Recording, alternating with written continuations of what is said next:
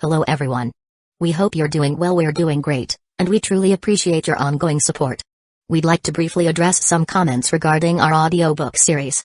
Rest assured, progress is ongoing. That said, your feedback is vital. If there's a novel you particularly enjoy and want to hear more of, please let us know in the comments. Each chapter requires a financial investment, so we can only continue series that receive strong audience interest. Although we retain core names and plot lines, we make significant editorial changes to enhance clarity, pacing, and immersion. These are not simple recitations. We work hard to deliver a polished, thoughtful listening experience.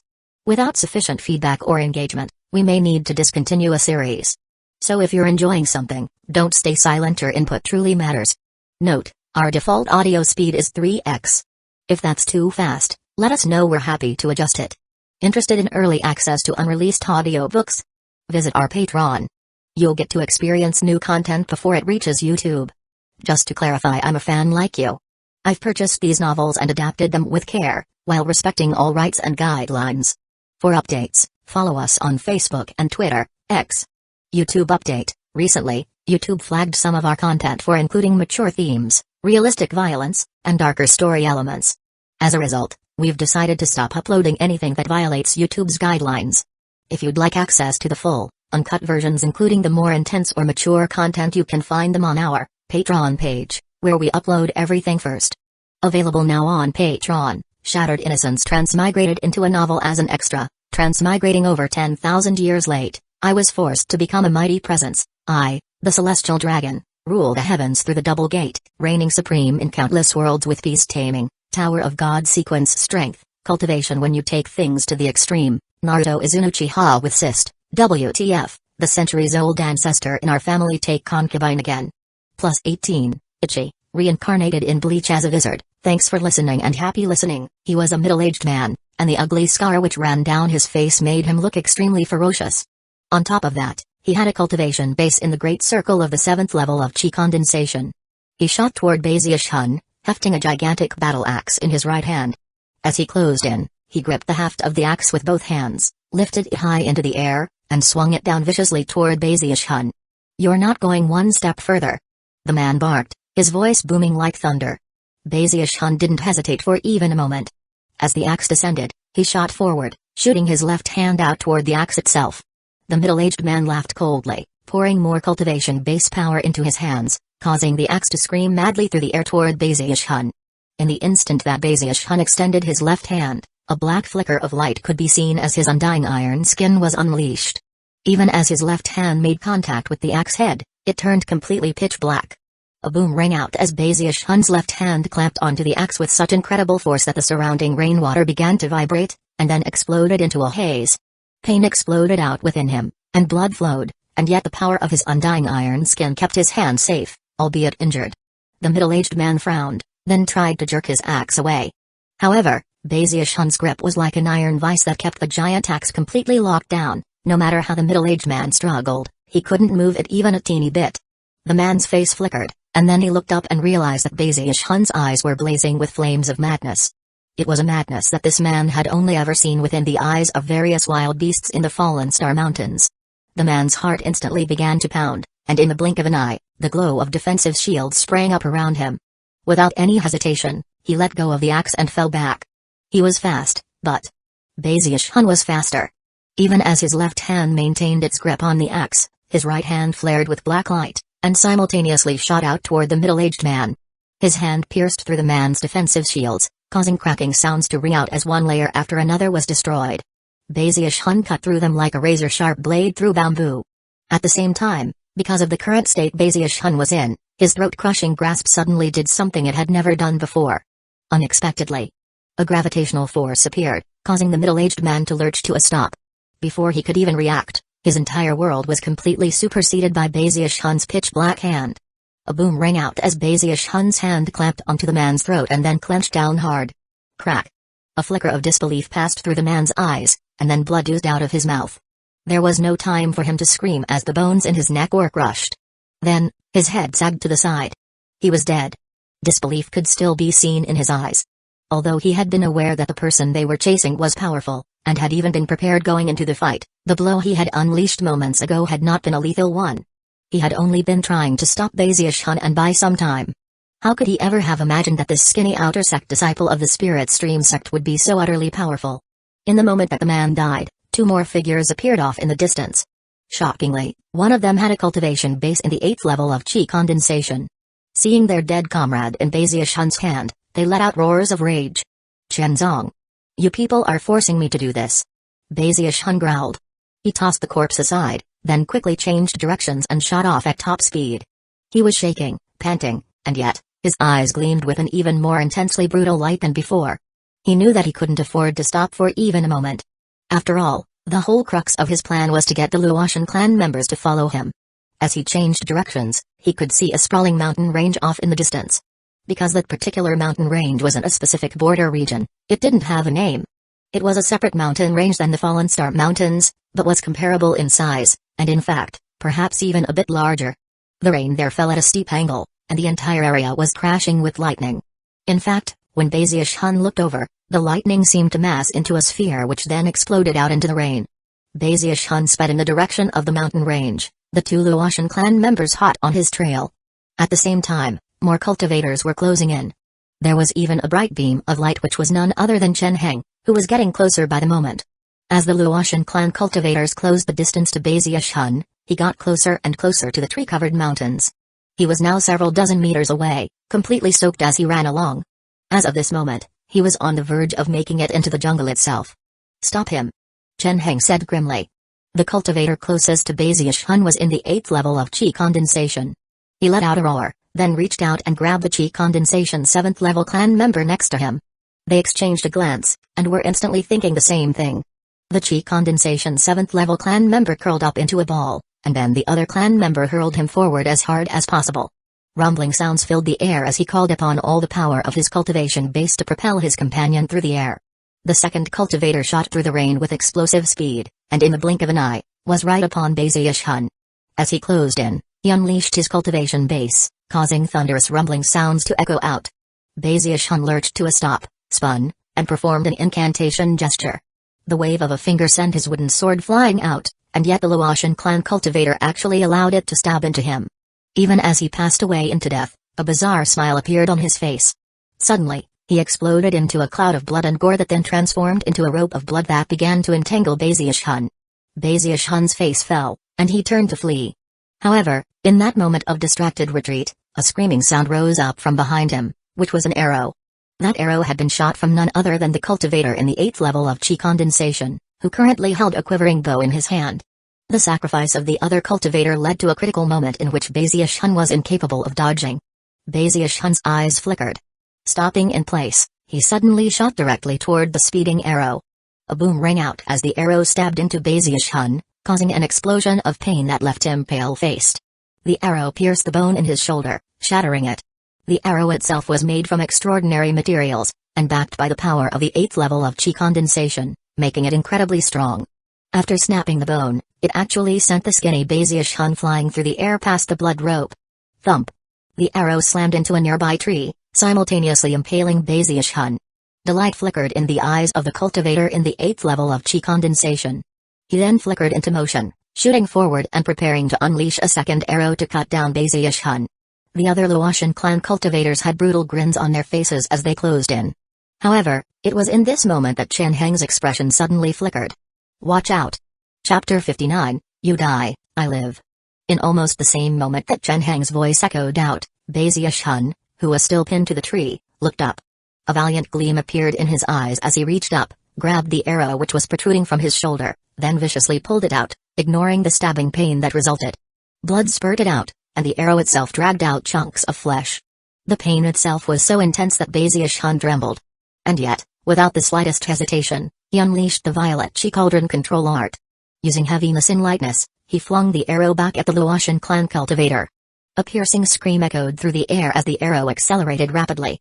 Because of the use of heaviness in lightness, the force of the arrow was like a towering mountain. At the same time, Baziush-hun's hands flashed in an incantation gesture, sending his wooden sword flying out in a second deadly attack. A somber, bleak aura raged. His successive deadly encounters with the members of the Luotian clan had provided Baziush-hun with incredible hands-on experience in battle. Furthermore, It showed that he seemed to have incredible talent as a fighter hidden deep in his bones, something he rarely revealed to the world.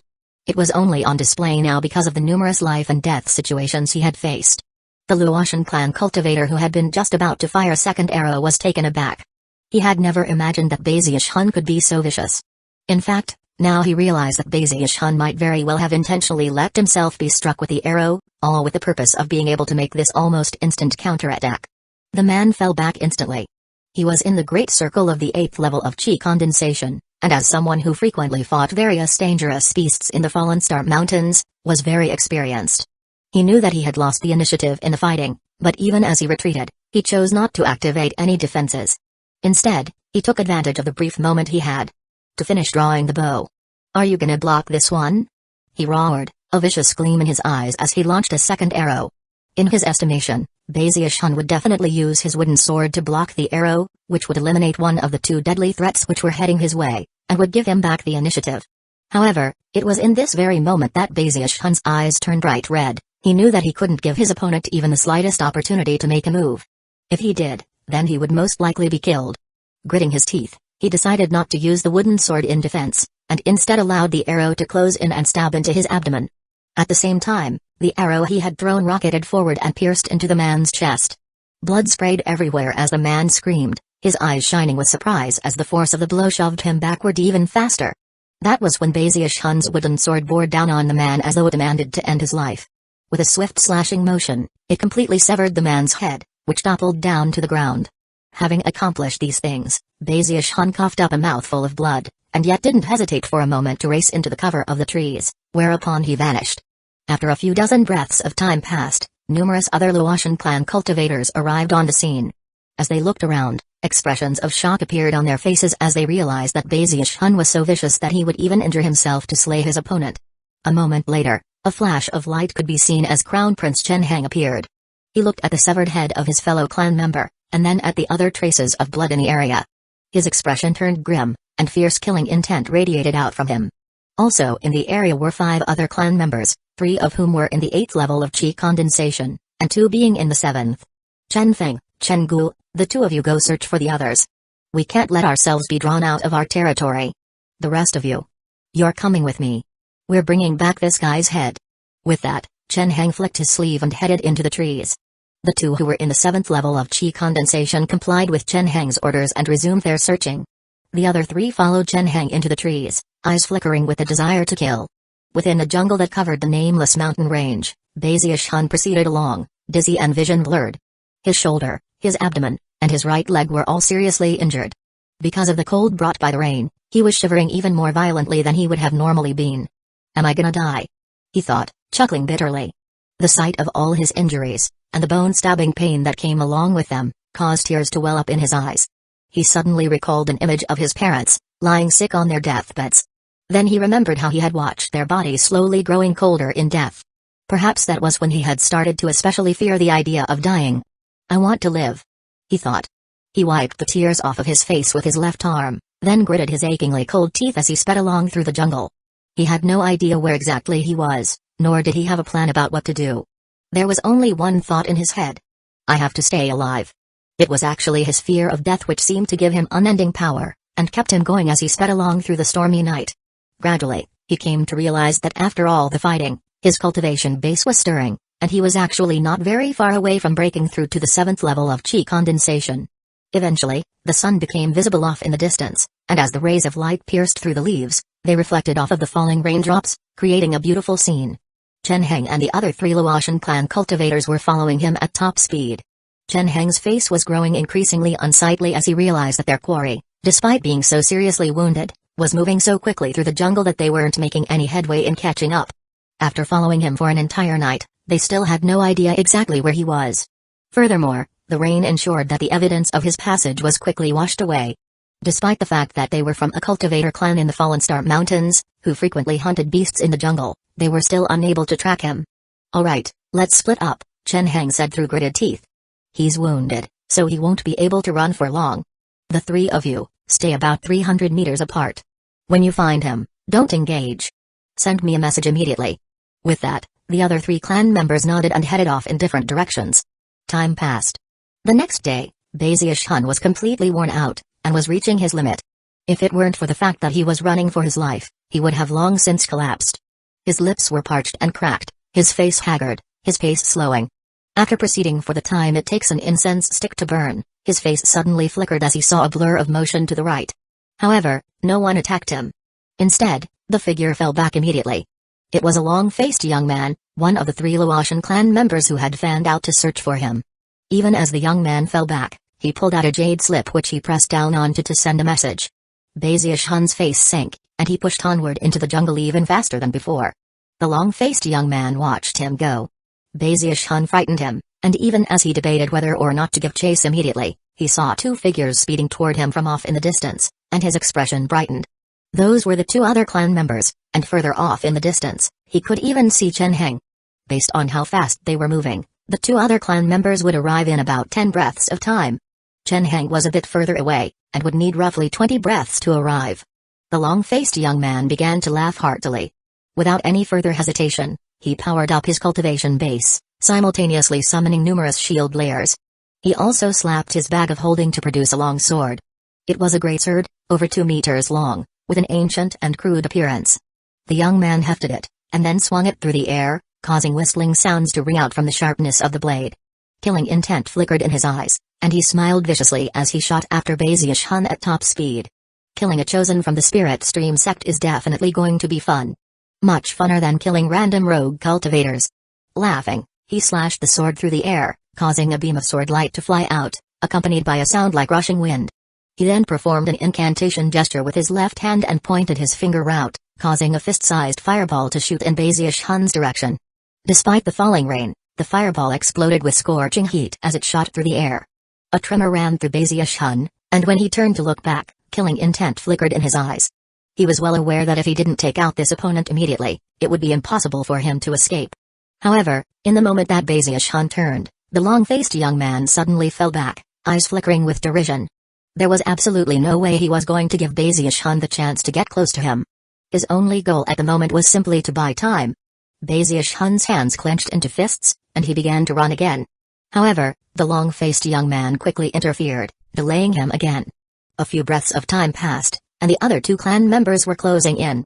When they saw Bezius Hun, their cultivation bases flared with power. At the same time, the long-faced young man began to laugh. Instead of dancing around like he had been, he unleashed all the speed he could muster. Along with his 2 fellow clan members, he shot murderously toward Bezius Hun. 3 cultivation bases at the 8th level of chi condensation. When Chen Heng saw the killing attack being unleashed, he felt a bit more at ease.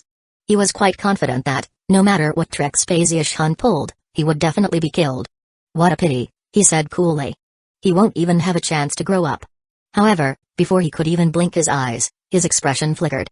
Even as the 3 figures closed in on Bezius Hun, unleashing various deadly divine abilities and magical techniques, Bezius Hun's right hand flashed with an incantation gesture. His wooden sword flew out toward the middle opponent, and he threw out a punch toward another. A boom rang out as the wooden sword was blocked. However, the fist strike landed, sending its target tumbling back, blood spraying out of his mouth. Bezius Hun also coughed up blood as his injuries worsened.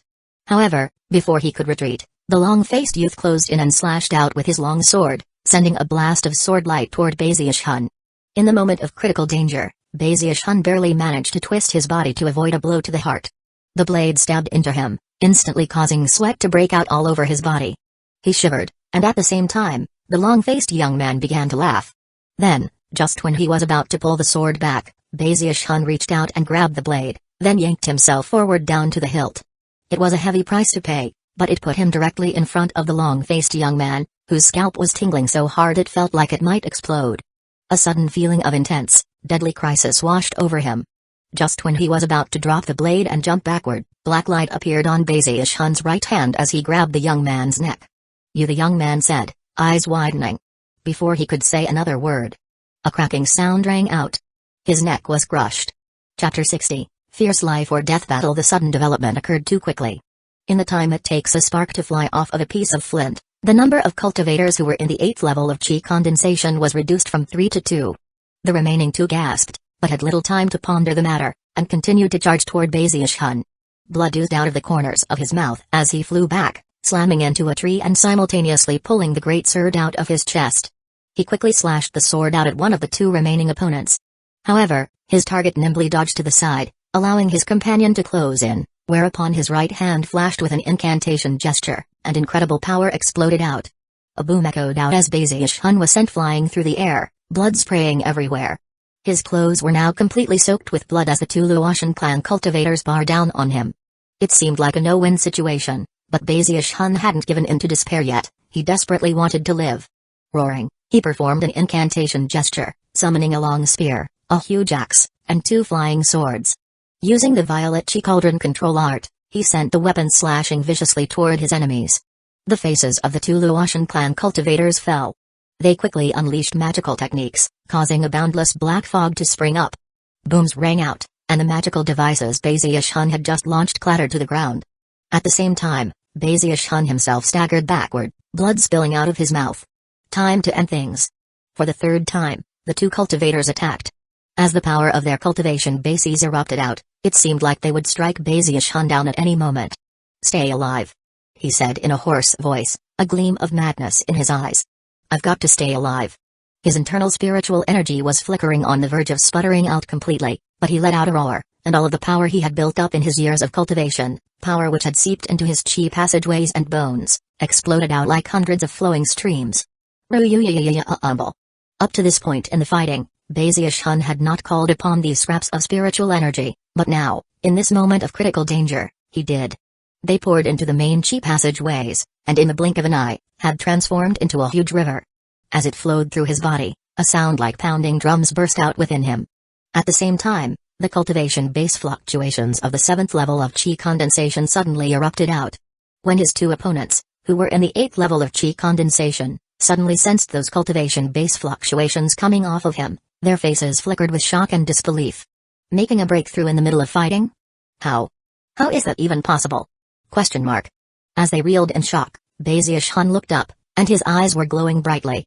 The surge of spiritual power couldn't heal his wounds, but it could revive him from his state of listlessness, and give him one more chance to make it out of the situation alive. He sprang forward toward the two Luotian clan cultivators, who cried out in alarm as black light covered his right hand, and the throat-crushing grasp was unleashed. A cracking sound was heard as one of his opponents, unable to dodge, was pulled toward Baziush-hun's right hand. It was almost as if some invisible force were dragging him to Baziush-hun, who summarily crushed his neck. His companion looked on, scalp tingling in shock. When Baziush-hun turned to look at him, the man screamed, eyes shining with terror as he fell into retreat. "Crown Prince, save me." This was the sole surviving clan member in the 8th level of chi condensation, screaming for help. At the moment, Chen Hang was still 90 meters away. Seeing what was happening, he let out an enraged roar. "Are you looking to die?" Baziush-hun didn't even look at him. He instantly flashed an incantation gesture with his right hand and pointed out. Immediately, the fallen magical devices in the area began to tremble, and then emitted droning sounds as they apparently sensed Baziush-hun calling to them. Then they suddenly flew up into the air, moving far faster than they had before, speeding toward the approaching Chen Hang to block his path. Banging sounds rang out as Chen Hang was forced to deal with the weapons. He was in the 9th level of chi condensation, but even he couldn't instantly bypass them. As Chen Hang was being delayed, Baziush-hun closed in on the remaining cultivator. Eyes flickering with killing intent, he unleashed a fist strike. A boom echoed out, and blood sprayed from the man's mouth. He was just about to continue to fall back, but didn't notice that Baziush-hun had just performed an incantation gesture with his left hand. A wooden sword appeared behind the man, closing in noiselessly and then stabbing through his head in a shower of blood. The man's eyes went wide as he toppled down to the ground, where he twitched a few times, blood flowing out of his mouth. His eyes faded, and he was dead. Having accomplished these things, Baziush-hun staggered to the side. Although he had just experienced a cultivation base breakthrough, the series of deadly moves he had just unleashed had almost completely drained him. Blood oozed constantly out of his mouth as he once again lurched off into the jungle. He knew that his final opponent was the strongest of them all, and was already able to sense that he was in the 9th level of chi condensation. 9th level of chi condensation. He thought bitterly. His burning desire to live caused his blood to surge through his heart. He knew that this time, either he would die, or his opponent would. There was no third option. As he made his retreat, Chen Hang let out an enraged howl. He was surrounded by a blood mist, which caused the magical devices to tremble, and then begin to crack. Moments later, they exploded, and Chen Hang shot out from within the blood mist. When he looked around at his 3 dead compatriots, he roared in fury, then shot after Baziush-hun. The two of them sped through the jungle of the nameless mountain range, heading deeper and deeper in. Thunder boomed, even though it was daytime. No lightning was visible, but the rain poured down harder and harder. "Are you Shangguan Taniu, or Lu Tanglai?" Chen Heng yelled. He quickly performed an incantation gesture, causing 9 streams of blood mist to shoot toward Baziush-hun, like 9 blood-colored anacondas.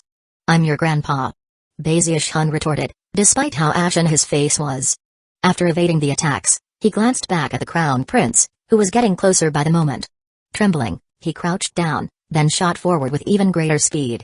Even as Chen Heng prepared to do the same, Baziush-hun's foot slammed into a tree, stopping him mid-flight. Then, he twisted, borrowing the momentum of the tree as it snapped back to shoot toward Chen Heng.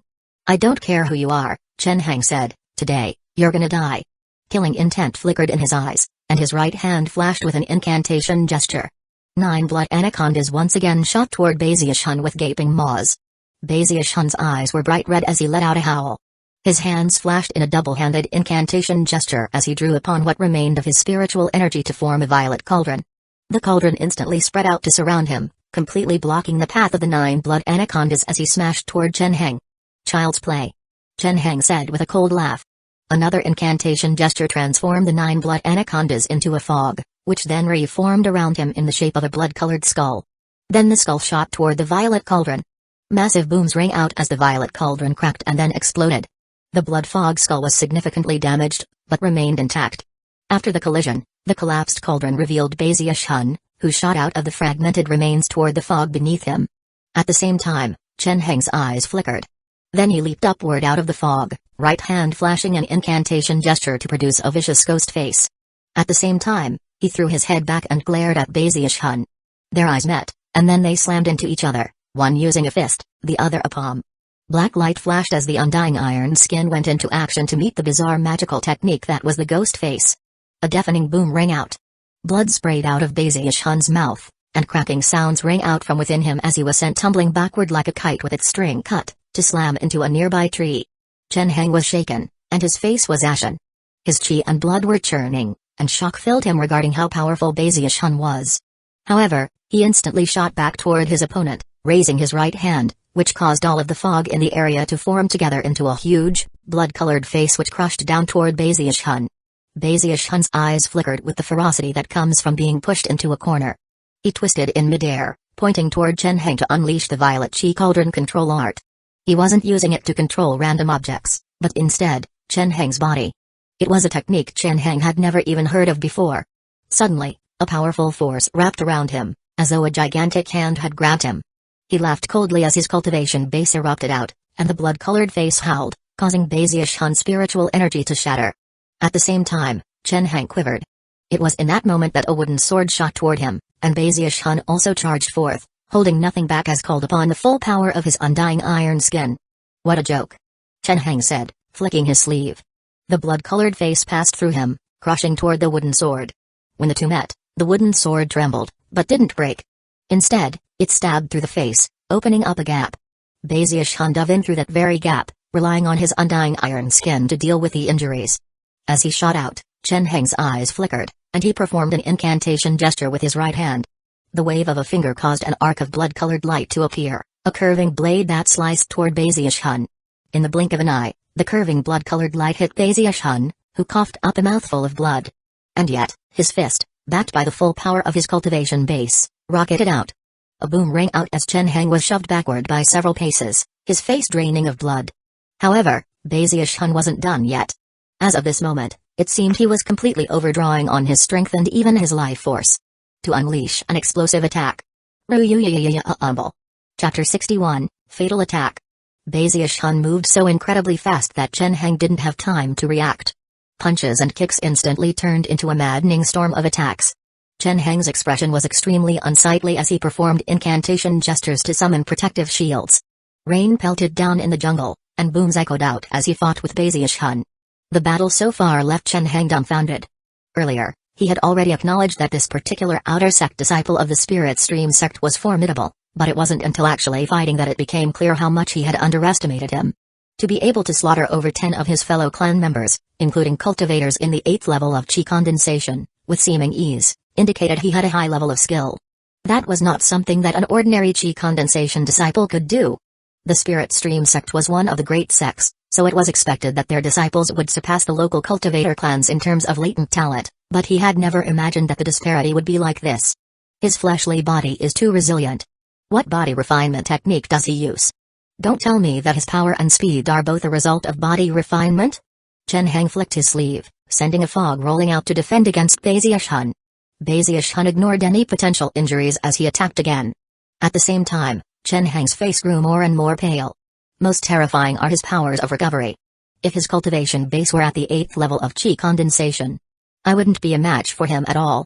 Chen Hang couldn't imagine how someone could receive so many injuries, and yet still be able to unleash such explosive power. Virtually anyone else who was on the receiving end of such punishment would have long since passed out. Unfortunately, Bazius Hun was like an oil lamp running out of oil, just barely holding on. I need to get this battle done with and kill him, Chen Hang thought, eyes glittering coldly. That way no other complications will arise. However, it was at this point that Bazius Hun's eyes also glittered, and he suddenly fell back, performing a double-handed incantation gesture. Violet Chi Cauldron summoning sent a huge cauldron rumbling toward Chen Hang. Chen Hang's eyes narrowed as the fog which surrounded him transformed into a huge hand that shot toward the cauldron. The two collided, and the cauldron instantly collapsed, as if it hadn't been backed by even the smallest bit of power. Chen Hang instantly realized that he had been fooled, but he didn't seem fazed at all, and in fact his eyes glinted sharply. Red Devil Grand Magic, he said coolly. Immediately, massive amounts of red light shone out, and his skin turned crimson. Even as that happened, Bazius Hun leaped into the air and swung his left leg toward Chen Hang in a powerful arcing kick which kicked up a huge wind. Chen Hang chuckled coldly, thrusting his right forearm out to block the kick. Boom! A sound like thunder rang out, accompanied by cracking sounds. Tears streamed down Bazius Hun's face as he staggered back, heart thumping.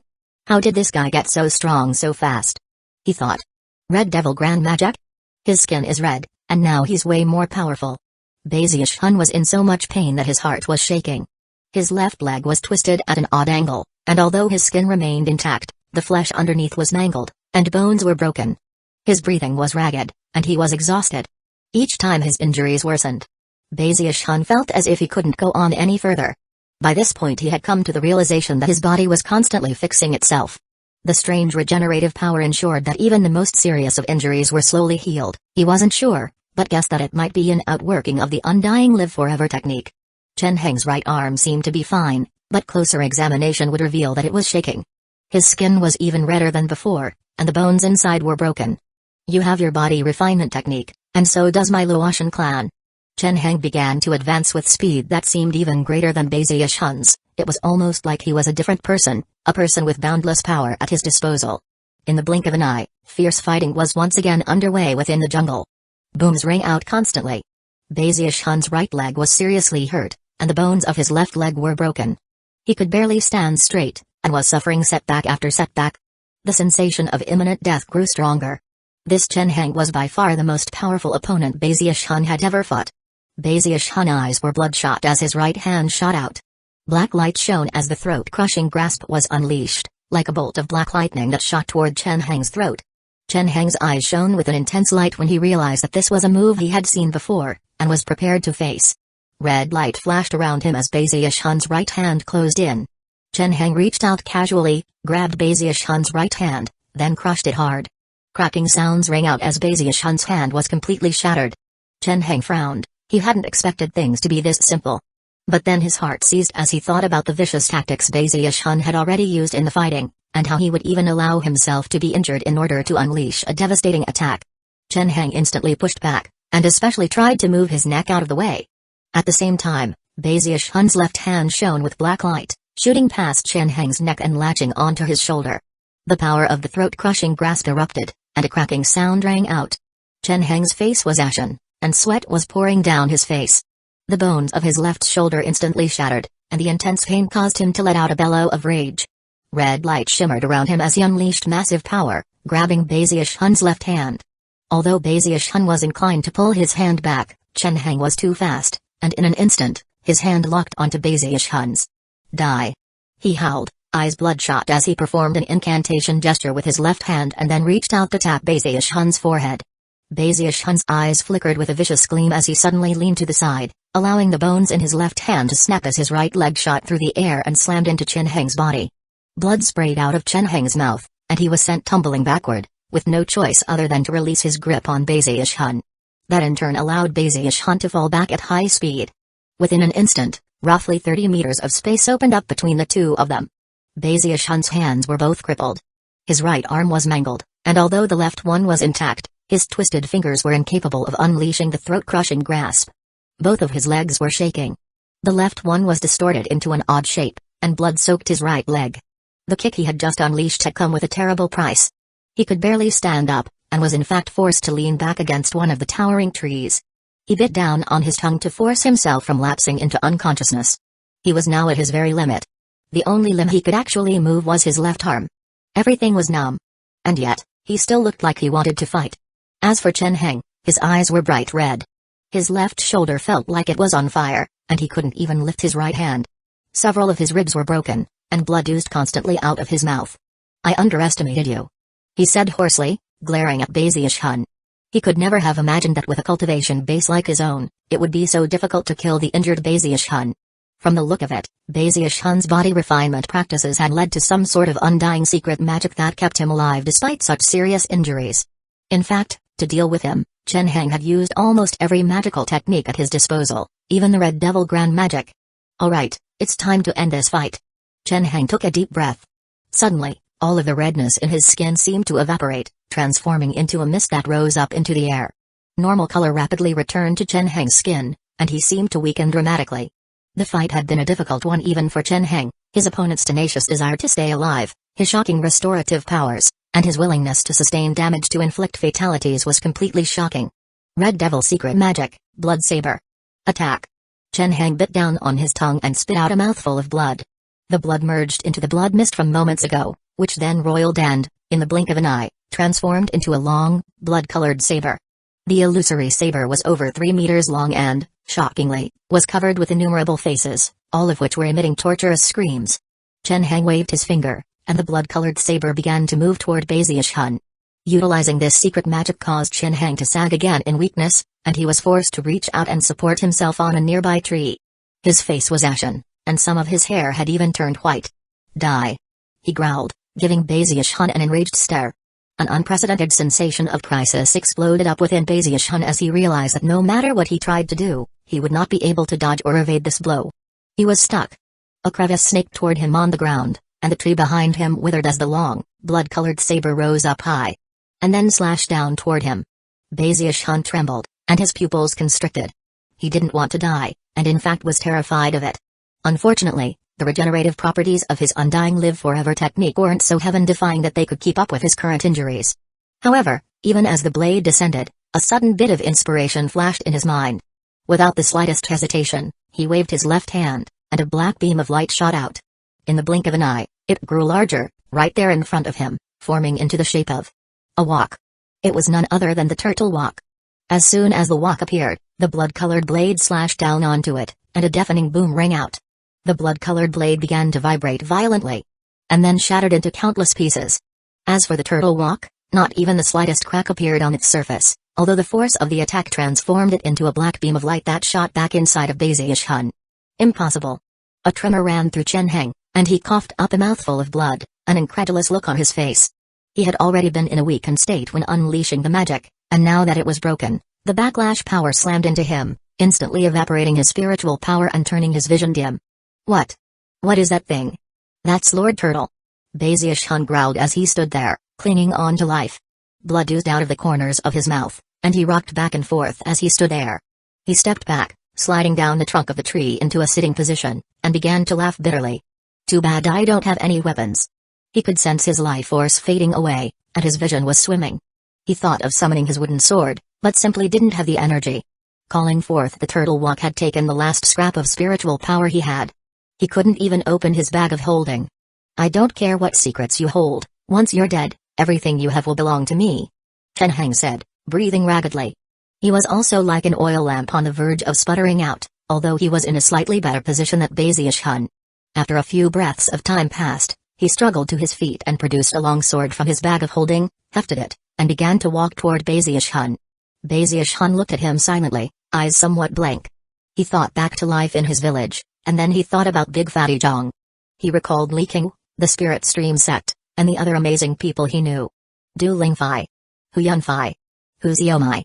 Chen Heng slowly approached, then looked down at Bezius Hun, who was already emanating a powerful aura of death. He could see that Bezius Hun was riddled with wounds, and that he didn't even have enough spiritual energy to open his bag of holding. Remember my name? I'm the person who killed you. Chen Heng of the Luotian clan. He raised the sword, which he normally could send flying out with a flick of a sleeve, but now seemed extraordinarily heavy. It's a wonderful feeling being able to kill a chosen. Chen Heng was so tired that he was on the verge of passing out, but his eyes glinted with cruelty as he stabbed the sword down toward Bezius Hun's chest. However, even as he did that, Bezius Hun suddenly swung his left arm, slamming it into the ground. The bones snapped, and one of them even pierced out through his skin by about 3 inches. Then he lurched to his feet, propelling his left arm with the last bit of energy he had. Even as the sword stabbed into his chest, his arm slammed into Chen Heng's neck, and the bone pierced directly into his throat. Then Bezius Hun fell to the ground and, energy completely spent, lapsed into total unconsciousness. A tremor ran through Chen Heng. Everything had happened too quickly, giving him no time to prepare or react, and he had been too exhausted to dodge. Once the bone stabbed into his neck, blood began to pour out onto the ground. He tried to cover the wound, but it did no good. He stared down at his own blood on the jagged bones which protruded from Bezius Hun's arm, and couldn't help but marvel at how ridiculous the situation was. It didn't even seem possible.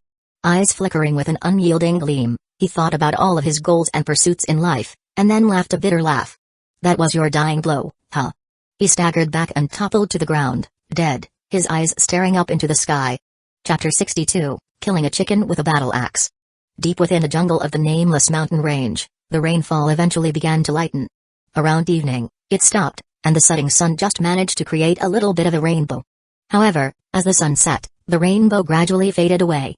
The jungle was quiet. Even the stench of blood had vanished.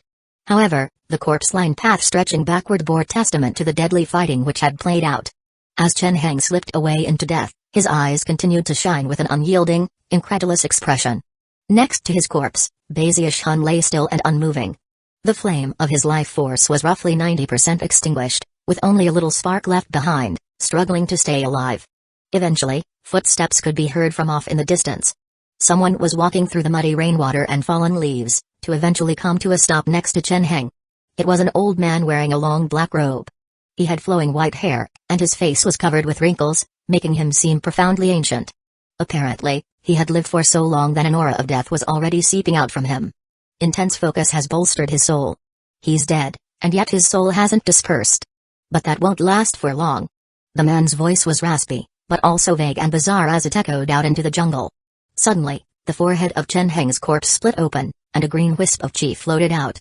It swirled together in midair, forming into the blurry image of a soul, about the size of the palm of a hand. This was Chen Heng, although his eyes were blank and he was trembling, as if his mind and consciousness were gone. The old man extended a finger, and Chen Heng's soul flew toward him and disappeared inside. After taking away Chen Heng's soul, the mysterious old man looked over at Bezius Hun, mixed emotions playing out on his face. He even seemed to be reminiscing about the past. I never imagined that I would once again lay eyes on the undying live forever technique. He closed his eyes for a moment, and then sighed. That sound seemed to transform his surroundings. Time seemed to suddenly flow differently, as if the entire area were being separated from the rest of the world. The innumerable plants in the area suddenly went still, as if in death, and then transformed into ash. Chen Heng's corpse instantly withered up, and within the space of a few breaths of time, was nothing more than a skeleton. Even that turned into dust, which crumbled down into the muddy ground. Only Bezius Hun wasn't affected. In fact, vast amounts of life force poured into him, rapidly healing his various injuries. The old man stood there with his eyes closed, as motionless as a statue. It almost looked as if he possessed no aura whatsoever, nor any life force. It was like he didn't exist at all within the world, a discarnate soul who refused to be reborn. Meanwhile, in the same moment that Chen Heng died, Patriarch Luotian was back in the Luotian clan in the Fallen Star Mountains. Suddenly, his eyes snapped open, and an uneasy feeling filled his heart. He looked around at the clan members around him, and could see that quite a few of the 11 cultivators sent out of the clan had been killed. However, when he saw that Chen Heng's soul still existed, he felt slightly better. They're only 3 outer sect disciples, how could they have lasted so long? he muttered. So many clan members have been killed. Well, considering the level of Henger's cultivation base, there's no way they could kill him. Most likely, he's already wiped them out and is on his way back. The uneasy feeling still lurked there inside of him, though. Eyes flickering, he sent a few more clan members out to investigate, all of whom were in the 7th level of chi condensation. Having done that, he took a deep breath. It doesn't matter now. The inverse blood grand magic only needs one more day of work. Gritting his teeth, he suppressed the uneasiness he felt. He knew that there was no backing out of the plan now, and really no other option than to hold on for another day. Then everything would be worth it. In that same moment, Hueco was in a valley a bit more than 5 kilometers away from the border of Patriarch Luotian's security spell formation. His face was ashen, and he had reached the point where he couldn't take another step further. Coughing up a mouthful of blood, he collapsed to the ground, chuckling bitterly. Junior brother Bei. I'm sorry, I can't save you. He clenched his hands in anguish and helplessness before passing into unconsciousness. In another direction was Du Lingfei, her hair disheveled, her skin sallow.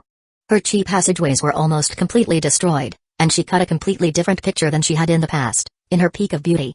Her eyes were lusterless, and she looked almost like the Walking Dead. However, a shocking level of willpower kept her staggering forward, clutching a jade slip in her hand. There was only one thought in her head, a thought that wouldn't leave. She had to break free and send word to the sect. She had to save Beiziash-hun. She proceeded along, one step after another. When she fell to the ground, she would crawl back to her feet. Her clothing was torn, her veins were bleeding dry, and she could barely see clearly. And yet, she kept moving forward. Time passed. Du Lingfei had long since forgotten about the injured state of her body. She wasn't thinking about her own life, nor could she even remember how long she had been walking. She proceeded along until suddenly she experienced a sensation like passing through a sheet of water. In that moment, her eyes began to shine brightly. Am I out? She murmured through parched, cracked lips. Trembling, she looked at the jade slip clutched in her hands, the jade slip which hadn't so much as vibrated once during the past half-month. But now, it vibrated, as though an invisible connection had suddenly been established, linking her to the sect. The Luotian clan has turned traitor. Elder brother Feng died in battle. I'm not sure if elder brother who is still alive, and junior brother Bei, drew the enemy away so that we could escape. I am disciple Du Lingfei, and I beg of the sect to send backup immediately. As soon as she finished sending the message, Du Lingfei sagged down into a sitting position. Then she turned to look behind her, tears streaming down her face. She would never forget how Beiziash-hun had returned to fight, as if he had veins of steel. She would never forget the tragic and moving image of him running out to draw the attention of the Luotian clan. She would never forget everything that had happened on their journey together. Junior brother Bei, elder brother Hu. You have to stay alive. Du Lingfei wept, her tears falling to the ground in front of her. Eventually, she couldn't hold on any longer, and collapsed into unconsciousness. As Du Lingfei was transmitting her message, the missions office back on the Fragrant Cloud Peak in the Spirit Stream sect was as busy as ever. Outer sect disciples were running back and forth handling various tasks, and deep within the missions office itself, there was a middle-aged man in a Taoist robe who was in the middle of maintaining the records about various missions. Arrayed in front of him was a collection of thousands of jade slips, which contained the information of all sect disciples with open missions. Suddenly, one of the jade slips flickered with light. Expression the same as ever, the middle-aged man waved his hand, causing the jade slip to fly over into his hand. After scanning it with divine sense, his eyes went wide, and he shot to his feet. The Luotian clan has turned traitor. He cried, panting. The enormity of such a matter could not be understated. Whether or not it was true or false, he absolutely had to report the matter to his superiors. Holding back such information was a crime punishable by execution, so he didn't dare to dally.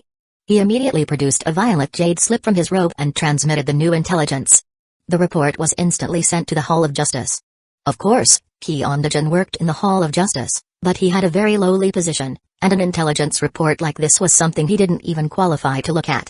Almost as soon as the report arrived at the Hall of Justice, the entire organization sprang into immediate action. After all, the Hall of Justice was tasked with defending the entire Spirit Stream sect, and the efficiency with which they went about it was shocking. It only took the time it takes an incense stick to burn to verify the authenticity of the report. Then, war drums began to sound through the entire South Bank. All of the disciples looked around in shock. The outer sect disciples didn't know the significance of the war drums, but the inner sect disciples on the 3 mountain peaks all knew, and it caused their expressions to flicker as they looked up from whatever they were doing. What happened? When the war drums beat, We can't return to the Spirit Stream sect until blood is shed and the enemy clan is exterminated. Heavens! Even as everyone was reeling in shock, the voice of an old man suddenly filled the entire south bank of the Spirit Stream sect. I am Uanji of the Hall of Justice. All inner sect disciples of the South Bank's 3 mountain peaks are to immediately cancel all previous missions, activities, and secluded meditation sessions. You have 20 breaths of time to gather at the main gate. Lateness will not be tolerated. Even as the words left his mouth, the inner sect disciples on Green Crest Peak, Fragrant Cloud Peak, and Violet Cauldron Peak immediately dropped whatever tasks they had at hand. Trembling, but without the slightest hesitation, they sprang into motion. Even people involved in important tasks didn't dare to tarry for even a moment. Everyone knew that Uanji was an elder of the Hall of Justice, and that he was cold-hearted and merciless. He had a Taoist name in addition to his given name. He was known as Taoist Jackal.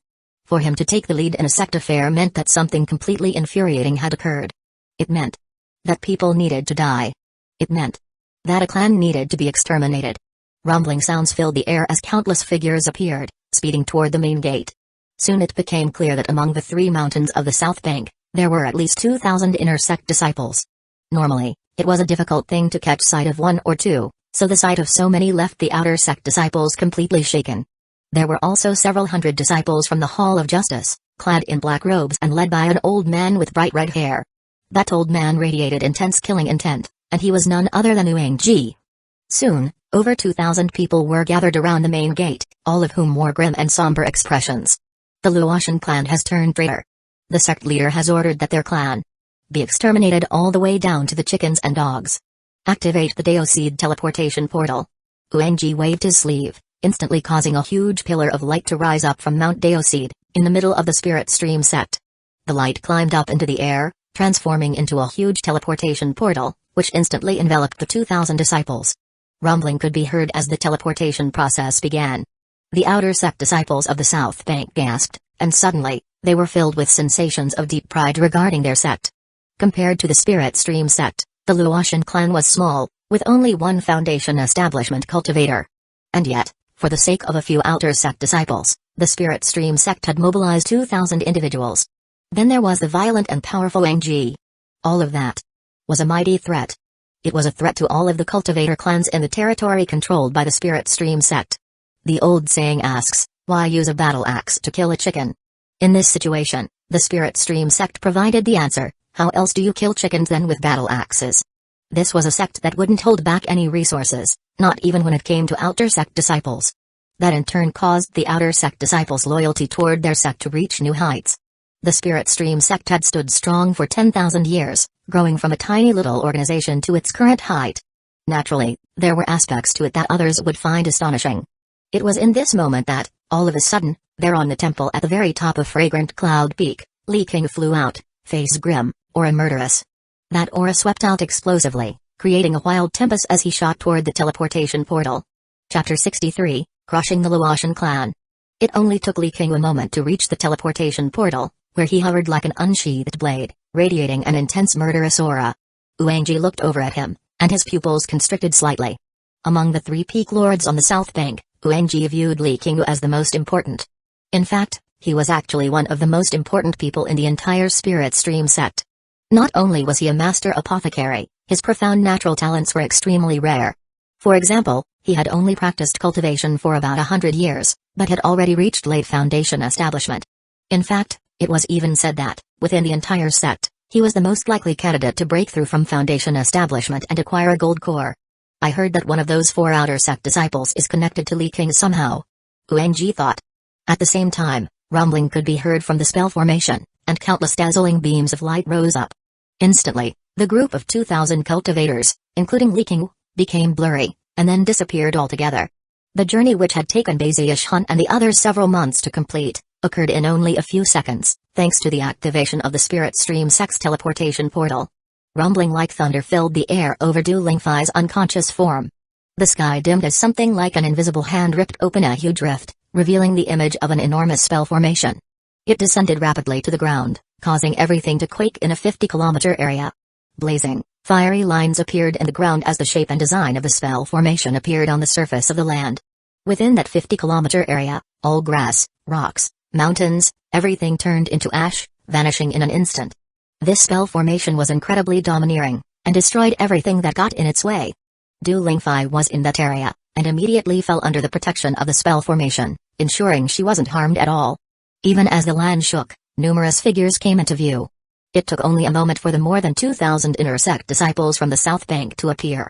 There was still enough teleportation power swirling around them for another teleportation to be carried out, but first, Uangji and Li King strode forward to the unconscious Du Lingfei. Several female disciples reached her ahead of them, covering her with a set of spare garments and also administering some medicinal pills. With the influx of spiritual energy, Du Lingfei gradually opened her eyes. Her expression was blank, but when she saw all of the forces from the sect surrounding her, she began to weep, and a feeling of excitement flooded through her. Furthermore, considering she was an outer sect disciple of Fragrant Cloud Peak, when she noticed Peak Lord Li King standing there, even more tears welled up in her eyes. At the same time, disciples on either side of her helped her to rise to a sitting position. "Peak Lord, please rescue junior brother Bei," she implored, face ashen. "What happened to him?" Li King said, stepping forward to stand directly in front of Du Lingfei. His eyes burned with fury and deep anxiety. Junior brother Bei went out on his own to distract the Luotian clan cultivators so that elder brother Hu and I could escape. They started chasing after him. Weeping, she went on to explain the entire situation. Virtually none of the surrounding 2,000 disciples knew Baizish Hun, but as they listened to Du Lingfei's tale, they were visibly moved. The intense and tragic events even caused them to gasp. They learned about how Feng Yan fell in battle to protect his fellow disciples, and how Hu Yunfei and Du Lingfei risked almost certain death to try to escape.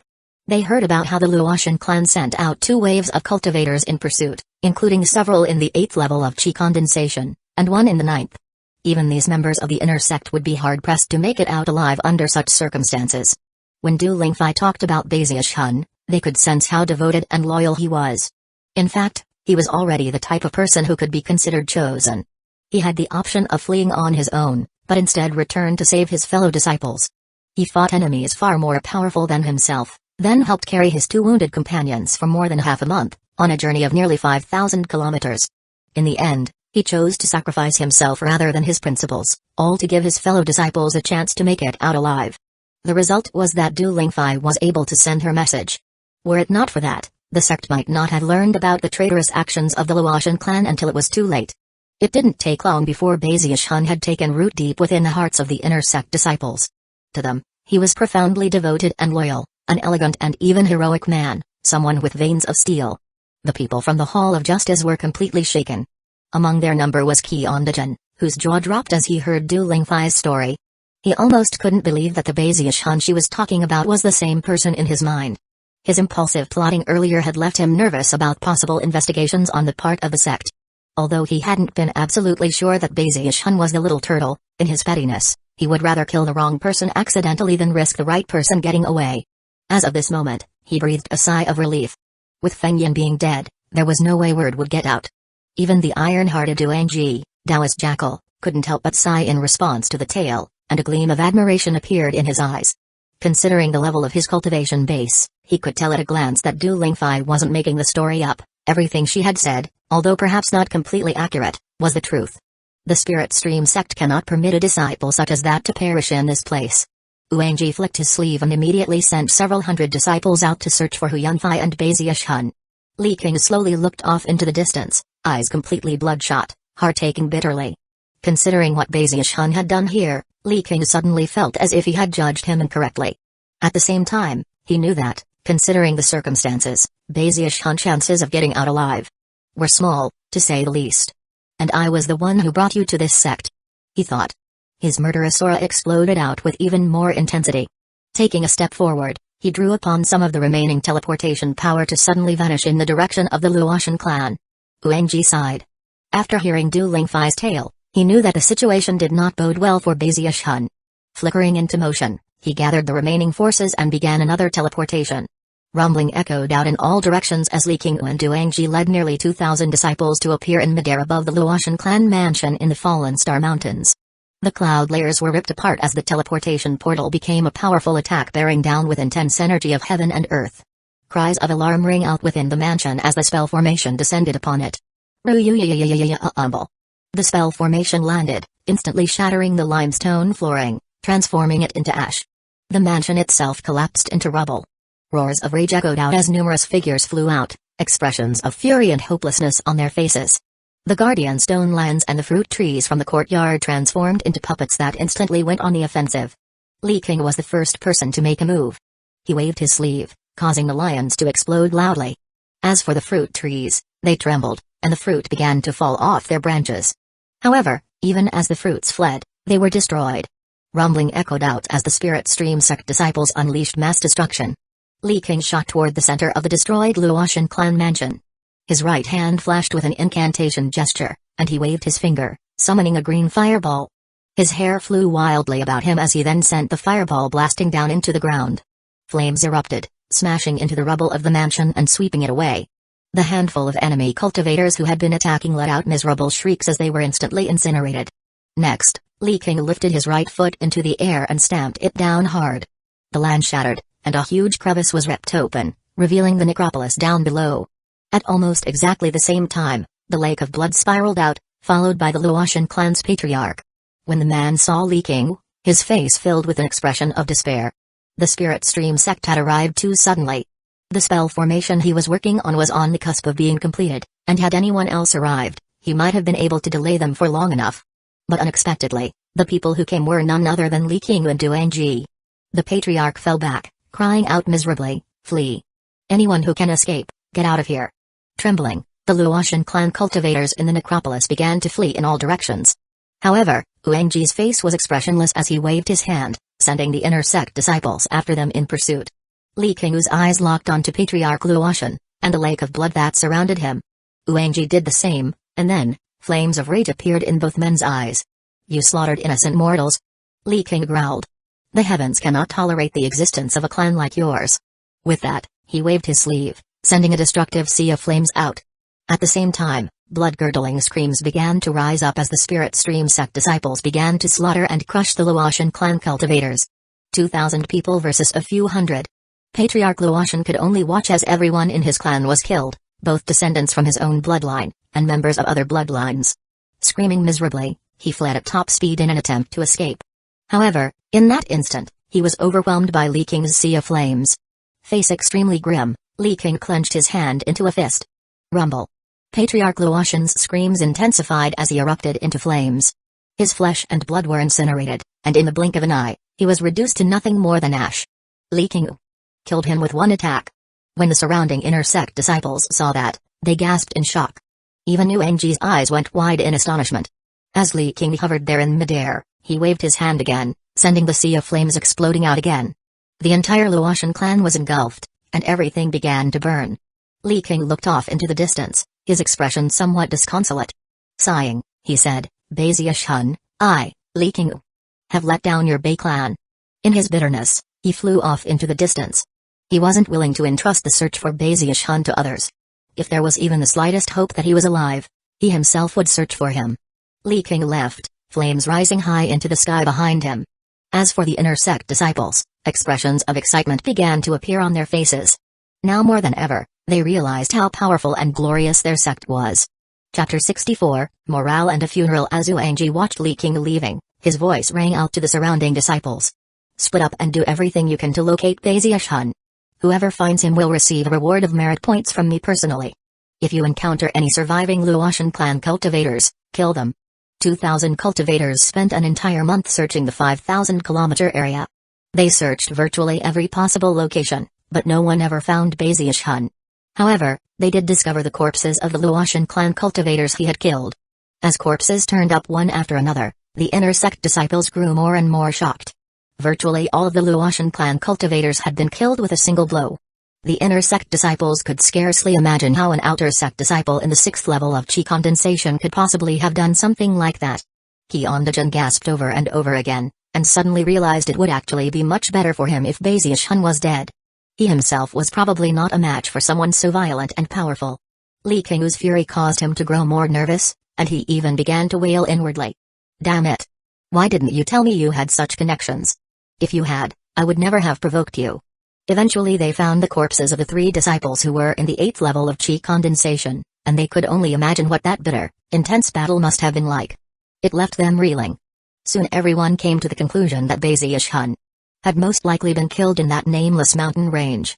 That was a place rife with perilous beasts, and numerous other dangers that could kill a person and leave no corpse behind.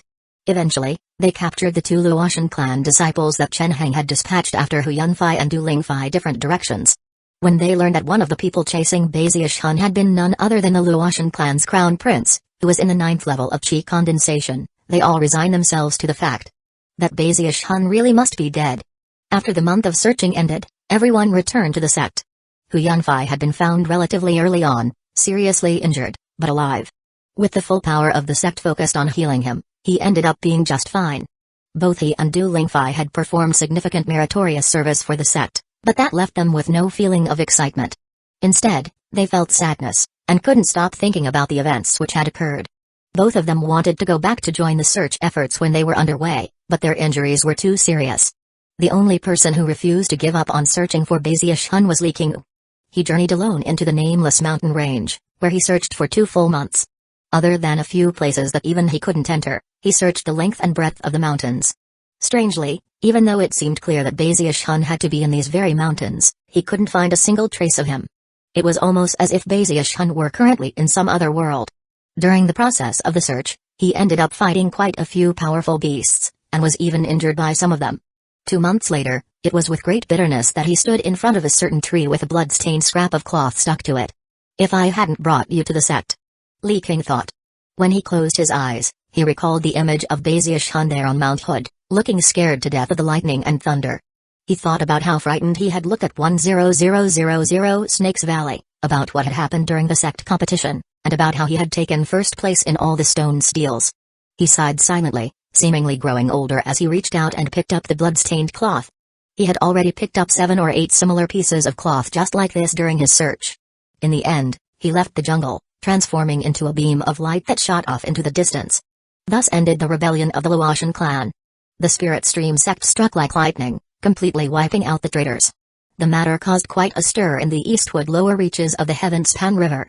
In the cultivation world of the Eastwood continent, which was one of the 4 great continents, countless cultivator clans and sects learned of the matter. As a result, the awe felt toward the Spirit Stream sect grew, a sect that was one of the 4 great sects in the Eastwood lower reaches. After an investigation by the Spirit Stream sect, they found some clues as to why the Luotian clan had turned traitor.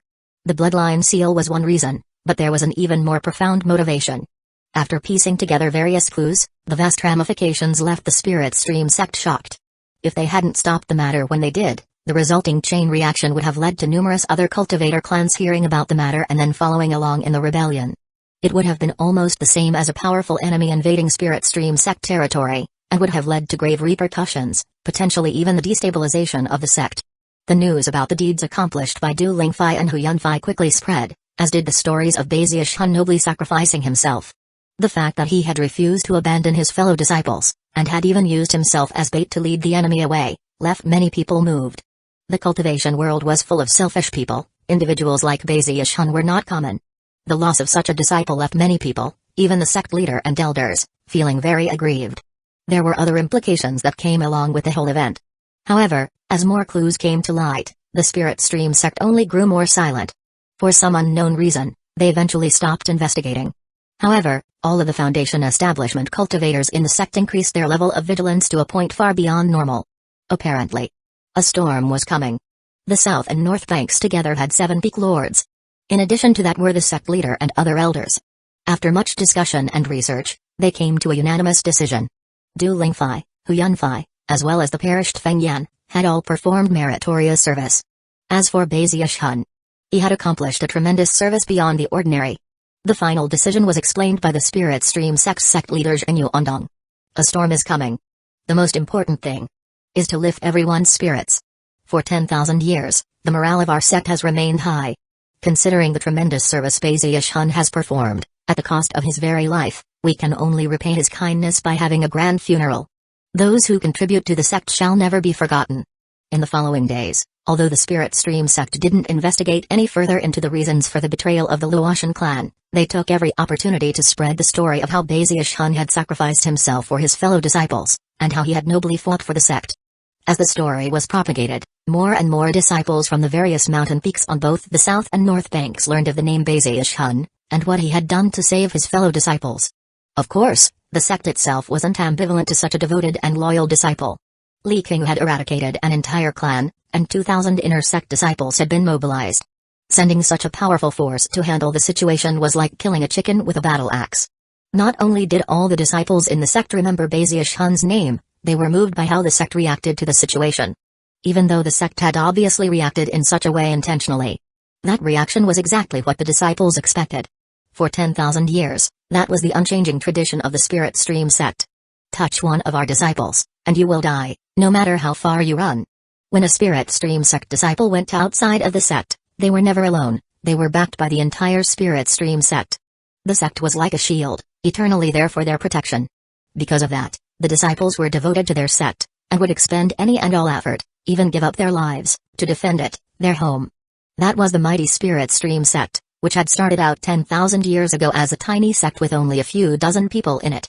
In order to determine whether or not Bazius Hun was really dead, the sect leader asked for help from one of the sect's prime elders, who was adept at divining information from the heavens. Unfortunately, his divination magic did not reveal any hint that Bazius Hun was still alive in the world.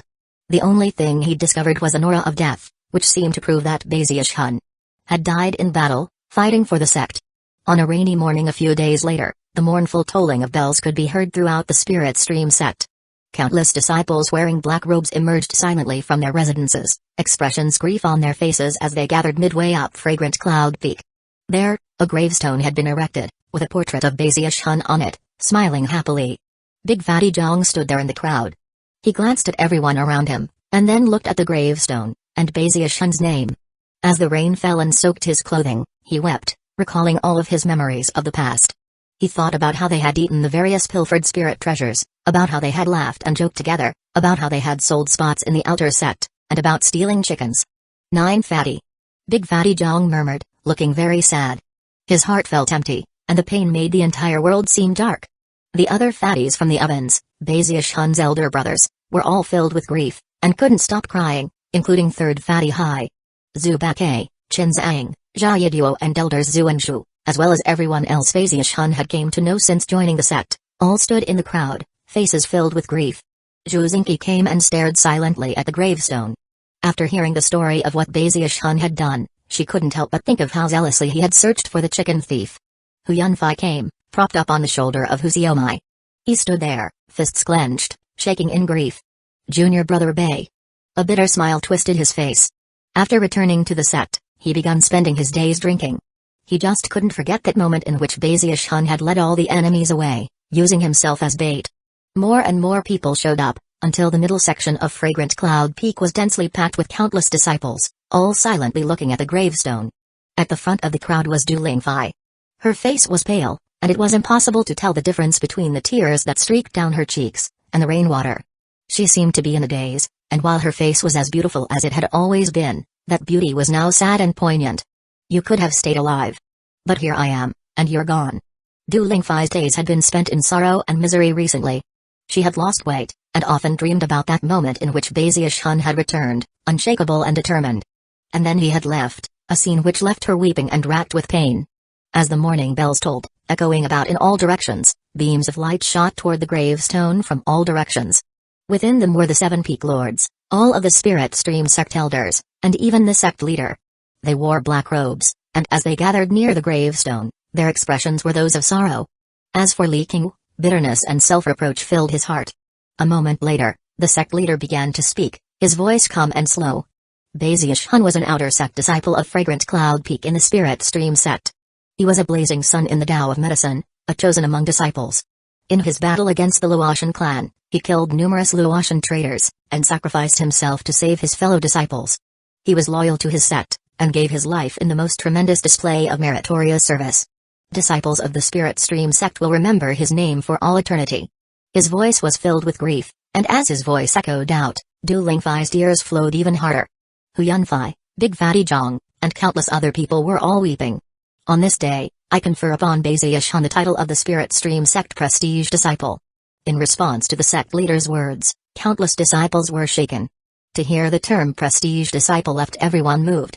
That position was a matchless honor within the Spirit Stream sect, and there could only be one Prestige Disciple within the sect within any generation. It was a position higher than the inner sect, and on equal standing with successor disciples. There was no greater honor for the dead. Throughout the 10,000-year history of the Spirit Stream sect, there had only ever been 9 disciples with such a title, each and every one of whom had been conferred with it after dying in battle for the sect. As of this moment, there were now 10 such disciples in the history of the sect. Not a single person present felt the honor was inappropriate. Baziush-hun had earned it with his life. From the time he joined the sect until he sacrificed his life, continued the sect leader, Baziush-hun never had a master. Having given his life for the sect, I refuse to allow him to wander alone in the underworld. Therefore, I shall represent my dead teacher, Taoist Master Spirit Sheev, to accept Baziush-hun as his apprentice. Henceforth, he can continue to pursue the great Tao in the underworld. In response to the sect leader's words, Li King nodded, pain flickering in his eyes as he looked at the gravestone. And now everyone shall observe a moment of silence. With that, the sect leader closed his eyes. Looking at the gravestone, he bowed his head, as did all of the other disciples present. After a few breaths of time passed, the moment of silence ended. Du Lingfei couldn't hold her feelings in any longer, and began to wail. In the same moment that everyone was observing the moment of silence, back in the nameless mountain range, Baziush-hun slowly opened his eyes and sneezed. Chapter 65, Shaolingren. The moment of the sneeze was the same moment that Baziush-hun woke up.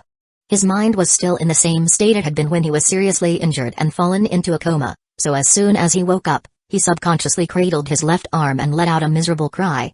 However, as soon as that cry left his lips, he looked down in surprise at his arm, and then at the rest of his body. He began to poke and prod himself, and even opened his garments and looked at his soft, white belly. No injuries? Suddenly, his eyes flickered with fear as he recalled something that the old folks back in the village used to say. Supposedly, when someone died, their soul would enter the shadows of the underworld. At the moment, he obviously had no injuries, which meant that he must only be a soul. Shivering, he looked around and realized that everything around him was dead. Even all the plants and grass were withered up. Chen Heng's corpse was nowhere to be seen. As he looked around, he also noticed fog everywhere. He couldn't see much at all, and everything past a certain distance was a complete blur. A faint aura of death pulsed in the area, causing a cold sensation to wash through his body. That's it. It's over. I was so careful for most of my poor little life, only to end up losing it. Baziush-hun was now even more certain that he was now a lost soul. His face twisted bitterly, and he let out an anguished moan. I never even got to give Du Lingfei a chance to pay me back with all her heart. Elder brother who still has his promise to keep. People still don't know that I'm Lord Turtle, and there are still lots of spirit tail chickens to eat in the world. I haven't lived forever yet. The more he thought about it, the more it hurt inside. Tears began to well up in his eyes. However, even as he began to wail loudly, someone cleared their throat behind him. The sound came so suddenly that it startled Baziush-hun. Who's there? He shrieked, scrambling forward across the ground and then spinning around, a wooden sword appearing in his hand. He saw an old man standing over by where he had just been laying. He wore a long black robe and looked almost like a corpse as he stared at Baziush-hun in a very ghastly manner. His body radiated a strong aura of death. Coupled with the copious amounts of wrinkles which covered his pale face, he seemed like he had just climbed up out of the grave. He perfectly matched his surroundings, and looked utterly horrifying. As soon as Baziush-hun laid eyes on him, all the hair on his body stood on end, and he suddenly recalled countless scary stories about murderous ghosts. But then he realized that if he himself was dead, then he didn't have anything to worry about. Sticking his jaw out, he gave a cold harumph and then slowly rose to his feet. All right then. You're a ghost. I'm a ghost. Since we're both dead and both ghosts, then who's afraid of who, huh? He walked up to the old man, then circled around him with a low-pitched, quizzical whistle. You must be a ghost who lives in these nameless mountains. No need to be nervous. I was just passing through and happened to die. I'll be on my way in a moment. I wonder if I can continue to live forever and practice cultivation now that I've become a ghost. Maybe I can become a ghost that lives forever. Suddenly, grief rose up once again in Baziush-hun's heart, and he sighed. The black-robed old man looked at Baziush-hun and frowned. Then, he spoke in a raspy voice, "How come you're not dead?" Baziush-hun started in surprise, then suddenly seemed to think of something. He bit down hard on his tongue, and when the pain coursed through him, he almost couldn't believe it. He bit down again, this time until tears poured down his cheeks. His expression lit with delight, and he literally began dancing up and down. He even threw his head back and laughed loudly. I'm not dead. Ha ha ha. I, Baziush-hun, have a matchless cultivation base. I am invincible in heaven and earth. How could I possibly die? He was so excited that he reached out to grab the old man's arm, except that his hand passed right through the man, and grabbed nothing but air. At the same time, his hand suddenly felt extremely cold. Bazish-hun suddenly went stiff all over. He stared blankly at the old man, eyes wide, before screaming and leaping backward. A ghost. Back when he thought he was dead, he didn't think much of seeing a ghost. But at the moment, he was terrified, as the stories of murderous ghosts once again began to flash through his mind. Soon, he reached the area where the fog grew thick, where he encountered some sort of invisible barrier that he could not pass through. Backing up to the barrier, he gripped his little wooden sword and stared at the old man, countless thoughts fluttering through his mind. Finally, a miserable expression filled his face. "Sir, do you have some unfinished business in life that I could help you take care of?" The black-robed old man had a strange expression on his face as he studied Bazish-hun. He couldn't help but muse that the young man standing in front of him seemed a lot different from the steel-veined fighter from before. They almost seemed like two different people. Eventually, a thoughtful expression appeared in his eyes. "Perhaps only people with personalities like this can truly cultivate the undying live-forever technique," he murmured. Feeling much more at ease, he shook his head and smiled. Then he turned and began to float off into the distance. The Undying Live Forever technique is divided into the Undying Codex and the Live Forever Codex. Each codex has 5 volumes. What you are cultivating is the most commonly circulated first volume of the Undying Codex, the Undying Skin. You've mastered the Iron Skin, and have made headway with the Bronze Skin. As the old man floated off, his voice echoed behind him into Bazish-hun's ears. The Undying Codex breaks through the 5 shackles of mortality. The Live Forever Codex unravels the 5 seals of eternity. Work hard at your cultivation. If you can reach the level of Undying Gold Skin, you will encounter the first shackle of mortality. Whether or not you can break through that shackle will depend on your own good fortune. Since we were brought together by fate, I will give you a medicinal pill. Furthermore, to help you make a breakthrough with your Undying Skin, and achieve mastery of the Bronze Skin, I will give you this jade slip. It contains the second volume of the Undying Codex, the Undying Heavenly King. 1. If you succeed with the Undying Live Forever technique, you can. 4. Makor. By this point, the old man was so far away he couldn't be seen. However, as his voice echoed out, 2 beams of light shot through the air and came to hover in front of Bazish-hun. Bazish-hun watched in shock as the old man left. At this point, he realized that the reason he hadn't died, and had in fact completely recovered, was because the old man had saved him. And the reason for that was because Bazish-hun cultivated the Undying Live Forever technique. Although Bazish-hun feared death, he took matters of favors and debts seriously. He knew that he had been injured so badly in the fight that he most likely should have died. A tremor ran through him, and, taking a deep breath, he clasped hands and bowed deeply in the direction the old man had disappeared. "Senior," he called out, "many thanks for the kindness you showed in saving my life. May I respectfully ask your name?" "I am Shaul Ingren," the old man replied, his voice faint and ancient, almost as if it were floating through countless years of time. It was in that exact same moment that cracking sounds could be heard from the fog as it suddenly vanished. The area which had been separated from the rest of the world was now unsealed, and returned to its place. The wind blew, lifting Bazish-hun's long hair as he looked off into the distance. After a moment passed, he murmured, "The Undying Live Forever technique.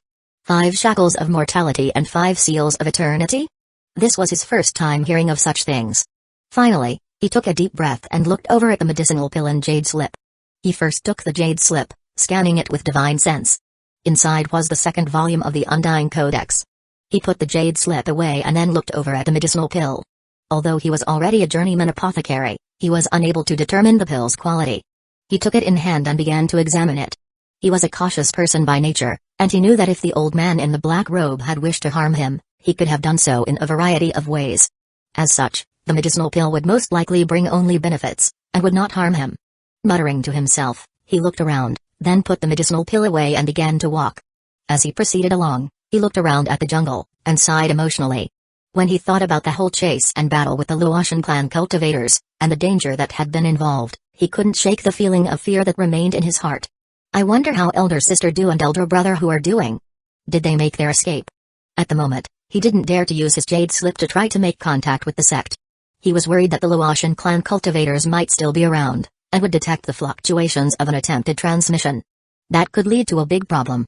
Patting his bag of holding, he produced Feng Yan's wind skiff, and after a quick test, confirmed that it was now functional. His eyes flashed with joy. Although he had his speculations about the current situation, he wasn't anxious to leave the area, so he found a mountain cave where he could rest for a bit. There, He produced his turtle walk, as well as the medicinal pill given to him by the black-robed old man. Soon, silver light flashed on the medicinal pill, and 3 spirit designs could be seen on its surface. Bezish Hun picked up the pill, and his eyes gleamed with determination as he popped it into his mouth and swallowed it. Immediately, his body began to thrum, as though a burning fire were giving birth to an indescribable vital energy, which then coursed through him. He began to shake, and he gritted his teeth, unleashing the undying live forever technique. Then, he slapped himself, revealing that his skin was no longer pitch black, but instead, now contained a bit of bronze. That bronze color was reaching the point where he almost looked like a statue made of the stuff. The power inside of him grew more and more intense, and he felt stronger than ever. However, the energy of the medicine had not been exhausted. After performing the threefold spirit enhancement, the medicinal pill had reached an incredible level of quality. Even in the moment in which his skin was completely bronze, cracking sounds rang out from within him, as if something were breaking. Lines spread out rapidly across the surface of his skin, constantly increasing in number until they covered his entire body. An intense pain racked him, but he endured, and soon, those lines began to turn silver. The undying skin was broken up into the levels of iron, bronze, silver, and gold. Even the black-robed old man could never have anticipated that the medicinal pill he gave to Bezish Hun would receive a spirit enhancement, and would thus enable him to break through not just into the bronze skin level, but past it. Rumbling sounds echoed out from inside Bezish Hun for several days. More and more cracks appeared on his skin, and soon, pieces of skin began to fall off, almost as if he were molting. Furthermore, every falling piece revealed shining silver beneath it. After 10 days, the last bit of skin had fallen off. He was now completely silver, and although it was a dull silver color, when he opened his eyes, they shone with a bright silver glow. He suddenly burst into motion, causing a shocking boom to ring out. He was now at least twice as fast as he had been before. His eyes shone with joy as his right hand clenched into a fist and slammed into a nearby boulder. The boulder instantly shattered, not into large chunks, but into dust. This level of power exceeded his previous level by several times. Bezish Hun was panting excitedly. As of this moment, he was confident that if he fought Chen Hang again, the battle definitely wouldn't be as bitter. After some more tests, something even more shocking was revealed. His defensive levels with the undying silver skin were such that even his wooden sword with the threefold spirit enhancement was incapable of even scratching it. Bezish Hun's eyes shone with excitement. After ceasing the operation of the undying live forever technique, his body returned to its normal pure and fair state. He changed his clothes, then began to speed off into the distance, looking very pleased with himself. Chapter 66, Going Through Hell or High Water for the Sect. After traveling through the jungle for a bit, Bezish Hun started noticing clues that told the story of what had occurred. He quickly became convinced that his suppositions were correct. After emerging from the nameless mountains, he pushed on at top speed for several days until he was back in the Fallen Star Mountains, where he discovered the ruins of the Luotian clan. It seems Du Lingfei and Hu Yunfei really did get word back to the sect. When he thought back to the bitter events he had lived through, he sighed, then turned and leaped back up onto the wind skiff. Sitting down cross-legged, he set it whooshing off into the distance. Back to the sect, he declared, eyes shining with anticipation. Then he realized that he most certainly had performed meritorious service for the sect, and would surely be handsomely rewarded when he got back. That got him even more excited. As he traveled along, he turned his attention to his bag of holding. As he sifted through and organized all of the other bags of holding he had collected from the Luotian clan cultivators, he found quite a few random items inside, as well as spirit stones. In one bag of holding, although he had forgotten who it had originally belonged to, he found the most valuable of all the items. It was a seed, roughly the size of a human fist. It pulsed, almost like a beating heart, as though it contained something alive. However, the beating was growing weaker and weaker. After a bit of thought, Bezish Hun's skill with plants and vegetation led him to a shocking conclusion. This was a valuable and legendary spirit seed, which had supposedly become extinct long ago. It was known as a beast birth seed. According to the legends, if it absorbed another spirit creature's quintessence, it would be able to naturally reproduce that very same spirit creature. To those powerful beasts which had difficulty reproducing, beast birth seeds like this were virtually priceless. It was the same for cultivators who had powerful spirit creature pets. Cultivators like that all thirsted to possess successive generations of their powerful spirit creatures. Unfortunately, they were usually limited to a single pet, which meant that beast birth seeds were incredibly valuable to them. It was impossible to say how the enemy Luotian clan cultivator had come to possess such a valuable item. Presumably, it was some type of good fortune that person had come across. After all, the Luotian clan had been located in the Fallen Star Mountains, a place of boundless mysteries. After some more thought, Bazius Hun came to the conclusion that whichever Luotian clan cultivator discovered the beast birth seed likely didn't know what it was, which would explain why it hadn't been maintained properly. Along the way, Bazius Hun picked up some wood which was infused with spiritual energy. After carving it into a little box, he carefully placed the beast birth seed into it, whereupon the seed's life force fluctuations gradually stabilized. Bazius Hun put the wooden box away and took a deep breath. Then, he sent the wind skiff speeding over the horizon, following the same path they had originally taken, to make his way closer and closer to the spirit stream sect. A month passed by quickly enough. On the original trip, they hadn't possessed very many spirit stones, and thus had only used the wind skiff at night. But now, Bazius Hun's bag of holding was bulging with spirit stones, and he wasn't worried at all about wasting them. Therefore, it only took a month before the spirit stream sect's South Bank gate came into view. It's been more than half a year since I left. Finally, I'm back. Bazius Hun stood atop the wind skiff, hair whipping in the wind, looking every bit like a powerful master. However, he suddenly decided that it was the wrong image, and quickly changed back into the dilapidated, blood-stained outer sect disciple's robe that he had worn during his desperate battle with the Luotian clan. Now he looked like someone who had been willing to fight to the death for the sect. Upon his return, the bloodstains on his garments, and the various places where the cloth had been ripped and punctured, would bear clear witness to the dangerous crises he had faced. Feeling very pleased, he sent the wind skiff even closer to the sect. However, just when he was about to cross the border, an invisible barrier appeared, sending the wind skiff bouncing backward. Huh? He thought. The force of the rebound almost knocked him off the wind skiff. It was at this point that a beam of light suddenly shot toward him from the main gate. A young man appeared, expression placid as he looked at Bazius Hun. Unknown fellow Taoist, what brings you to the spirit stream sect? Even as the words left his mouth, he looked at the wind skiff, and then at Bazius Hun's clothes, and his brow furrowed. You have a spirit stream sect wind skiff, and you're wearing the robes of an outer sect disciple? Plus the main gate of the spirit stream sect prevented you from entering? Who are you? The young man's eyes glittered coldly as he performed an incantation gesture with his right hand. Instantly, his cultivation base surged with the fluctuations of the 8th level of chi condensation. Bazius Hun backed up, looking at the shield in confusion. Elder brother, he said, what's going on? Why can't I enter the sect? I'm outer sect disciple Bazius Hun from Fragrant Cloud Peak. The young man frowned, and just when he was about to say something, he started in surprise.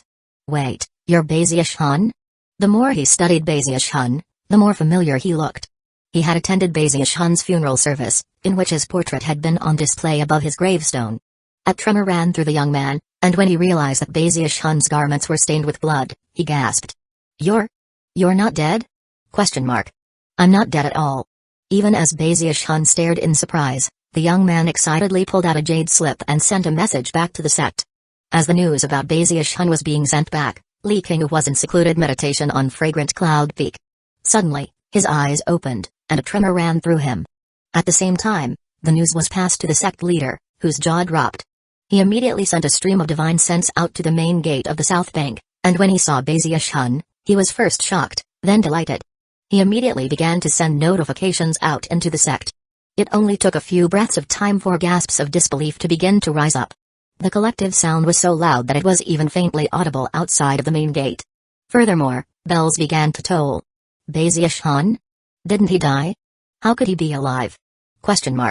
Countless people began to fly out from within the sect. Somewhat surprisingly, the very first in line was Hu Yunfei. When he emerged from the main gate and saw Bazius Hun, an expression of disbelief appeared on his face. After the deadly chase they had both participated in, he never wanted to believe that Bazius Hun was actually dead. However, deep in his heart, he was sure that no disciple could have been made it out of such a bitter situation. Now, he was so excited he began to cry. Junior brother Bay. He cried. Laughing, he rushed forward and embraced Bazius Hun.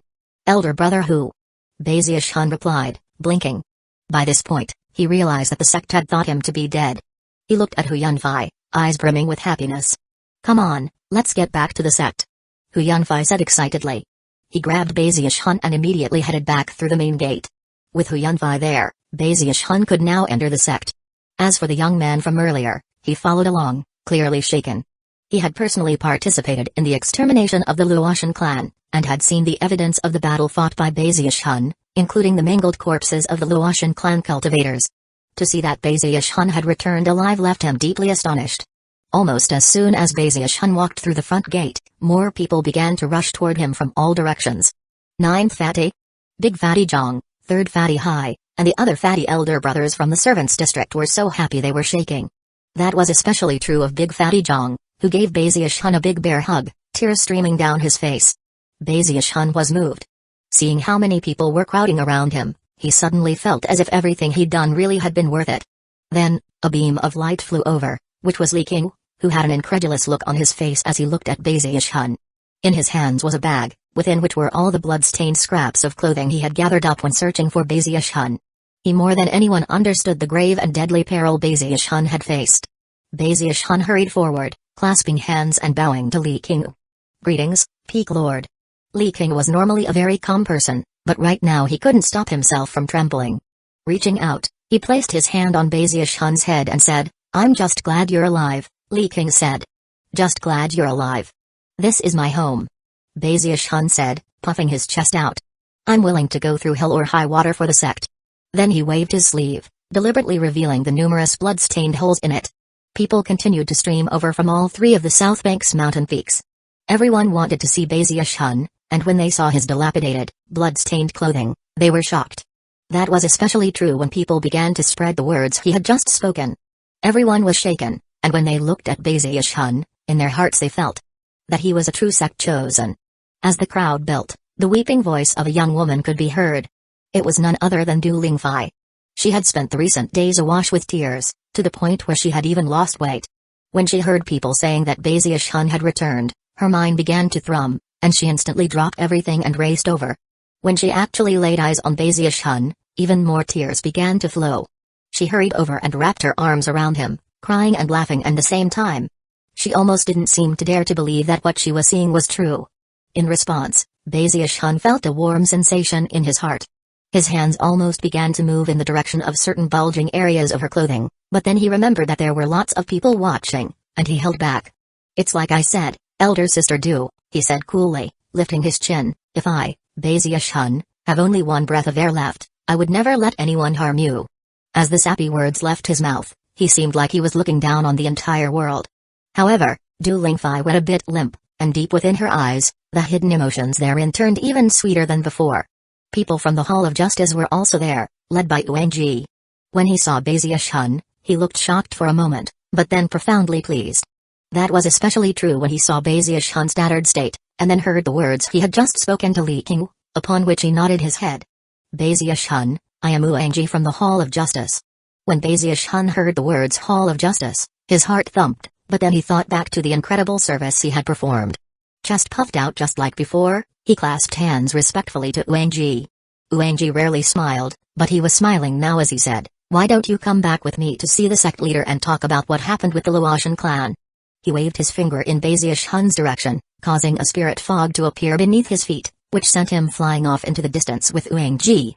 Li King looked profoundly glad as he transformed into a beam of light that also shot away with them. As for all the other disciples, they watched Bazius Hun leave, and most heaved surprised sighs, and began to discuss the matter amongst themselves as they dispersed. Of course, the news about Bazius Hun being alive spread rapidly. Eventually, virtually everyone in the Spirit Stream sect came to know of the matter. Most people were very happy, but back in his Immortals cave, Kyeondajan was shaking, and a look of terror could be seen on his face. "Damn it, I can't believe he's not dead. How could he have escaped from such deadly pursuit? He probably doesn't know that I'm the one who arranged for him to go on that mission though. Right? There's no way he could know." Various expressions flashed across Kyeondajan's face. Finally, he sighed, thinking about all the possible bad things that could happen. Chapter 67, Elder Brother, Where's Our Master? The Spirit Stream sect had 8 mountain peaks. 4 were on the north bank, 3 were on the south bank, and 1 was in the middle. That was Mount Deoseed, which was the public seat of the sect's power. Normally, Spirit Stream sect leader Zhenyu Ondong would handle sect affairs from that very location. Currently, bells were tolling as the lords of the various mountain peaks of the north and south bank sat tall and straight in the main temple hall. The sect leader was also there, sitting in the center position. Soon, Li King and Duangji arrived with Bazius Hun. They left Bazius Hun outside of the temple hall, telling him to wait there as they went in. There were 4 disciples stationed as guards outside the temple, who cast curious glances Bazius Hun's way. Bazius Hun smiled back at them. This was his first time coming to this place. The spiritual energy was abundant, and the fragrant aroma of plants and flowers filled the air. There were no extraneous sounds in the air, everything was calm and quiet, much different than fragrant Cloud Peak. This was a very important place in the sect, and normally, any disciple who came here would act very cautious and discreet. However, Baziush-hun didn't seem to feel any pressure at all, and stood there looking very much at ease. The four disciples couldn't help but sigh at this, and muse that Baziush-hun really did deserve to be known as a big shot in the sect, someone who had performed an incredible service. After all, ordinary people could never act so casually in a place like this. The truth was that although Baziush-hun feared death, after considering the meritorious service he had performed, he knew that he wouldn't be dying here. Therefore, it was only natural that he wouldn't be afraid. He stuck out his chest, heart filled with anticipation over what his reward might be. Considering the level of service I provided for the sect, they'll have to give me a medicinal pill to increase my longevity by 100 years. They'll most likely give me 1 million merit points too, and probably an incredible immortal's cave. I'm sure to be promoted to the inner sect as well. Ha ha ha. The more he thought about it, the more excited he got. After a long moment passed, however, no word came calling him into the temple. Baziush-hun was a bit taken aback. He continued to wait until he was yawning before, finally, a voice spoke in a somewhat begrudging tone. Baziush-hun, come in. His spirits instantly lifted. Taking a deep breath, he tried to look like the picture of a disciple who would go through hell or high water for his sect. Striding into the main temple, he clasped hands and bowed. Disciple Baziush-hun from Fragrant Cloud Peak, at your service. Greetings, sect leader. Greetings, other senior members of the sect. After offering formal greetings, Baziush-hun looked up. He immediately caught sight of an old man sitting in the middle of the group. He looked threatening without being angry, and wore a long white robe. His cultivation base was completely unreadable. He was surrounded by 8 others, a group of 6 men and 2 women. Li King and Duanji were among them, and all of them seemed to be measuring up this Baziush-hun who had somehow returned alive. Their eyes lingered on his garments. Considering the power of their eyesight, it was instantly obvious to them that Baziush-hun's clothing had not been intentionally torn, but that he had truly experienced a deadly battle. They also noticed how pure and fair he seemed. He spoke courteously, and was neither haughty nor overly humble. From the expression on his face, he seemed completely at ease. Although none of them reacted at all to what they were seeing, inwardly, their impressions of Baziush-hun improved even more. However, a few were still somewhat suspicious of exactly what had occurred. Li King looked at Baziush-hun and then slowly said, Baziush-hun, please explain in detail everything involved with the mission to the Luotian clan, from start to finish. Looking very serious, Baziush-hun calmly recounted everything that had occurred, from beginning to end. He left out the incident with the black-robed old man, that was his secret to keep. He wove Feng Yan sacrificing himself into the story, as well as the various difficulties they had faced. He was an intelligent person, so he didn't mention anything at all of what he had done that was worthy of merit, but instead continued to praise Feng Yan, Du Lingfei and Hu Yunfei. It's all my fault for being useless, he said. Elder brother Feng died trying to save me. It's all my fault. The more he went on in this way, the more the sect leader and the others' eyes shone with approval. Of course, these people had practiced cultivation for many years, and were as crafty as devils. From the moment Baziush-hun came back wearing that one particular set of clothing, they could tell what type of person he was. Even so, their praise only continued to grow. After he lost consciousness, he just woke up all healed? The sect leader thought, smiling. He didn't mind this version of Baziush-hun's explanation. After all, disciples always had secrets to maintain. It was best for them to feel like they belonged in the sect, and exercising absolute control of every aspect of their lives would only serve to have the opposite effect. After the story was finished, the sect leader said, Baziush-hun, your reward was already announced several months ago. Back then, you became the Spirit Stream Sect's prestige disciple. When the sect leader actually spoke the words prestige disciple, a strange feeling rose up in his heart. After all, this was the first time there had ever been a living prestige disciple. That was one of the reasons why the discussion had been so difficult earlier. The position of prestige disciple was extremely important, and had previously only been conferred upon people who had died in battle, never living disciples.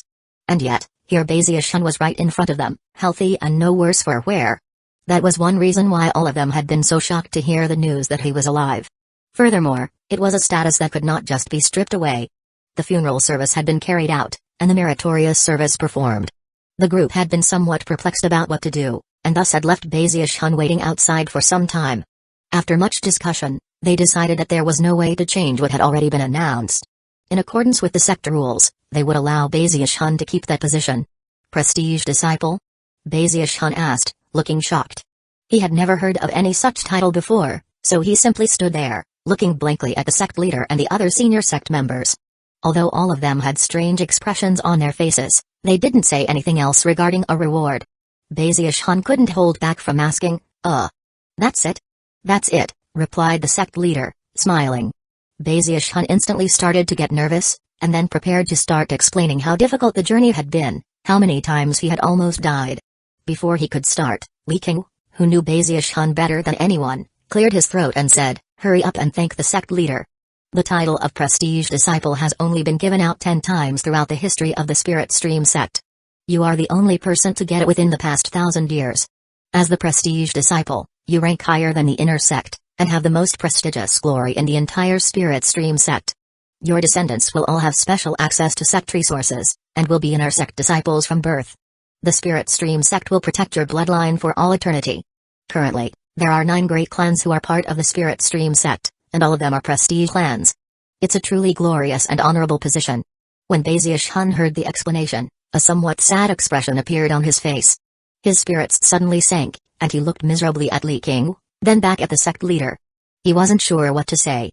Although the position of Prestige Disciple seemed incredible, the truth was that it had been created for the descendants of people who had died. But he was still alive. Sadly, Bazish-hun was now in the unfortunate position of being jealous of his own progeny. "Thanks, sect leader," he said sadly, lacking the energy to even speak. Sect leader Zheng Yuandong cleared his throat awkwardly. "From this day on, you may address me as elder brother sect leader." The matter of having Bazish-hun become the apprentice of his own master had been made because he assumed Bazish-hun had sacrificed his life. But now that he was alive, it led to a very awkward situation. The sect leader, despite having many years of life under his belt, would now have a 20-year-old kid calling him elder brother. He couldn't help but sigh inwardly. "Really?" Bazish-hun asked, his eyes widening. All of a sudden, he felt much, much better. He had entered the temple hall with high expectations, only to have them cruelly crushed. That led to him being in a horrible mood. But now, things had changed. "Based on the meritorious service you performed, and considering that you had no formal master, I took the responsibility to accept you as an apprentice of my own master. Therefore, from now on you can call me elder brother." The sect leader couldn't feel more awkward. Bazish-hun took a deep breath, and his eyes filled with excitement. He suddenly was filled with the sensation that the sect truly had treated him well. The sect leader's master would most definitely be ranked as a prime elder in the sect, which caused Bazish-hun's eyes to radiate with excitement. From now on, he thought, nobody will dare to bully me, not with an awesome master like that.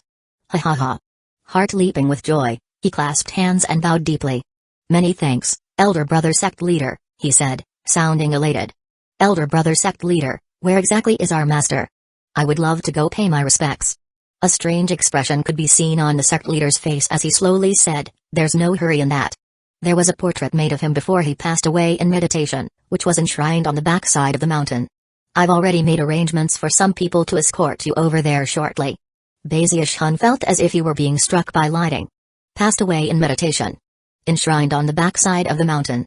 His jaw dropped as the words he had just spoken echoed in his mind. After a long moment, he pulled himself together.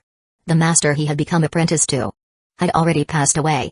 Bazish-hun was now starting to seethe with anger, and his mind was buzzing. Once again his heart sank, and he wanted to cry, although no tears would come. It was in a virtual daze that he allowed himself to be led to the rear of the mountain, where he paid formal respects to the portrait of his master. Afterward, he left Mount Deoseed and returned to Fragrant Cloud Peak. On Fragrant Cloud Peak, numerous disciples hurried over to offer greetings. Curious expressions could be seen in their eyes, and someone even kindly took him over to look at his own gravestone. When Bazish-hun saw the gravestone, everything seemed to go black. Eventually, he found himself back in his courtyard, sitting blankly in his log cabin, rage building up within him. I became the apprentice of a painting. Several days later, he was still there, looking miserable. Half a month passed before he managed to collect himself. Sighing miserably, he left his residence to look for Big Fatty Jong, to reminisce about the past. However, as soon as he walked out, he ran into an outer sect disciple who instantly clasped hands and bowed deeply. "Greetings, sect Uncle Bay." Bazish-hun took a few more steps, then stopped and turned around, eyes shining as he grabbed the outer sect disciple and pulled him forward. "What did you just call me?" "Sect Uncle Bay." The outer sect disciple instantly replied. "Sir, you're the junior brother of the sect leader. The disciple would naturally call you Elder Uncle Bay." Bezius Hun's fists loosened, and his eyes began to shine even more brightly. His heart also started pounding. This new status of his wasn't all that bad after all. He had a terrifying level of seniority. Licking his lips, he began to laugh, which frightened the outer sect disciple so much that he started to edge backward, unsure of what madness had struck Bezius Hun. Bezius Hun suddenly stopped laughing. Clearing his throat, he put on the air of a senior sect member and nodded slightly at the outer sect disciple. Instead of going to look for Big Fatty Zhang, it was with keen anticipation that he headed toward the mission's office. Because that was where the most people would be. Meanwhile, Li King had returned to Fragrant Cloud Peak, and was in secluded meditation. After seating himself cross-legged, he thought for a bit, and then waved his sleeve. Expression serious, he began to concoct pills. Bezius Hun is stubborn and mischievous. I need to prepare a life-saving magical item for him. Unfortunately, I'm not very good at equipment forging, but I can make a batch of 9 Ultimates pills to trade with the Pillstream sect. When they find out I'm preparing a magical item for a Chi condensation disciple, and a younger relative at that, they'll definitely rip me off. Li King shook his head, but didn't mind. In order to concoct 9 Ultimates pills, he would have to use some of his own heart blood, but when the thought about how close Bezius Hun had came to dying, he settled his chi, cleared his mind, and began preparations to start concocting. Chapter 68, Sect Nephew, Don't Rush Off. Bezius Hun was the type of person who liked to find the fun in anything. Now that he had discovered the joy in being the junior brother of the sect leader, he couldn't be more happy. He strutted along the mountain paths of the sect until he saw the mission's office off in the distance. Clearing his throat, he straightened his garments and assumed the air of a senior member of the sect. Sticking his chin out, he clasped his hands behind his back and sauntered forward. The mission's office was one of the busiest places in the sect, and today it was as packed as usual. The clamor of outer sect disciples coming and going could be heard from quite a distance away. When Bezius Hun arrived, he stood there with a benevolent smile on his face, looking around at all the outer sect disciples. Almost as soon as he appeared, people noticed, and the disciples nearest to him, who were in the middle of discussing various mission-related topics, suddenly gaped. That's Sect Uncle Bay. Greetings, Sect Uncle Bay. Clasping hands in his direction, they called out, Greetings, Sect Uncle Bay. After hearing them, more people looked over, and soon, virtually all of the outer sect disciples in the area were clasping hands in greeting. Bursting with joy at hearing everyone call him Sect Uncle Bay, he strode forward, smiling, hands clasped behind his back as he said, Keep up the good work, everyone. The surrounding disciples looked at him enviously and began to murmur among themselves. Wow, Sect Uncle Bay is the sect leader's junior brother. There were a few honor guards stationed at the mission's office, and when they saw Bezius Hun walking up, they hastily rose to their feet and clasped hands in greeting. Virtually the entire mission's office lurched to a halt as everyone turned to look. Bezius Hun was only getting more exciting. Carry on, everyone, he said. There's no need to worry about me. I'm just here on behalf of Elder Brother Sect Leader to inspect the outer sect disciples of the Spirit Stream sect. Happiness blossomed in the depths of his heart. In response to his words, the surrounding disciples once again clasped hands, and even the elders from the mission's office came out and nodded politely to him. However, although Bezius Hun had clearly told them not to pay him any heed, he didn't leave. He strolled through the crowd, nodding to those he recognized and reveling in their calls of Sect Uncle Bay. Some of the disciples even said it 10 times. Soon, strange looks appeared on their faces as they realized that apparently, Bezius Hun had actually come to hear them call him Sect Uncle Bay. In the end, he decided not to push things too far. Waving at everyone, he swaggered away, and soon the mission's office returned to its normal state of affairs. What an awesome status, he thought, his eyes shining. Not only did he feel incredibly happy, most importantly, he could tell that his status was vastly removed from everyone else. Prestige disciple. Junior brother of the sect leader. Might as well just say that nobody in the sect will ever dare to provoke me, right? Having reached this point in his train of thoughts, Bezius Hun laughed heartily and hurried off in the direction of the 10,000 Medicines Pavilion. The 10,000 Medicines Pavilion was also packed. It didn't take long for him to get there, and when he did, he looked up at the 10 stone steels and listened to everyone call him Sect Uncle Bay. He stood there for quite a while, sighing, until strange expressions began to appear on the faces of the disciples. Reluctantly, he left. By the time, evening was falling, but he didn't feel tired at all, and went over to one of the locations where a lot of outer sect disciples resided. Zubakai had just stepped out, and when he saw Bezius Hun, he immediately clasped hands. Bezius Hun thumped Zubakai on the shoulder and then spoke in a wise, reprimanding tone. Ah, it's you, little treasure. After all the time I've been gone, You haven't made much progress with your cultivation base. We can't have that. You need to work hard at your cultivation. Zubakai's jaw dropped, and he blinked. His heart trembled a bit after hearing Bazius-hun call him little treasure. At this age, only his father would call him something like that, and even then, only in private.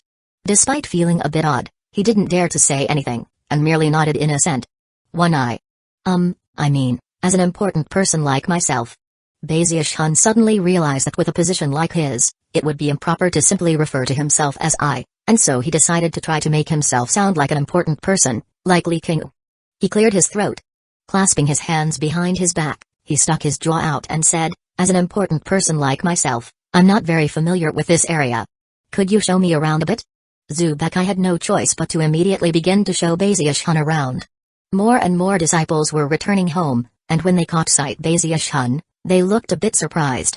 Many of them had already seen him earlier at the mission's office and the 10,000 Medicines Pavilion.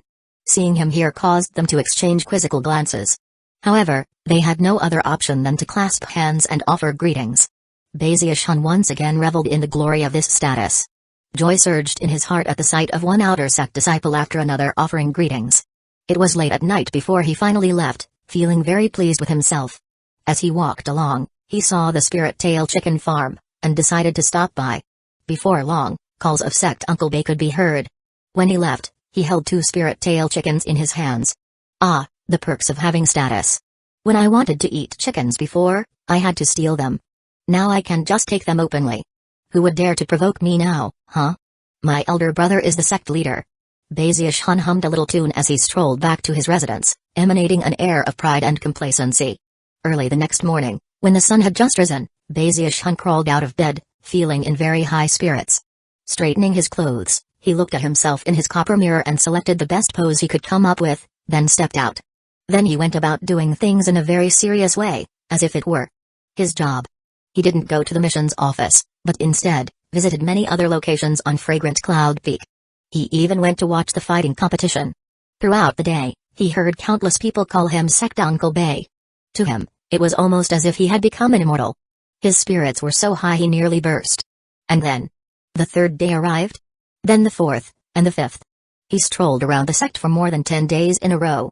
By that point, virtually all of the outer sect disciples on Fragrant Cloud Peak had called him Sect Uncle Bay, and were on the verge of going crazy. To call a kid like him Sect Uncle might be fine if it only happened once. But the more they had to call it out, the worse they felt. Bazius-hun's days were long and fulfilling, and he especially liked it when he ran into people he knew. He would quickly hurry over and call out a greeting. One day he saw Zhao Yiduo. Eyes shining, he hurried over and grabbed his arm and said, Sect Nephew Yiduo, long time no see. Don't rush off. When Zhao Yiduo heard the term Sect Nephew, his face twitched. Sect Uncle Bay, we've run into each other several times in the past few days. Bazius-hun blinked, then cleared his throat. It was at that point that he saw someone else nearby, someone who had noticed him and was just turning to leave. He said. Sect Nephew Zhang, long time no see. He quickly released Zhao Yiduo and hurried over to stand in front of Qin Zhang, face beaming. Qin Zhang seemed to be on the verge of going mad. He had run into Bazius-hun every day recently, usually at least 3 times. From what he had heard, it was the same with everyone who personally knew Bazius-hun. The person who had it worst of all was an unlucky fellow who called himself Lord Wolf, who supposedly was visited by Bazius-hun dozens of times per day. Sect Uncle Bay, I have something to take care of, I have to run. Qin Zhang promptly fled as though his life depended on it. 10 days later, the outer sect disciples on Fragrant Cloud Peak had begun to pretend not to notice Bazius-hun. That of course left him less than pleased, and forced him to take the initiative more often. Bazius-hun grabbed one of Zhu Xingqi's former fans and said, you seem so familiar. Come, as an important person like myself, I sometimes forget things. Have we met already? The disciple looked downright wretched as Bazius-hun began to chat with him. After enough time passed for an incense stick to burn, and after the disciple had called him Sect Uncle Bay more than 30 times, Bazius-hun finally seemed pleased, and allowed the miserable-looking disciple to leave. However, such a strategy wasn't really viable long-term. After realizing that everyone was avoiding him, he decided that he needed to take more initiative. In the following days, he would frequently clear his throat to alert people to his presence. The results were only average, leaving Bazius-hun feeling quite down. Thankfully, there was another girl besides Du Lingfei whom Bazius-hun found quite charming. It was Hueco, who would take the initiative to come find him every day. There was no need for him to clear his throat. She was so enthusiastic she could hardly stand still in front of him, and would follow him around fawningly and call him sect uncle. The other outer sect disciples felt a bit sick when they saw that, but Bazish-hun was delighted. Some time ago, Bazish-hun had provided her with some education regarding the mysterious little turtle of Fragrant Cloud Peak. She still adored the little turtle, and on one occasion when she was walking around with Bazish-hun, she asked him what he thought of the little turtle. The little turtle? He's mysterious and unfathomable. He is naturally talented, and in the 10,000-year history of the Spirit Stream sect, he is a rarely seen, grandiose figure. He's like a white cloud in a clear sky, someone that everyone can look up to. In the end, he coughed dryly. After uttering such grandiose words, Bazish-hun had to work hard not to just blurt out to Hueco that he was the little turtle. However, he was still determined to find a time when he was the focus of all attention to tell Hueco about his grand identity. I feel the same way, Hueco responded, eyes glittering brightly. I've told a lot of people that the little turtle is oblivious to material rewards. He pursues the Tao of medicine, and does not worry himself with worldly matters. He's definitely like a white cloud in a clear sky. For a while, there had been a lot of rumors that Bazish-hun was the little turtle. However, those rumors had eventually been refuted. Everyone had an idea of what they thought the little turtle looked like, and it definitely wasn't Bazish-hun. The fact that Hueco responded in such a way didn't really register to Bazish-hun. He was currently thinking about one of the top 5 beauties of the South Bank, Juzinki. I wonder what it would be like to hear a proud chosen like Juzinki call me sect uncle? He thought. The mere idea got him excited, and from that day on, he began to search relentlessly for Juzinki. As the saying goes, everything comes to him who waits. One day, he looked up and happened to see Juzinki soaring through the air on her blue flying silk. Sect niece Zinki, he shouted. Juzinki's face twisted into an unsightly expression. She had heard about what Bazish-hun had been doing during the past month, and knew that all of the outer sect disciples had been talking about the matter in fearful tones. When the word sect niece Zinki entered her ears, goosebumps sprang up all over her body. She immediately pretended as if she hadn't heard him and proceeded along her way. However, how could she have imagined that Bazish-hun would stubbornly run along beneath her, crying out at the top of his lungs, "Sect niece Zinki, come on, have a chat with your sect uncle about life." He was actually bursting with excitement. He had been looking for Juzinki for quite some time, and having finally run into her, there was no way he would simply give up. Juzinki gritted her teeth and picked up speed. It was only by leaving Fragrant Cloud Peak that she was finally able to shake him. Bazish-hun watched as she flew away, and sighed with regret. It doesn't matter. You can fly, but I'll be able to fly eventually too. One of these days, I'll get you to call me Sect Uncle Bay. Feeling a bit depressed, he looked up at the darkening sky and then went to look for Du Lingfei. As soon as she saw him coming, she covered her mouth with her hand as she laughed. Sect Uncle Bay, Sect Uncle Bay, Sect Uncle Bay. Bazish-hun's spirits instantly soared because of Du Lingfei's charmingness. A few days before, one of the sect elders had taken her as an apprentice because of the services she had rendered. Then she had been assigned to Eastwood City to serve as the Spirit Stream sect's honor guard there. It was a great opportunity for Du Lingfei, after spending a few years in Eastwood City, considering her past experience and meritorious service. She would be directly promoted into the inner sect. Furthermore, she would have lot of authority in Eastwood City, and access to even more abundant cultivation resources than were available in the main sect. Bazish-hun sighed with regret as he saw her off. Then he continued to wander around Fragrant Cloud Peak looking for interesting things to do. Time passed. A month later, the word Sect Uncle Bay had become somewhat taboo. Whenever anyone thought of them, they would laugh bitterly. By that point, Bazish-hun finally came to the conclusion that it was time to call an end to the matter. I, Bazish-hun, am the junior brother of the Spirit Stream sect leader. I am the sect uncle to all disciples, not just the disciples on Fragrant Cloud Peak. I can't discriminate against the other mountain peaks. I need to go visit them too. After a bit of thought, he decided that it truly was the right thing to do. Thus, he headed toward Violet Cauldron Peak. Chapter 69, Bazish-hun, come offer greetings to the young lord. 1 month later, the outer sect disciples on Violet Cauldron Peak were about to go crazy. Bazish-hun had virtually made a career out of being a sect uncle, and everyone there knew it. They quickly came to find that it didn't matter where they went, they were likely to run into a very pure and fair young man. Slender, with a certain proud look on his face that he tried to cover up, but was unable to. As he swaggered along, he would loudly clear his throat whenever he encountered another disciple, and if they pretended they didn't recognize him, he would immediately introduce himself. Their throats began to go hoarse from speaking the word sect Uncle Bay, and yet they had no choice but to continue doing so. After all, Bazius Hun was the junior brother of the sect leader, and in terms of seniority, he outranked everyone. Any disciple who dared to offend him was essentially violating sect rules. Eventually, people went to Big Fatty Zhang to ask for help. In turn, he made a huge fanfare about seeing Bazius Hun off to visit Green Crest Peak. Another month passed, and the disciples of Green Crest Peak were also driven crazy. That was especially true of Chenf and his two friends, who were soon frightened out of their minds. Once Bazius Hun began to do the rounds at Green Crest Peak, he would frequently look for them. Despite the fact that they would instantly begin to blabber greetings to sect Uncle Bay, that didn't end things.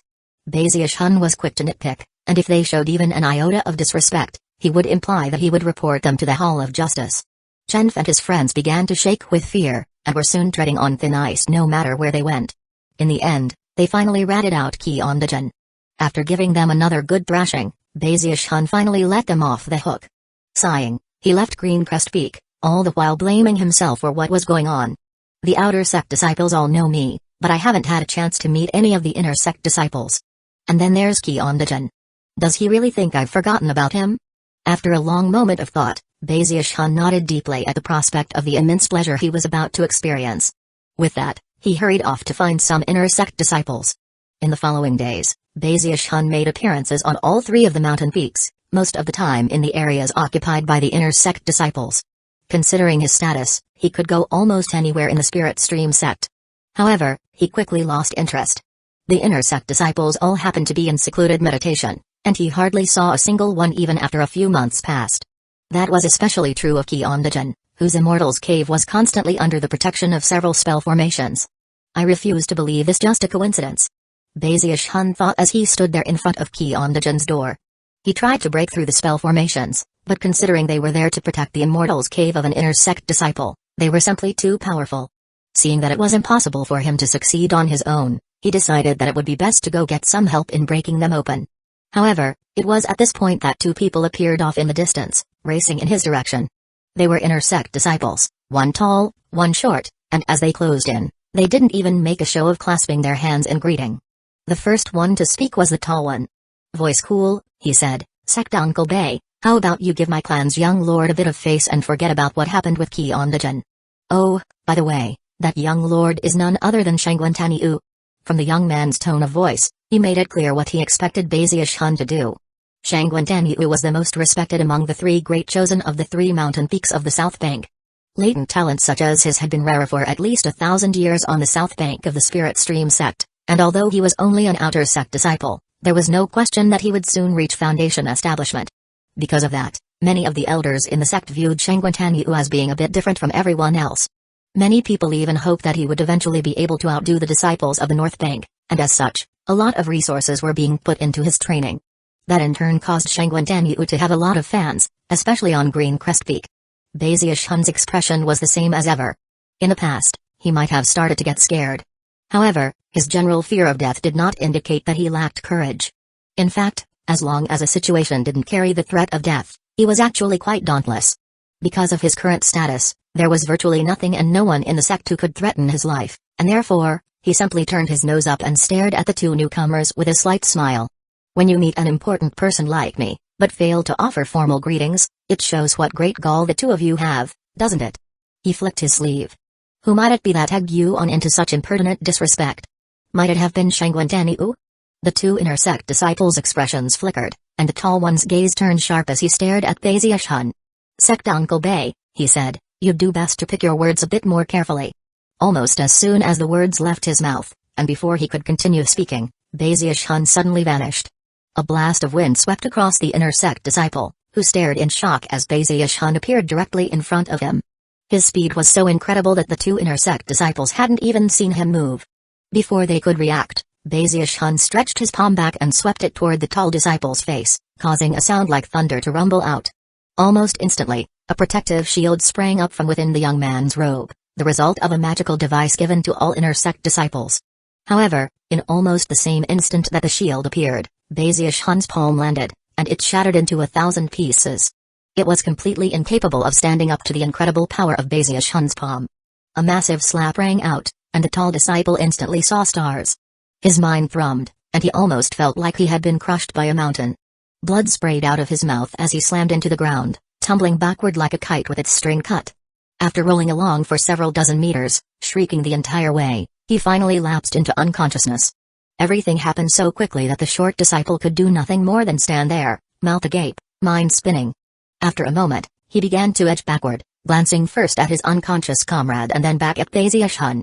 Then he took a deep breath, and swallowed hard. "Why you? You?" he stammered, pointing shakily at Baziush-hun. Never in his wildest dreams could he have imagined that Baziush-hun's fleshly body power would be so shocking. It seemed on par with the 8th level of chi condensation. Baziush-hun turned slowly to look at the short disciple, and then said, "Can an inner sect disciple really gesture so rudely to someone of the elder generation?" Then he began to walk forward. Shrieking, the short disciple turned tail and fled. However, before he could get very far, the sound of a screaming wind filled the air as Baziush-hun bore down on him and once again unleashed a mighty slap. It was at that very moment that a stern, sinister voice rang out from down below. "Stay your hand." Suddenly, a newcomer appeared on the scene. However, Baziush-hun paid him no heed. His palm moved too quickly, and the short inner sect disciple was sent flying. Teeth spun through the air, and blood spattered. The disciple's neck seemed to be on the verge of breaking as he flew off to the side, unconscious. With that, Baziush-hun shook out his hand and looked at the person racing up from further down the mountain. It was a middle-aged man with a cultivation base in the 9th level of chi condensation, a level of power similar to Qin Heng. The man glared furiously at Baziush-hun and said, "Didn't you hear what I just said, Baziush-hun? Damn it!" Your Baziush-hun lifted his chin, smiled, and interrupted, "Sect nephew, are you looking to get slapped as well?" From the actions of the two disciples moments ago, as well as this man's words, it was clear that they didn't have the least bit of respect for him, and furthermore, even disdained him to some degree, as though they felt that they completely outranked him. Inner sect disciples like that were completely contemptible as far as he was concerned. Baziush-hun's words caused various expressions to flash across the man's face, and he bit back his next words. Baziush-hun's impressive display of fleshly body strength left him breathless and in complete shock. Now that the man thought about it, he realized that, considering Baziush-hun's status, it didn't matter what he did here, the Hall of Justice wouldn't care a bit. The middle-aged man stared at Baziush-hun for a long moment, suppressed his fury, and then explained his purpose in coming. "Baziush-hun, my clan's young lord wishes for you to go offer him formal greetings." He had actually been sent by Shangguan to order Baziush-hun go offer formal greetings. In his opinion, his clan's young lord was making a mountain out of a molehill. Baziush-hun had lucked his way into being an important person, and was more of a clown than anything else. He had killed a few weak members of some cultivator clan, and it was only by chance that the sect ended up making a big deal about him. That certainly didn't earn him the right to be given face by a young lord who was already making his meteoric rise, and would certainly reach the gold core stage and forge a legend in the future. In fact, this man actually felt that being sent to fetch Baziush-hun to come offer greetings was a bit below his status. Baziush-hun could already see how arrogant of a person Shangguan was. Considering his own status, if he didn't come in person, or if he chose to just send a message, it might be acceptable. But instead, he actually wanted Baziush-hun to go visit him. "Even if he's a chosen, do you really think an outer sect disciple can order me to offer him greetings? He should be the one coming to greet me." The middle-aged man flicked his sleeve, sending out a blast of wind. "Baziush-hun," he grated furiously, "for my clan's young lord to ask you to go visit him is a huge show of face. Do you know how many people wish they could go offer formal greetings?"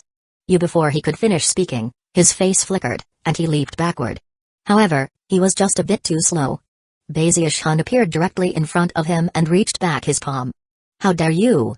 The man's cultivation base was in the 9th level of chi condensation, and he unleashed all of its power, simultaneously performing an incantation gesture that summoned numerous wind blades. However, even as the wind blades appeared in front of him, Baziush-hun's palm smashed into them, crushing them like twigs.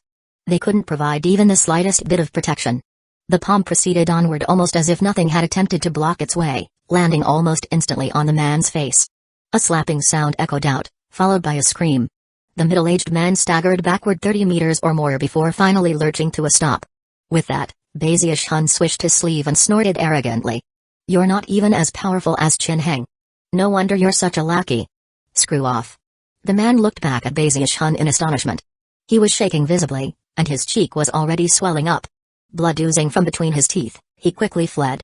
After the man left, Baziush-hun looked back toward Kyeondajan's Immortal's cave with narrowed eyes. He was the type of person who feared death, and as such, if someone tried to kill him, he would seek revenge upon them no matter what.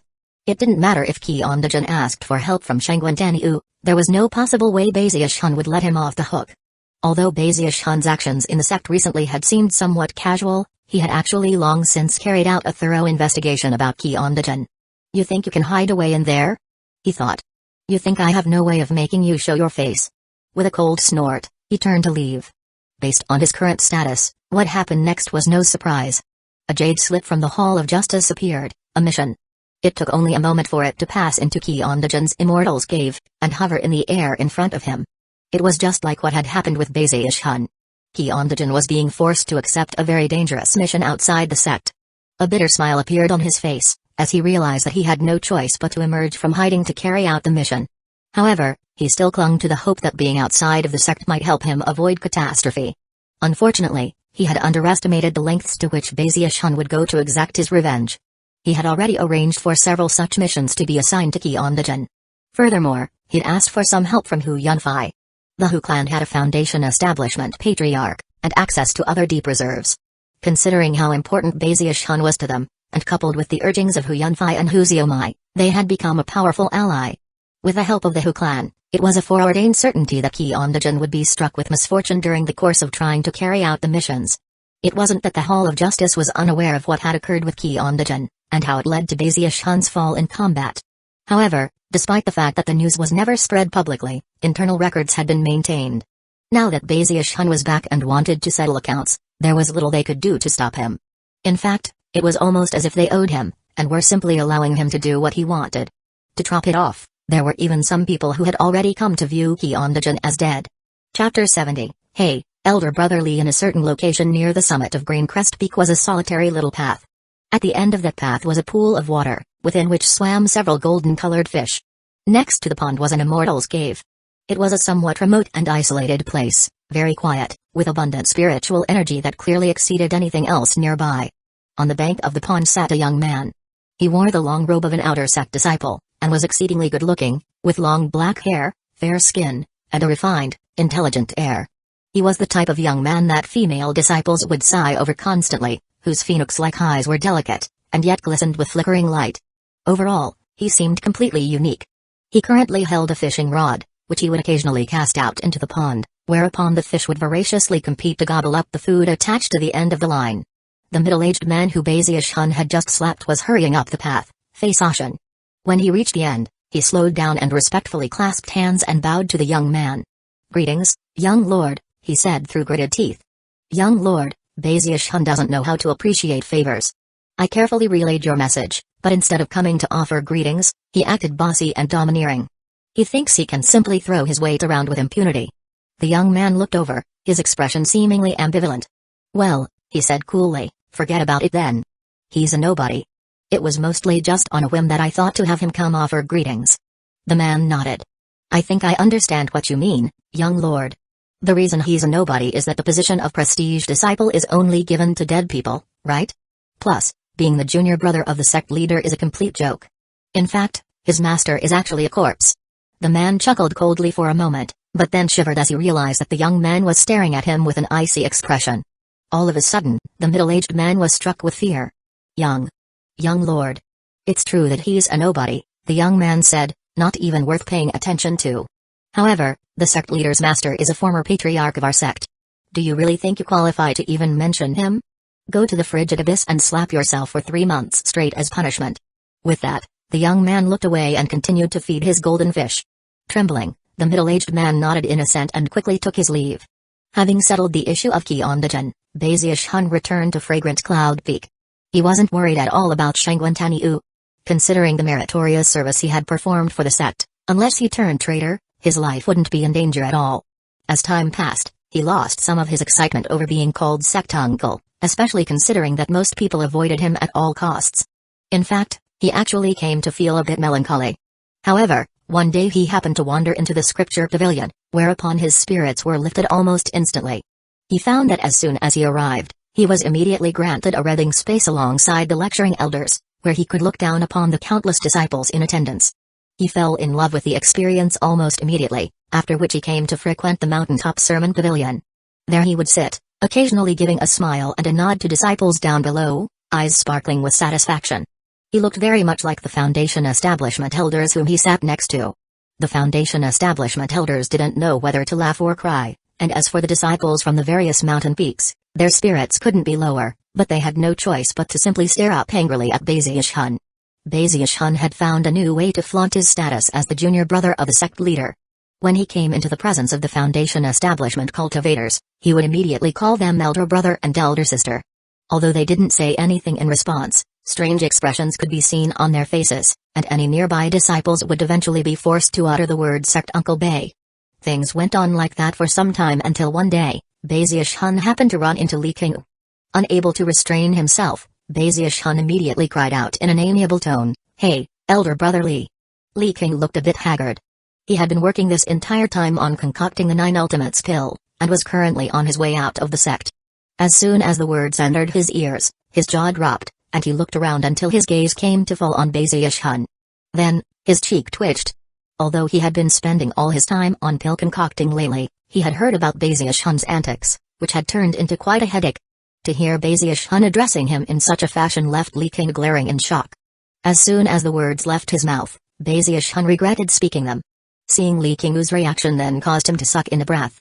After all, Li King was the person he feared most in the entire sect. Grimacing, he shivered and quickly said, "Uncle Li. My mistake." However, there was really nothing Li King could do, and he knew it. Glaring even harder at Bazish-hun, he decided to rebuke him a bit for his recent behavior.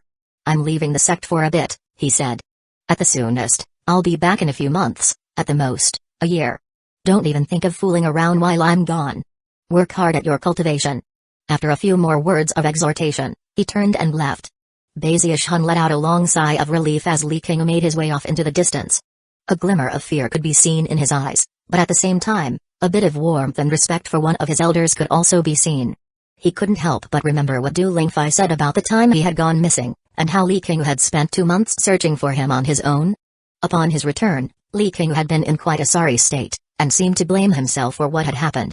After Bazish-hun's father and mother fell sick and died, he hadn't shown such warmth and respect to anyone. At some point, though, he had came to view Li King as one of his own relatives. Because of Li King's admonition, Bazish-hun changed his ways for about half a month. During that time, he ceased clearing his throat to attract attention, and instead focused his attention on Zhuzinki's Immortal's Cave. In all of the sect, she was the only person who knew him personally but refused to call him Sect Uncle Bay. After a few months passed, he started to get a bit depressed. After all, he could only catch sight of Zhuzinki whizzing around on her blue flying silk. Considering that he was incapable of flight, it didn't matter how much he chased after her, he could only watch in dismay as she flew away. There are probably only a few magical devices in the whole sect that chi condensation disciples can use to fly. Without a special technique like the one that Chen Heng used, the only way to fly is to get one of those magical devices. It's so unfair. My master should have gifted me with such an item. My master. Sighing, he walked along for a bit more before suddenly stopping in his tracks. Looking up in thought for a moment, he suddenly turned and headed toward Mount Daoseed. As the junior brother of the sect leader, he had unrestricted access to Mount Daoseed, and before long, there he was at the top of the mountain, where sect leader Zhenyu Ondong's grand hall was located. Swaggering in, Bazish-hun called out, "Elder brother sect leader, oh dear elder brother sect leader. I want to go offer incense to my master." Zhenyu Ondong sat there in the hall cross-legged in meditation. As soon as he heard Bazish-hun's voice, he sighed. In recent days, so many people had come to visit him that he had lost count. He had heard all about Bazish-hun's doings, and had long since come to regret the situation. Unfortunately, as the old saying went, the timber had already been grafted into a boat, and there was little to be done. After all, despite Bazish-hun's peculiar preoccupations, he wasn't doing anything to hurt anyone. Hearing Bazish-hun continue to call out to him, Zhenyu Ondong slowly rose to his feet, cleared his throat, and looked over solemnly. "Calm down, I heard you." Looking very charming, Bazish-hun hurried over and clasped hands in greeting. "Junior brother offers greetings, elder brother sect leader." Zhenyu Ondong sighed inwardly. Although he knew what was going on, he couldn't help but shake his head and smile wryly as he led Bazish-hun into the restricted area behind the mountain. In the Immortal's Cave in that area, a portrait was hung on the wall depicting a middle-aged man. The man smiled faintly as he looked off into the distance, emanating a unique aura that made his image look quite lifelike. Beneath the portrait was a small tribute altar, upon which could be seen some spirit fruits and spirit candles. The Immortal's cave was simple but elegant, and filled one with a sense of incredible dignity. As soon as Baziush-hun entered, he hurried over to the portrait and plopped down into a kneeling position. Then he began to kowtow deeply, touching the floor with his forehead 9 times, his expression very solemn. Finally, he looked up at the portrait, his eyes radiating pious sincerity. "Master, apprentice has come to pay respects." Zhenyu Ondong stood off to the side looking on. Although he knew Baziush-hun was stubborn and mischievous, he also could tell that he had a filial heart. Considering Zhenyu Ondong's experience in life, he was able to tell from Baziush-hun's expression that the pious sincerity was real, and not an act. But then, Baziush-hun continued to speak. "Master, your apprentice has been going through some tough times. I can't even fly. Other disciples' masters have all given them magical items to help them fly, as well as life-protecting treasures. Sadly, I don't have anything. But that's fine, Master. Your apprentice doesn't care about material things anyway. As long as I can burn some incense for you, sir, then I'm happy. Who knows, maybe your spirit in heaven will hear me and somehow manage to bequeath me with something." When Zhenyu Ondong heard this, his eyes went wide. "Master, it wasn't very long ago that your apprentice gave everything to protect the sect, to ensure that its 10,000-year legacy continued on. To protect the honor of the sect, I was chased down relentlessly, and during that time, all of my magical items were lost or ruined. I came back to the sect without anything to call my own. My bags are empty. I'm more impoverished than a servant. I don't want you to feel any pressure, though, Master. It's fine. Your apprentice isn't afraid of lacking defensive magical items. Even if I don't have a magical flight device, I'll still go through hell or high water for the sect. It's my duty. However, if enough time goes by and I haven't come to burn incense for you, Master, then that will just go to show that my lack of life-protecting magical items and magical flight devices has caused me to lose my poor little life. At least then I will be able to personally go to reunite with you, sir." Even as he spoke, Baziush-hun looked out at his dear elder brother sect leader out of the corner of his eye. Zhenyu Ondong's face twitched. He was truly stupefied. In all the years he had practiced cultivation, this was the first time he had ever encountered a disciple as outlandish as Baziush-hun. Chuckling bitterly in his heart, he looked up at the portrait of his master, and then thought for a long moment. It was true that when he had first been apprenticed to his master, he had been bequeathed with a protective magical device. Having reached this point in his train of thought, Zhenyu Ondong looked over at Baziush-hun, his gaze softening. Before long, Baziush-hun and Zhenyu Ondong left the Immortal's cave. The entire time, Baziush-hun was looking at Zhenyu Ondong out of the corner of his eye. Eventually, they reached the Grand Hall on Mount Deoseed, whereupon Zhenyu Ondong stopped walking. Turning to look at Baziush-hun, he waved his hand, causing 2 streams of light to fly out, one of them gold, the other white. The golden light contained a palm-sized flying sword. However, its mere appearance caused the air around it to distort as it radiated waves of heat. It seemed completely extraordinary, and was covered with countless complicated magical symbols which glittered radiantly, and caused fluctuations to spill out in all directions. The white light contained a small shield, also palm-sized. It was made of white jade, and carved with extremely lifelike immortal cranes. It also radiated an intense warmth. Baziush-hun could instantly tell that they were extraordinary items. Eyes shining, he began to pant as he realized that there was something even more outstanding to the 2 items. Both of them were decorated with 3 unique flowing sets of lines. Zhenyu Ondong looked gently at Baziush-hun, his eyes gleaming with encouragement. "Within the golden crow sword is sealed a golden crow," he said. "It contains the power of blazing fire, and can summon an illusory golden crow of the same cultivation base as the person summoning it. It can be used to fly, and can be used until the early foundation establishment stage. If it is destroyed, it will unleash incredible power. The Divine Crane Shield is a defensive magical device created from the soul of an immortal crane. It can protect you from any deadly crisis less powerful than foundation establishment. My master performed 3-fold spirit enhancements on both of these items, but didn't dare to proceed beyond that. Back when I joined the sect, my master gave them to me, and I hereby represent him to bequeath them to you." Baziush-hun excitedly accepted the items and began to fondle them admiringly. "Thank you, Master. Thank you, dear elder brother sect leader."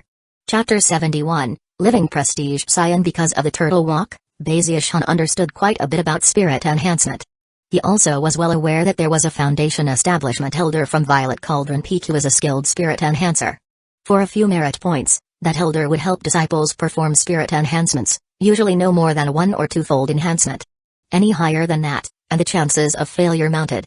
The fact that these two magical items had both received threefold enhancements meant that Bazius-hun wouldn't have to waste any fuel on his own three-colored flame, and would also be able to freely use them in the public eye. After returning to Fragrant Cloud Peak, he immediately set to work familiarizing himself with the Golden Crow Sword and the Divine Crane Shield. As soon as he sent some spiritual power into them, they began to radiate intense heat. "Now these are some treasures," he exclaimed. Taking a deep breath, he performed an incantation gesture and pointed out. A thrumming sound filled the air as the Golden Crow Sword transformed into a golden beam of light that shot off, leaving behind a wake of burning heat that caused everything around it to ripple and distort. With another incantation gesture, he sent more spiritual power pouring into the sword, whereupon the bright glow surrounding it expanded until the vague shape of a golden crow became visible. It was little more than an outline, but the instant it appeared, incredible pressure began to weigh down, and the temperature in the area increased rapidly. All of that caused Bazius-hun's heart to thump excitedly. Panting, he stared at the Golden Crow Sword, eyes shining more and more brightly. Soon, he began to laugh in excitement. "This sword is way better than my little wooden sword. Wow, my master is awesome." With that, he dashed into motion, leaping up into the air and landing onto the back of the illusory Golden Crow. Although the Golden Crow was blurry and vague, its back was as flat and sturdy as a board, and when Bazius-hun sent some spiritual power into it, he felt almost as if he had become a part of it. After stepping onto the Golden Crow, he performed an incantation gesture and pointed out, which caused him to fly up into the air. Then he soared in a big circle around Fragrant Cloud Peak, whizzing through the air above the crowds. When people looked up in surprise, he would slow down, hold his head high, and puff his chest out. When cries of astonishment began to ring out, he would finally increase his speed again. "I, Bazius-hun, can finally fly." Spirits soaring, he laughed inwardly as his tour took him over the 10,000 Medicines Pavilion. However, it was only moments later, just as he was about to head toward one of the other mountain peaks, that the Golden Crow suddenly faded away, and the sword fell out of the sky. Bazius-hun screamed as he tumbled down along with it. Thankfully, what lay below wasn't a bottomless pit, but rather, one of the small paths that ran through the sect. He landed at a run, and only managed to gain control after several steps. Then he looked over and realized how high up this path was, and that if he had fallen off, even his undying skin wouldn't have saved him. His face went pale. That was way too dangerous, he thought, shivering. With that, he picked up the Golden Crow Sword. Probing his inner spiritual power, he realized that he had been almost completely drained, which was why he had ended up falling. For a chi condensation cultivator, flying on a sword took a huge amount of energy. Most who were in the 7th level of chi condensation would only be able to last for a few breaths of time before they had to stop. Even Bazius-hun, with his unusually refined spiritual power, couldn't even last 100 breaths. Fearful of falling to his death, he didn't dare to test the sword out anymore. Looking around furtively for a moment to see if anyone had seen what just occurred, he caught sight of a burly man off in the distance, who was staring at him, his jaw hanging open. When Bazius-hun saw him, his eyes widened and he hurried over. "Whoa, aren't you Sect Nephew Wolf?" When the burly man heard the word Sect Nephew Wolf, he immediately shivered. Grimacing, he clasped hands and said, "I'm Disciple Liurgu. Greetings, Sect Uncle Bay. I didn't see anything happen just now." Bazius-hun had encountered Liurgu when he was selling spots in the inner sect. Back then, the man had called himself Lord Wolf. Bazius-hun humphreed a few times, then proceeded to frighten Liurgu a bit more to ensure that he wouldn't spread news of what had happened. Then he patted him on the shoulder, gave some promises to help him out in the future, and finally left. Liurgu wiped the sweat from his brow before hurrying off. As he walked along, Bazius-hun rejoiced that it was only Liurgu who had seen his slight mishap. If it had happened when he was flying around by the 10,000 Medicines Pavilion, his name would have been ruined forever. People. You really can't become too famous. Then things just become difficult." Sighing to himself, he clasped his hands behind his back and strolled back to his courtyard residence. After a bit of hesitation about what to do, his eyes flickered with determination. "No, I have to focus on cultivation. Only being able to fly a little bit isn't inherently bad, but what would happen if I was fleeing for my life? What if I escaped my enemies only to fall to my death? That would be really pointless." With that, he once again began to study the Golden Crow Sword and the Divine Crane Shield. Just to be safe, I should paint these two magical items as well. That way, people will think it's just a hobby of mine. Then if I pull out other spirit-enhanced magical items in the future, they won't think too much of it. After some more thought, he prepared some dye from brightly colored plants and proceeded to paint the Golden Crow Sword and the Divine Crane Shield. After covering up the faint spirit designs, He tested out the 2 items one more time. Finally, he looked pleased. One of these days when my skill in the Tao of medicine is high enough, I'll enhance some plant-based dyeing materials, and then I can be completely confident. Baziush-hun was an inherently cautious person. Although he had run amok to some extent because of becoming the junior brother of the sect leader, he had a bottom line that he wouldn't cross. What a pity my cultivation base still isn't high enough. The last time I was following Zhuzinki around, it seemed that she was already in the 8th level of chi condensation. The only way to be able to use a flying sword for any length of time is to have a higher cultivation base. Determination filled his heart. After the incident with the Luotian clan, he had came to fully understand how brutal the cultivation world could be. He had also realized that the ability to flee at top speed was crucial when one's life was on the line. If he had been able to fly on a sword back then, he would have been able to escape with Du Lingfei and Hu Yunfei no matter what the Luotian clan tried to do. I need to concoct pills, he thought, eyes gleaming. Considering his current status, although he couldn't get free ingredients from the sect, there were certain pill formulas that he could get for only a few merit points. In the following days, Fragrant Cloud Peak became a quiet place, and Baziush-hun was rarely seen. He acquired large amounts of medicine formulas, and also used the spirit stones and other items he had acquired from the Luotian clan members to go to the market and purchase a variety of medicinal plants. Then he made his way to the medicine concocting pavilion, where he went into seclusion to concoct medicine. Time flew by. A few months later, it had been nearly half a year since Baziush-hun returned to the sect. At first, the sect had been thrown into an uproar because of him, but then things had suddenly gone very quiet. Many people found it hard to adapt. At the same time, the fact that Baziush-hun had become a prestige disciple gradually spread outside of the sect. Soon, people all over the Eastwood continent came to hear of the matter. Of course, there were countless cultivator clans in the Eastwood continent, many of which were connected to the Spirit Stream sect in various ways. The Luotian clan had been only one among many such clans. To the disciples of the Spirit Stream sect, although the title of prestige disciple was to be looked up to, being the junior brother of the sect leader was even more impressive. However, to the cultivator clans at large, it was exactly the opposite. They would respect a prestige disciple far more than they would the junior brother of the sect leader. In fact, they almost didn't care at all about the sect leader's junior brother. In contrast, they would be driven to near madness by a prestige disciple. After hearing the news that Baziush-hun had become a prestige disciple, many patriarchs of the various cultivator clans got very excited. In their eyes, he was a virtual gold mine. A living prestige scion. If they could bring Baziush-hun into their clan, then his descendants would have almost limitless possibilities for the future. As the number of such descendants grew, and considering that the clan would have the support of the Spirit Stream sect, glory was guaranteed. To vassal clans in the cultivation world, it would ensure a meteoric rise, like the fish who jumped the Dragon Gate. After all, the Spirit Stream sect had only ever had 9 prestige clans. Those 9 clans could often influence the decision-making process of the sect as a whole. Although such influence wasn't necessarily very vast, it was still worthy of consideration. Such a clan would form a part of an enormously powerful entity, and would be the subject of intense envy from other cultivator clans. In the past, most clans couldn't influence anything. They could only offer allegiance to the Spirit Stream sect and then perform various services with the hope of gaining prestige status. But now, Baziush-hun had appeared. Most wonderful of all was that he wasn't a member of any cultivator clan. He came from the mortal world, and he had no Taoist partner. He was a free ticket to becoming the 10th prestige clan, and as such, all of the cultivator clans in the Eastwood continent were thrown into a frenzy. Find the prettiest maiden in the entire Zhou clan.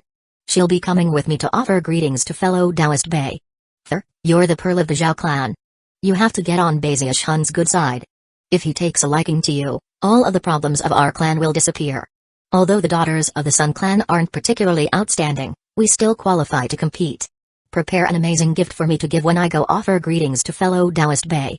Countless cultivator clans sprang into action, using all sorts of methods, including calling upon their clan members who were already within the sect to try to get in touch with Baziush-hun. Even the North Bank was affected.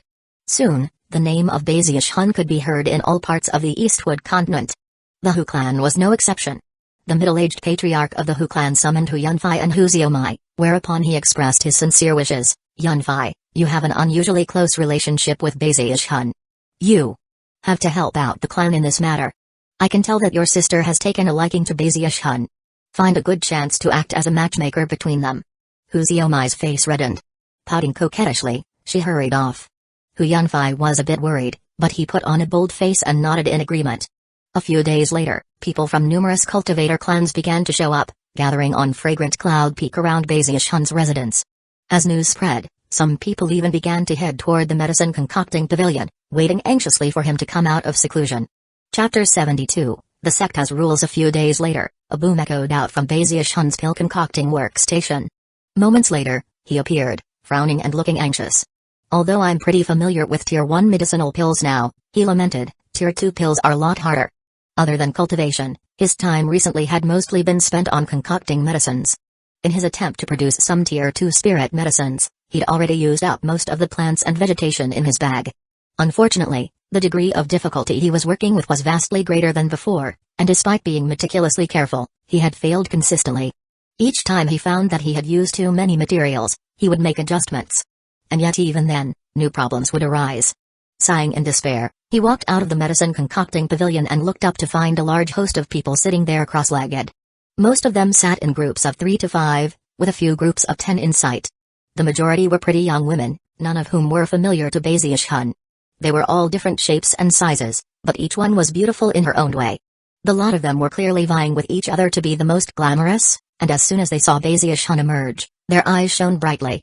Most had older folk sitting next to them, who also seemed delighted to see Bazius-hun.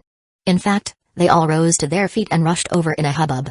Taken aback, and a bit unsure of what was going on, Bazius-hun subconsciously stepped back a few paces. Hey, hold on. What? What are you people doing? Fellow Taoist Bay, I'm Zhao Tanhai. Zhao Yiduo is my nephew. Ha ha ha. Fellow Taoist Bay, you truly are a young hero, a man of striking appearance and talent. Fellow Taoist Bay. What a dragon among men, heroic and extraordinary. A single glance reveals that he is like a rock soaring among the clouds, someone with unlimited potential. Ahem. I am Sun Yunshan, and these young women are all beauties from my clan. Fellow Taoist, if I'm not mistaken, you're lacking in terms of maidservants, correct? Fellow Taoist Bay, I am Zhu Tian. A single glance at you, fellow Taoist Bay, and I can clearly sense your heroic spirit. You are obviously the future overlord of the eastern reaches of the cultivation world. We were destined to be friends at first sight. Look at these young women standing next to me. Every single one is a precious pearl of the Zhu clan. A clamor of voices rang out, each one trying to speak first and loudest. Bazius-hun's eyes went wide, and he retreated a few more steps. However, it only took a moment for him to realize that these people had come to offer their clan daughters to him. He wasn't sure exactly why it was happening, but upon looking the young women over, he could see that all of them were exceptionally beautiful. In fact, many of them could be counted as being his type. The way they were being offered up seemed to indicate that if he didn't accept, he would be refusing to give them face. Instantly, Bazius-hun was on guard. Of course, he was adept at dealing with people, so he didn't let any hint of that show on his face. A broad smile appeared, and after exchanging some meaningless pleasantries with the spokesman from the various cultivator clans, he managed to extricate himself. However, before he could reach his residence, he ran into others who had stationed themselves along the way. All of them had similar words to speak with him, and offered him their clan daughters as well as other gifts and promises. Something big must have happened, but what? He thought. Could it be that they found out one of my ancestors was an immortal? Maybe I'm not from the mortal world after all. I'm actually descended from some exalted, powerful individual? Heavens! How could I not have been aware? Mind spinning, he hurried along until his residence came in view. However, it was surrounded by a crowd of individuals from various cultivator clans, all of whose eyes glistened with hope. It was as if the mere nod of Bazius-hun's head would cause them to do anything he wished. That was especially true of the young women. They all clustered around Bazius-hun, glaring antagonistically at each other, pushing and shoving each other back and forth. The sight of it all caused Bazius-hun's scalp to go numb. He was completely surrounded, and no matter which way he tried to move, he ran into something soft and warm. They even began to tug at his clothing, causing his heart to pound. Finally, a cold snore rang out, and Hueco appeared. Glaring angrily, cheeks puffed, she stormed up to him, shoving the other young women aside. Get out of my way. What do you people think you're doing? This is Fragrant Cloud Peak of the Spirit Stream sect. Don't you bunch of old coots know how to keep your cool? Get out of my way, all of you. Hey you. Look at you. You're skinnier than a green bean. What are you shoving people around for? And you. You're fatter than a dairy cow. Get the hell out of my way. Hueco sounded genuinely furious as she pushed aside all of the young women crowding around Bazius-hun. She was small and delicate, but she was fuming, and seemed to be filled with boundless strength.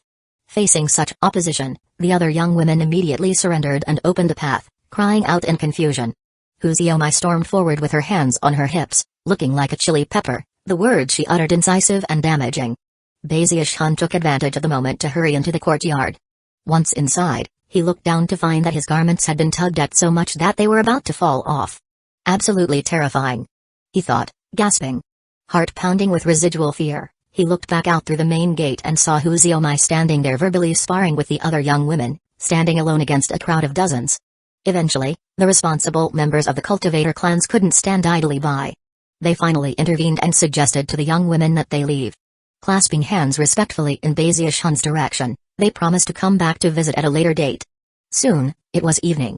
It was quiet outside of Bazius gate, but off in the distance, people from various cultivator clans were sitting cross-legged in meditation, seemingly guarding the area. All of these people had used various means and methods to come from afar, and also had ways to keep themselves from being driven away. Bazius was sure that something momentous had occurred. Looking at the quiet scene outside, he eventually dragged Hueco into the courtyard. To outsiders, Hueco was as fiery as a hot pepper, but as soon as Bazius hand made contact with her, her face turned bright red, and she felt dizzy. Her tiny frame almost went limp as Bazius dragged her inside. When she spoke, her voice was as soft as the drone of a mosquito. Big Bazius, there are so many people around, what are you planning to do to me? Huh? Bazius said, staring in shock. Seeing Hueco's odd countenance, he could tell that something was wrong with her, and quickly slapped her cheek. When she didn't seem to recover, he slapped her again. Hueco immediately regained her senses. What's wrong with you? She snapped, stamping her foot. However, realizing she had been the one in the wrong, she tossed a jade slip to him, and then turned heel and fled. As he watched Hueco flee into the distance, Bazius stood there wondering what was going on. Finally, he looked down at the jade slip and scanned it with spiritual power.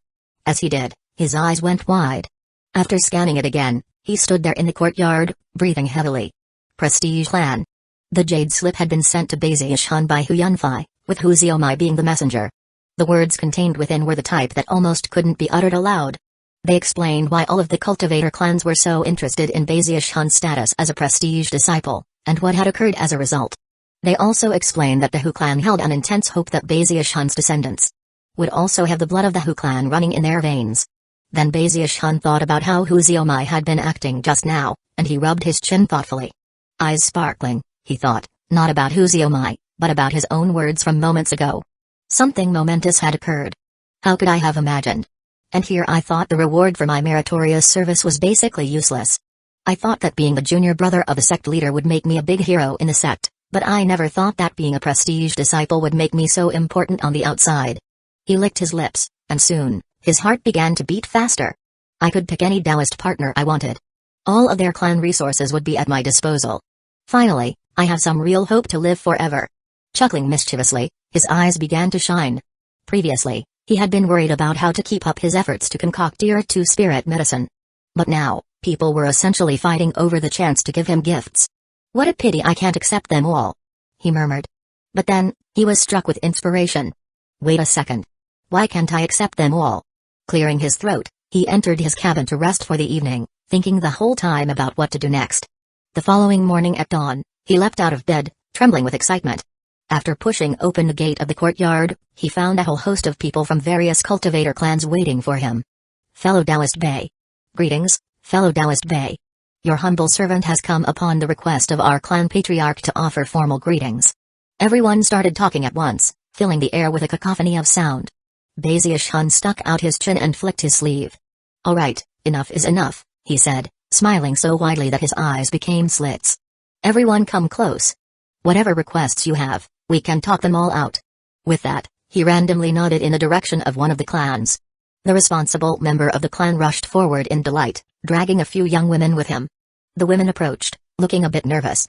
As for all of the other observing clans, they also seemed nervous, although for different reasons. They quickly began to transmit messages back home. Things went on like that for the next clan, and then the next. One by one, all day. Bazius met with dozens of them. He didn't choose any of the clan daughters, and yet, neither did he refuse anyone. He merely told them that he needed some time to think, and that the matter was too weighty to decide on a whim. As for all of the introductory gifts, he didn't refuse a single one. Bazius Always handle all matters in a just and fair manner. Considering that I haven't yet chosen which honorable clan to ally with in marriage, I truly am unable to accept your gifts. Those were the words he would speak to each and every clan. Of course, the more he spoke in such a way, the more the cultivator clans insisted that he accept their gifts. In fact, they grew even more polite. Many of them went on to say that even if no marriage resulted, they still wished to be good friends. Only then did Bazius-hun reluctantly accept the gifts. Although they might be fools, the people from these cultivator clans weren't stupid. They knew that when Bazius-hun said he needed to think about the matter, he was most likely just waiting to see which clan would make the best offer.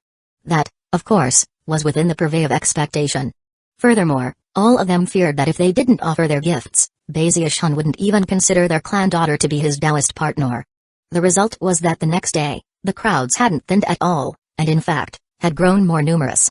Furthermore, some of the cultivator clans even went so far as to say that even if their clan daughter couldn't become Bazius-hun's Taoist partner, they were still willing for her to be a maidservant to warm his bed at night. As long as she could pass on his bloodline, and he acknowledged them formally, that would be sufficient. All of the visiting clans continued to offer more and more gifts. In fact, it got to the point where Bazius-hun was getting a bit nervous. Eventually, he truly wanted to refuse, and yet wasn't able to. Fine, I guess I'll accept. Not accepting isn't really an option, huh? For 7 or 8 days in a row, he continued to receive the clans and accept their gifts. Every morning at dawn, he would walk out to find a whole host of people waiting for him. 3 more days passed. When dawn broke, Bazius-hun pushed open the main gate, whereupon his jaw dropped. Shockingly, not a single person could be seen. Everything was peaceful and quiet. As far as the eye could see, the area was empty. The only things he could see were some 5-colored phoenixes, flying gracefully high above. The phoenixes were the beloved pets of Elder Zhu, and often soared above fragrant cloud peak around dawn. They would usually fly together in a flock, and were especially beautiful. Many disciples were jealous of them. Bazius-hun rubbed his eyes and looked around. Thinking that perhaps he had opened the gate incorrectly, he went back in, closed it, and then tried again. However, the result was the same. What's going on? He thought, shocked. He quickly went off to find Hu Yunfei to ask for an explanation. Hu Yunfei sighed and looked at Bazius-hun. Last night, the sect leader issued a dharmic decree. As your elder brother, he notified the cultivator clans that according to sect rules, you can't accept a Taoist partner within the next 100 years. Therefore, everyone had no choice but to leave. Bazius-hun's jaw dropped. Feeling very wronged, he said, no more income. No more marriage. Hu Yunfei wasn't sure whether to laugh or cry. A moment later, though, he thought of something, and said, Ziushun, a friend of mine from Greencrest Peak told me that you and Shangguantanyu have a beef with each other. Is that right? Well, just be aware that Qiondajan isn't important at all. However you choose to deal with him, the sect will tacitly agree. But things aren't so simple when it comes to Shangguantanyu. What do you mean not so simple? Bazius-hun asked. Is he more important than me or something? Having been a member of the Spirit Stream sect for so many years, Bazius-hun was well aware of how the sect tried to train its disciples. They pushed them toward greatness, prohibited deadly conflicts, and encouraged both cooperation and competition. Sect rules govern basic behavior. The elders of the various mountain peaks, as well as the peak lords themselves, provided assistance and training. And the Hall of Justice was a looming threat to deter bad behavior. The sect essentially had all aspects under control. Of course, considering that between the north and south banks the Spirit Stream sect had several 100,000 disciples, it was obviously impossible to micromanage everything. Disciples would have conflicts and fights, and certain improper attitudes were impossible to control. However, the rewards and punishments in place were clear, and anyone who violated them would be strictly dealt with. Bazius-hun had performed an incredible service for the sect, possessed profound skill with plants and vegetation, and could unleash extraordinary battle prowess. The sect was naturally aware of that, and valued him greatly. Of course, they didn't cater to his every whim like a servant. If people insulted or provoked him, they wouldn't leap out to protect him. No disciple enjoyed such treatment, neither Shangguantanyu nor Bazius-hun. Because of that, Bazius-hun was of the belief that Shangguantanyu, an arrogant, famous chosen who other outer sect disciple went so far as to call young lord, was still not worthy of his own attention. After a moment of thought, Hu Yunfei responded, eyes shining as he told Bazius-hun everything he knew. Shangguantanyu has great ambitions. He hopes that one day he will be able to enter the legendary legacy echelon. As such, he has continuously kept his cultivation base suppressed, keeping him between the outer and inner sects. When the next trial by fire for chosen from the north and south banks comes, He wants to take first place, and enter the inner sect at the top. That will earn him the chance to enter the legacy echelon. Were it not for that, he would have long since applied for an ordinary trial by fire to enter the inner sect. After all, anyone who reaches the 8th level of chi condensation may do so. Shocked, Baziush-hun asked, how come everyone wants to get into the legacy echelon? Zubakai told me that Shuzinki, Lu Tanlai, and everyone else wants to. Members of the legacy echelon have a similar status to prestige disciples. However, it's a different branch within the spirit stream sect. You see, the spirit stream sect is different from mother sects.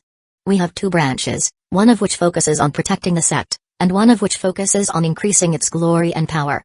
Everyone from the servants to the disciples in the 3rd level of chi condensation are lumped together in one lower group. Those from the 4th to the 8th level of chi condensation constitute the outer sect. At the 8th level, you can apply for a trial by fire to enter the inner sect. If you can reach foundation establishment, then you can become a foundation establishment elder, and maybe even a peak lord. After 2 60-year cycles pass, if you break through to the gold core level, then you can become a prime elder, responsible for protecting and managing the sect. That is the first branch. The second branch is the legacy echelon. There is only one way to get in, and that is to break through to the gold core level before 2 60-year cycles pass. From then on, you will become a tool to ensure that our sect earns an even greater position in the cultivation world, that it acquires even more powerful resources and wealth. Anyone who takes first place in the chosen battles will be in line to enter the legacy echelon. I'm not really sure about the exact details, but I do know that there are rules about the whole thing.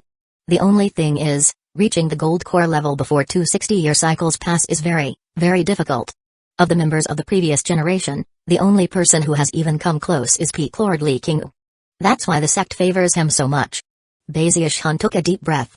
This was his first time hearing an explanation of the legacy echelon, which also gave him a much clearer understanding of the sect itself. Soon, he left, and as he made his way off, he continued to ponder the matter. Legacy echelon. Chapter 73, Who Did This? Sighing, Baziush-hun left Hu Yunfei's residence and returned to his own courtyard. He looked up at the sky, then around at the surrounding scenery, and thought about the cultivator clans. In his opinion, his elder brother sect leader had acted a bit domineering, and yet, even though it was now impossible to collect any more gifts, at least there was no need to return the ones he had already taken. Yeah. It's not my fault. It's the fault of elder brother sect leader's dharmic decree. Having reached this point in his train of thought, Baziush-hun felt a bit better. After organizing all of the gifts, he went down to the market to buy a large quantity of medicinal plant ingredients for Tier 2 spirit medicines. Then, he returned to the medicine concocting pavilion to continue his cultivation and concocting work. The truth was that originally, Zhenyu Ondong didn't want to get involved in the matter with Baziush-hun and the cultivator clans. However, the events had unfolded in shocking fashion. The previous 9 prestige disciples had all been conferred their titles posthumously, after being killed in battle. Furthermore, all of them had been members of various other cultivator clans. Although none of them had ever had any direct descendants, they all had relatives among their various clans. Because of that, no problems had ever arisen, and their clans had smoothly transitioned into being prestige clans. Of course, the sect highly valued and also protected such clans. But now, Baziush-hun was a living prestige disciple, a terrifying status to say the least. At first, it hadn't been obvious, and time had simply passed by. Zhenyu Ondong and many others never thought much about what it meant to have a living prestige scion in their midst, and how enticing such a person would be to the cultivator clans. But then, the cultivator clans began to show up in great numbers. At first, Zhenyu Ondong had merely observed the goings-on. As far as he was concerned, it didn't really matter which clan Baziush-hun picked. How could he have ever imagined that with all the competition, the clans would have gone to the lengths of offering their clan daughters as handmaidens, just to acquire someone with Baziush-hun's bloodline? Zhao Yuandong could only imagine what would happen if Baziush-hun's gave in to the temptation. If that happened, it wouldn't be long before he could sire hundreds of descendants. According to the clan rules, all first-generation descendants of a prestige disciple were automatically allowed to enter the inner sect, and would receive special treatment and training. Furthermore, after those descendants began to propagate, there would be hundreds of branches of the prestige clan. Within a few hundred years, the entire spirit stream sect would be filled with the Bei clan. The final results would be grave indeed. In addition to all that, as long as Baziush-hun remained alive, all he had to do was continue to sire offspring, and the matter would never end. He would become a living nightmare for the sect. Because of such considerations, Zhenyu Ondong held an emergency meeting with the sect elders, including the prime elders. Their joint decision was that Baziush-hun could not accept a Taoist partner for 100 years. Although it was a bit overbearing, Zheng Yuandong felt that there was no other option. He didn't want to bet everything on Bazius Hun's ability to resist temptation. He could only hope that after 100 years, Bazius Hun would grow up and be a bit more mature. Time passed. Soon, a year had gone by. During that time, it was almost as if Bazius Hun had gone missing from the South Bank. Few people ever saw him. He spent all of his time concocting medicine and practicing cultivation. He rarely left the medicine concocting pavilion, where he worked hard at producing Tier 2 spirit medicine. His cultivation base had also slowly made progress. Soon, he was in the middle of the 7th level of chi condensation. Furthermore, he resolved one problem after another when it came to concocting Tier 2 spirit medicine. The truth was that most other journeyman apothecaries at his level would have long since concocted Tier 2 medicines. But Bazius Hun was stubborn, and refused to start concocting another batch without first resolving each and every problem he found in the previous batch. Eventually, after an entire year, he was finally convinced that he had resolved all of the issues regarding the concoction of Tier 2 spirit medicine. With all the problems gone, he began yet another batch. Violet Chi Spirit Ascension Pills. He exclaimed, eyes bloodshot. They were a Tier 2 medicinal pill suitable for the 8th level of chi condensation and under. Following the recipe precisely, he selected numerous types of plants and vegetation, organized them carefully, and then began to feed them into the pill furnace. After carefully adjusting the earth flame, he kept a close eye on the pill furnace, occasionally adjusting the spiritual energy he fed inside. After 6 hours passed, the pill furnace suddenly began to shake. A strong medicinal aroma wafted out, and Bazius Hun's eyes began to shine brightly. Leaning toward the pill furnace, he slapped it on the side, whereupon 3 red medicinal pills flew out. It worked! He exclaimed excitedly. Grabbing the 3 pills, he looked them over. But then, his eyes went wide. Hold on a second. Something's not right. According to the description, Violet Chi Spirit Ascension pills are supposed to be violet. How come these ones are red? After scratching his head for a moment, he lifted the pills up to his nose and inhaled deeply. The medicinal aroma was strong, and contained plenty of spiritual energy. However, the smell was somewhat odd, and considering that they were the incorrect color, he didn't dare to consume them. Sitting there thoughtfully, he thought back to all of the various steps he had taken during the concocting process. 2 hours later, his eyes snapped open, and he laughed bitterly. I put in a bit too much superagate flower pollen. That tainted the rest of the medicinal plant ingredients, producing this strange side effect. With that, he placed the 3 red medicinal pills off to the side, and once again began to concoct. This time, when the pill furnace began to shake, and the medicinal aroma spread out, a single violet medicinal pill flew out. After examining it closely, an expression of deep satisfaction appeared on Bazius Hun's face. He quickly began another batch. In the following days, he continued to produce more batches, until he had a few dozen Violet Chi Spirit Ascension pills. That having been accomplished, he sat down off to the side, exhausted. After some rest, he produced the red pills and looked at them with some hesitation. As far as he was concerned, each and every one of the pills he had just concocted was very valuable, and furthermore, when it came to ingredients, he was already starting to run short. According to the concocting instructions, as long as the pill is formed, it counts as a success. These red Violet Chi Spirit Ascension pills have a bit too much superagate flower pollen, which caused their color to change. However, all that means is that they will have lost some effectiveness. After a moment of hesitation, he slapped his bag of holding to produce a green bamboo needle. It was an item he had acquired from the sect for use in medicine concocting, which could be used to make a general assessment of whether any given medicinal pill was toxic or not. After carefully inserting the needle into one of the red medicinal pills, he waited for a moment, then pulled it back out. The bamboo needle looked exactly the same as before, as opposed to being black. Not toxic, he said with a sigh of relief. However, out of caution, he still chose not to consume any of the red pills. Instead, he held them in hand as he left the medicine concocting pavilion. Outside in the dawn air, he began to walk down one of the small paths that wound through the sect. Up above, he could see a flock of 5 colored phoenixes gliding elegantly through the air, occasionally making piercing cries that echoed out. Ignoring the phoenixes, he headed toward one of the local spirit tail chicken farms, where he acquired a spirit tail chicken. After returning to his courtyard, he put the chicken down and then tossed one of the red medicinal pills out in front of it. The spirit tail chicken had originally been sitting there looking a bit tired. But then it caught sight of the red medicinal pill. A tremor ran through it, and it suddenly leapt to its feet, rushed forward and back down toward the pill. However, it was at this exact moment that an intensely powerful cry rang out from up above. Then, a powerful wind gusted by, and before the spirit tail chicken could reach the pill, it was blown off of its feet. A bit frightened, Bazius Hun leaped backward. At the same time, the 5 colored phoenixes closed in from up above, eyes wide, fighting amongst themselves the entire way. Finally, one of the strongest among the group, a male, succeeded in shoving aside his companions, whereupon he snapped up the medicinal pill and swallowed it down. Looking with contempt at the spirit tail chicken that had been blown off to the side, the phoenix then flew up gracefully into the air. Bazius-hun wasn't sure whether to laugh or cry. Eyes wide, he could do nothing but watch as the phoenix ascended upward. However, after flying only a short way, the elegant phoenix began to shake, and then let out a protracted wail. His eyes turned bright red as they filled with veins of blood. All of his feathers suddenly stood on end, making him look like a fireball that was about to explode. Even more shocking was that the powerful male phoenix's muscles began to swell and ripple. Cracking sounds emanated out as the entire phoenix grew larger. Most notable of all was how the feathered area between his 2 legs suddenly bulged with something hard and rod-like. A very peculiar expression could be seen on the face of the male phoenix as he looked around at the other phoenixes. The other phoenixes trembled, and were about to scatter, when the male phoenix charged madly toward them. Next, miserable shrieks began to ring out. Bazius-hun stood there in his courtyard, looking on aghast as the bulging male phoenix violated all of the other phoenixes. Moments later, unsated, the phoenix turned in his direction, his eyes burning just as red as before, his entire body seemingly bursting with flames.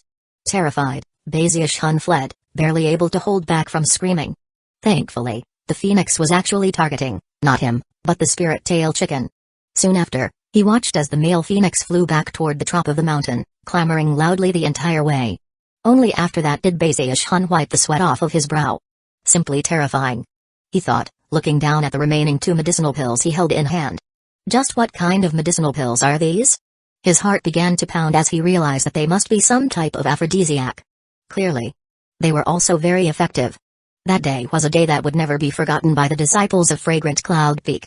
All birds on the mountain, regardless of what type they were ravaged by Elder Zhu's maddened phoenix. Countless disciples watched as one bird after another let out miserable shrieks.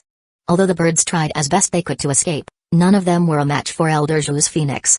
None managed to flee. The villainous phoenix didn't even spare the spirit tail chickens, much less the other birds that Elder Zhu had raised. Anything on the mountain with wings experienced a living nightmare that day. All of the disciples were talking about the matter, and their hearts trembled. Soon, word spread to Violet Cauldron Peak and Green Crest Peak. Some people even came over to see the miraculous events which were unfolding for themselves. Did you hear that over on Fragrant Cloud Peak, one of Elder Zhu's phoenixes went mad? It started pouncing on any bird it saw. I saw it with my own eyes. What a savage phoenix. It didn't even spare the passing magpies. Just what was Elder Zhu doing, huh? How could he let his phoenix act like that? It was really infuriating, you know. That phoenix seemed really turned on. It pounced on some of those birds over and over again. It was brutal.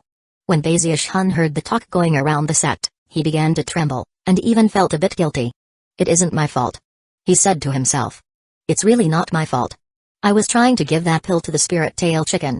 That phoenix stole it. Feeling wronged, he hurried back to the medicine concocting pavilion. After some thought, he came to the conclusion that there was no way anyone would figure out what had happened. There he sat in the medicine concocting pavilion, sighing as he pulled out the remaining 2 red medicinal pills, which he then looked at thoughtfully. These medicinal pills are actually really powerful. Maybe I could use them as trump cards in a fight. If I ever run into some wild beasts in the future, I'll have nothing to fear. Well, if I want to use them as trump cards, then I better create another pill which can incite intense desire in females. The 2 can complement each other. Bazius-hun could well imagine how 2 such pills could work together. If he encountered some dangerous beast in the future, he would merely throw a pill in one direction and then run off in the other. It was an exciting prospect, but the downside was that he had no medicinal formula to work with. After pondering the matter for a while, and considering all of the various types of plants and vegetation that he knew about, he mentally prepared his own medicine formula. About the time that Bazius-hun was considering how to create his own medicine formula, Elder Zhu returned to his residence at the top of Fragrant Cloud Peak. There, he stared at the ravaged and listless phoenixes, and then turned his head to see the male phoenix off in the distance, pouncing on his spirit tail chicken. Miserable shrieks then began to ring out. Elder Zhu's mind almost exploded. Trembling violently, he stood there feeling as if the entire world were spinning around him. Enraged, he cried out, "Who did this?" Chapter 74, So, it was Bazius-hun. Elder Zhu's voice filled the entirety of Fragrant Cloud Peak, echoing out in all directions. Strange expressions could be seen on the faces of countless disciples as they heard his words. After all, the events of that day had shaken everyone. The other elders on Fragrant Cloud Peak were also shocked by the ghastly events. The male phoenix was one of Elder Zhu's beloved pets, and therefore, no one was willing to even get near it. If the maddened beast were to accidentally be harmed, Elder Zhu would certainly be incensed. Most importantly, Elder Zhu was the only person on Fragrant Cloud Peak who enjoyed raising fine birds, and considering it was his personal affair, no one was willing to interfere.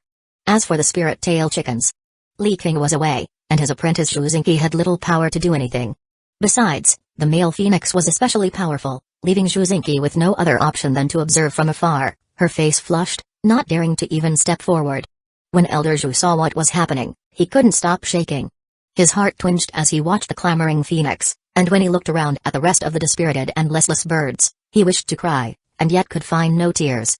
Considering Elder Zhu's skill in the Tao of medicine, he could tell at a glance that someone had given the phoenix some sort of medicine. I'll definitely find out who was responsible for this. Meanwhile, Bazius Hun was in his workstation in the medicine concocting pavilion. Although he was mostly cut off from the sounds outside, Elder Zhu's enraged roar reached his ears, and his heart trembled. Then an outraged expression appeared on his face as he contemplated how he was truly being unfairly accused. He could only hope that it would be impossible to connect the matter to him, and that Elder Zhu wouldn't come after him. Scowling, he began to recall the exact steps he had gone through to create the aphrodisiac pill, and began to contemplate how to make it even more effective. After several days of study and contemplation, he went out a few times to purchase medicinal plants, and even spent some merit points to acquire a few other rare ingredients. Finally, he returned to the medicine concocting pavilion to attempt to concoct the pill. Soon, explosions began to ring out. In some ways, it was true that Bazius Hun had already created his own medicine formula back in the trial by fire to become a journeyman apothecary. However, that was more a situation of enlightenment and adjustments to an existing formula. It was different from the current situation, in which was truly inventing something new. The levels of difficulty couldn't even be compared. In fact, based on Bazius Hun's skill in the Tao of medicine at the time of his promotion to journeyman apothecary, he would never have been able to do something like this. But now, after a year of experience and further research into the Tao of medicine, he was more than ready to make such an attempt. Although he wasn't fully proficient, he had already begun to walk a path that other journeyman apothecaries couldn't even imagine. It was a path that only master apothecaries could attempt to understand. Time passed. Half a month later, Bazius Hun was still in the medicine concocting pavilion, immersed in his attempt to create a medicine formula. After numerous attempts, he was beginning to shape his ideas into one concise concept. Even as he excitedly began to concoct another batch, Elder Zhu stood atop Fragrant Cloud Peak, a pained expression on his face as he fed a medicinal pill to a weak, listless phoenix. "Relax and recover," he said. "All those things you did weren't in accord with your true desires. None of it was your fault. Just wait until you've recovered, and I'll take you to find the person who fed that pill to you. I don't care who it is, I will see to it that he pays the price." A brutal gleam appeared in Elder Zhu's eyes. During the past half-month, he had conducted a thorough investigation of Fragrant Cloud Peak, and had even made inquiries in the other mountain peaks of the South Bank. Unfortunately, he hadn't turned up a single clue. The only option he had next was to wait until the phoenix recovered, and then take it to search for the culprit. During the course of his investigation, he had came to find that Fragrant Cloud Peak had become a place that winged birds avoided like the plague. Because of the tragic events which had occurred half a month before, it was as if the air above the mountain had been filled with a shocking aroma. Any bird who smelled it wouldn't dare to draw near. Even the spirit-tail chickens spent their days trembling and scared out of their minds. The disciples who cared for the chickens could only scowl miserably, not daring to give voice to their anger. As the matter festered, a whole series of rumors began to spread. "Do you remember what happened with the birds a few weeks ago? I heard that the bird in question ate some of Elder Zhu's medicine. That's why it changed so suddenly. The only thing I don't understand is that Elder Zhu is still pretty young. Why would he be concocting medicine like that? SHHH. Keep your voice down. Do you know why Elder Zhu likes to raise birds? There's a very tragic secret involved. The truth is that for his entire life, Elder Zhu has never had a Taoist partner. Ahem. You know what I mean, right? Heavens. How deranged. Could it be that because that bird couldn't take any more of Elder Zhu's torment, it finally went mad? Question mark. The more the rumors spread, the more exaggerated they became.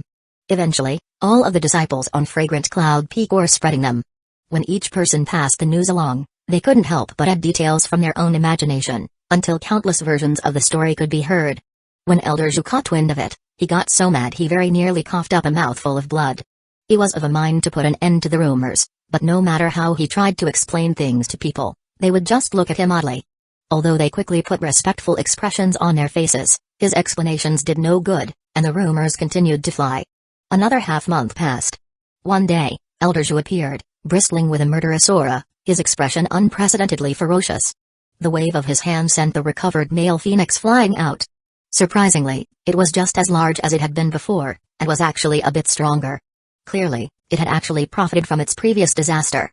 When Elder Zhu saw that, he felt a bit better. However, the anger in his heart still needed an outlet. He had seen the fear in the eyes of countless disciples in the sect over the last month. Even members of his own generation cleared their throats in his presence, and wore odd expressions on their faces. And then there were the rumors, which left him seething in fury. At long last, he was able to bring his phoenix out into the open.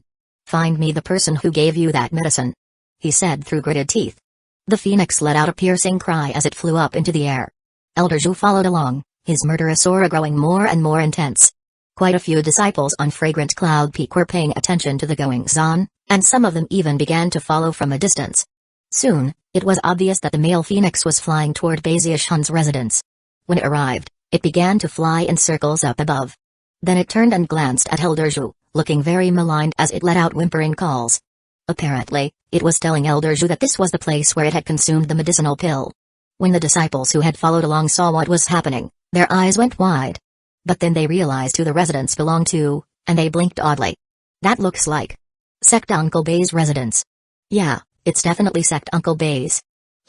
If the matter were blamed on anyone else, I might not believe it. But considering we're talking about Sect Uncle Bay, it actually makes sense." Elder Zhu hovered there in midair, trembling, eyes crimson. Gnashing his teeth, he growled, "Bazius Hun." Now that he had found the culprit of the disaster, he scanned the area with divine sense.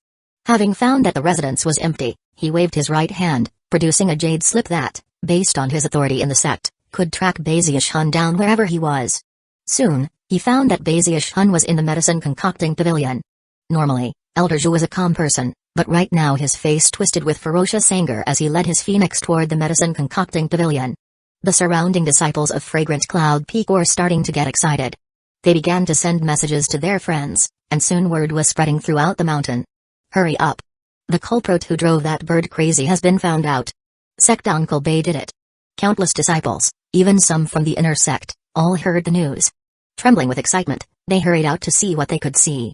The feelings of torment they had experienced because of Bazius Hun now turned into anticipation.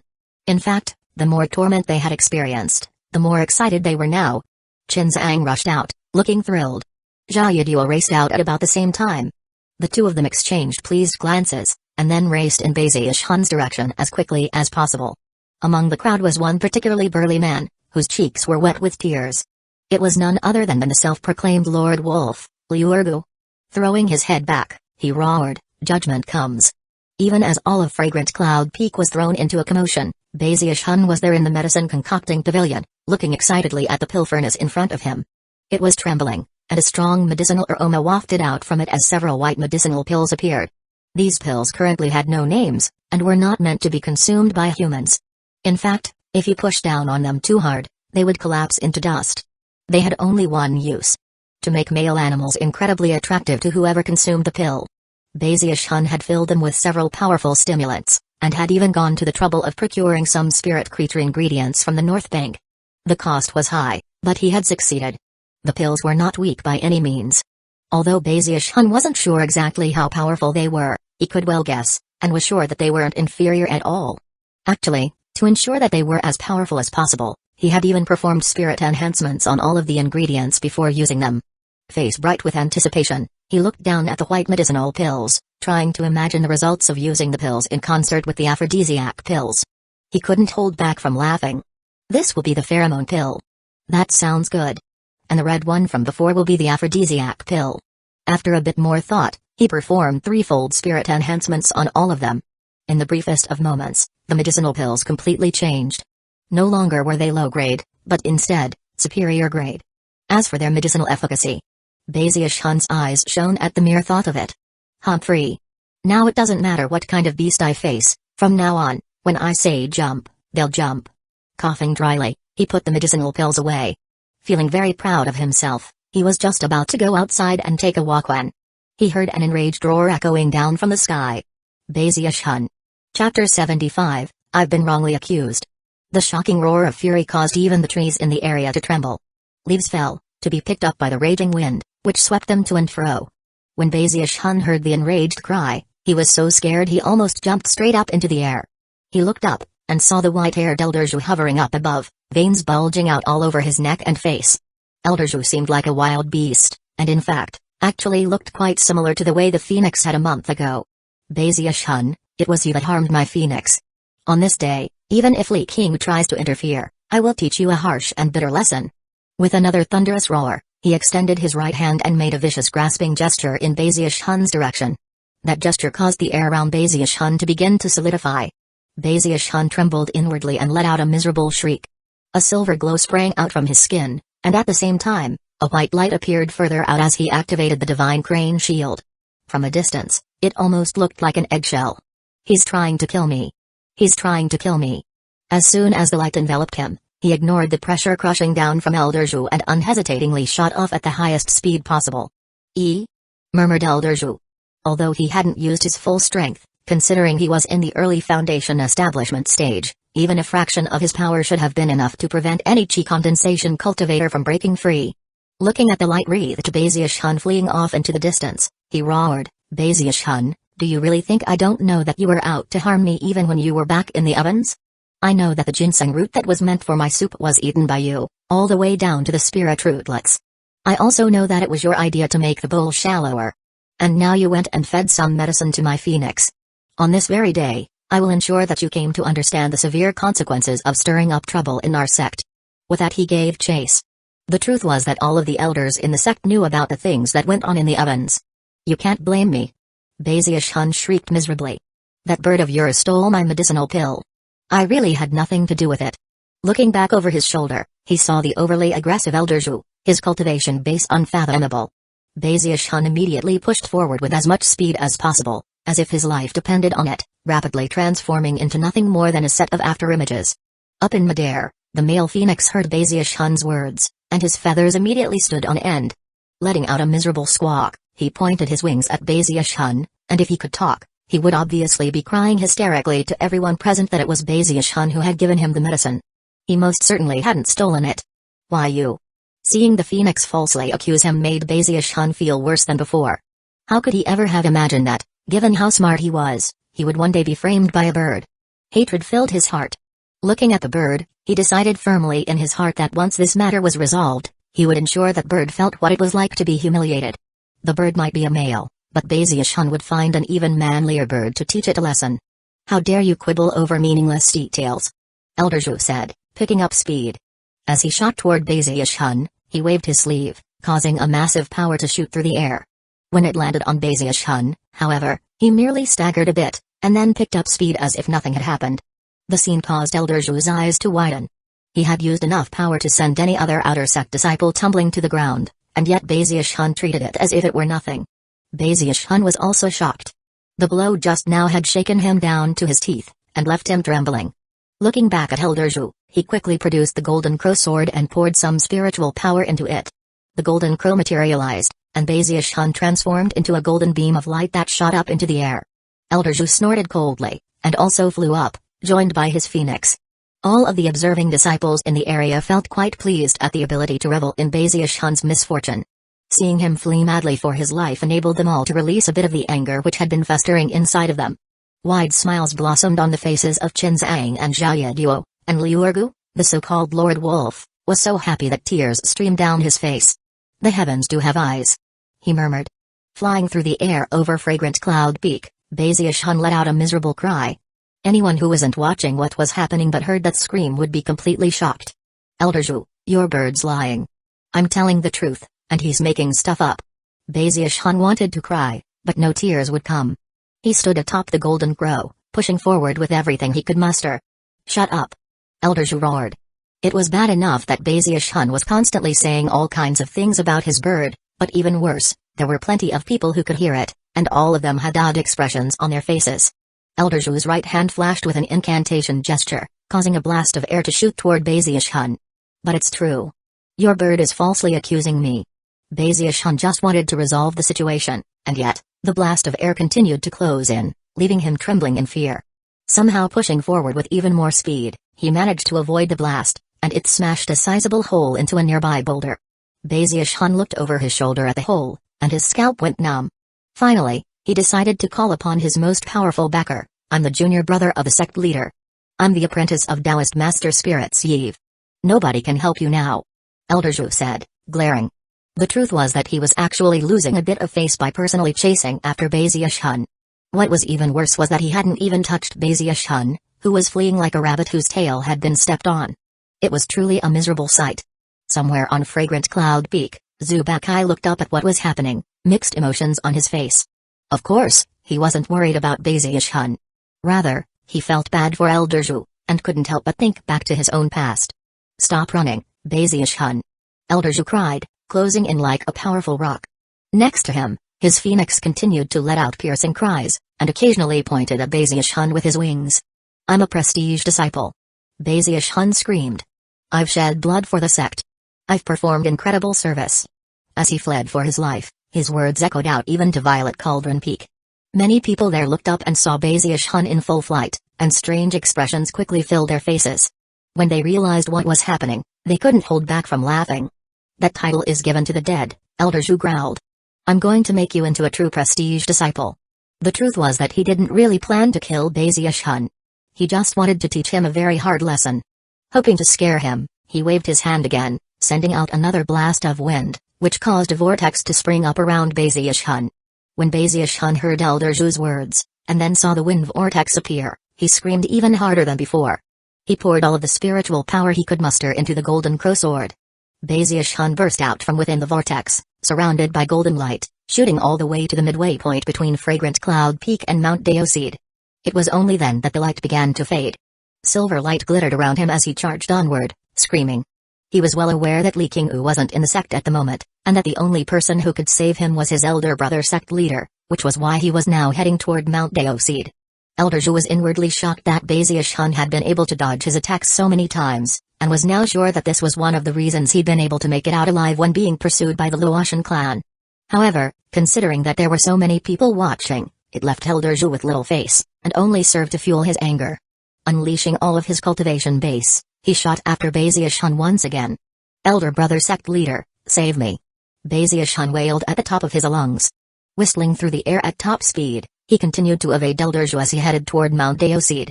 His incredible agility made him very slippery. Of course, if Elder Zhu truly unleashed all of his Foundation Establishment divine abilities and techniques, he would probably have been able to pin Bazius-hun down. However, all he wanted to do was teach him a lesson. If he started using magical techniques, and didn't rein in their power perfectly, he could very well deliver a fatal blow. However, at the moment, he couldn't even hit Bazius-hun at all, and yet, Bazius-hun was screaming miserably, which caused Elder Zhu to get even more angry. He quickly performed an incantation gesture with his right hand, causing dark clouds to form in the sky above. Thunder crashed as lightning suddenly shot down toward Bazius-hun. Bazius-hun's eyes were as round as saucers. The terrifying power he sensed within the lightning left his mind somewhat blank. Eyes bloodshot, he performed a double-handed incantation gesture and then pointed out. Instantly, violet chi appeared above his head, which shot toward the lightning. Elder Zhu was astonished. He'd set out to simply scare Bazius-hun, and although the lightning seemed like an attack, he'd aimed it to lawn next to Bazius-hun, not on him. But now, Bazius-hun was actually fighting back against it, causing Elder Zhu to suddenly try to rein the lightning in. Unfortunately, he couldn't stop all of it. Violet chi swirled up from Bazius-hun to meet the lightning, and as it did, the image of a cauldron appeared. When it slammed into the lightning, massive rumbling sounds echoed out, shaking everything in the area. The violet chi scattered, and as for the lightning, it dimmed by about half before slamming into the ground. Bazius-hun's face went pale, and he let out another plaintive scream. Save me, elder brother. Save me, master. Oh, that the spirit of my master in the heavens would save me.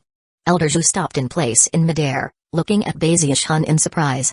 Just now, he had managed to reduce the power of the lightning by about half, but even the remaining bit should have been enough to seriously injure any chi condensation cultivator.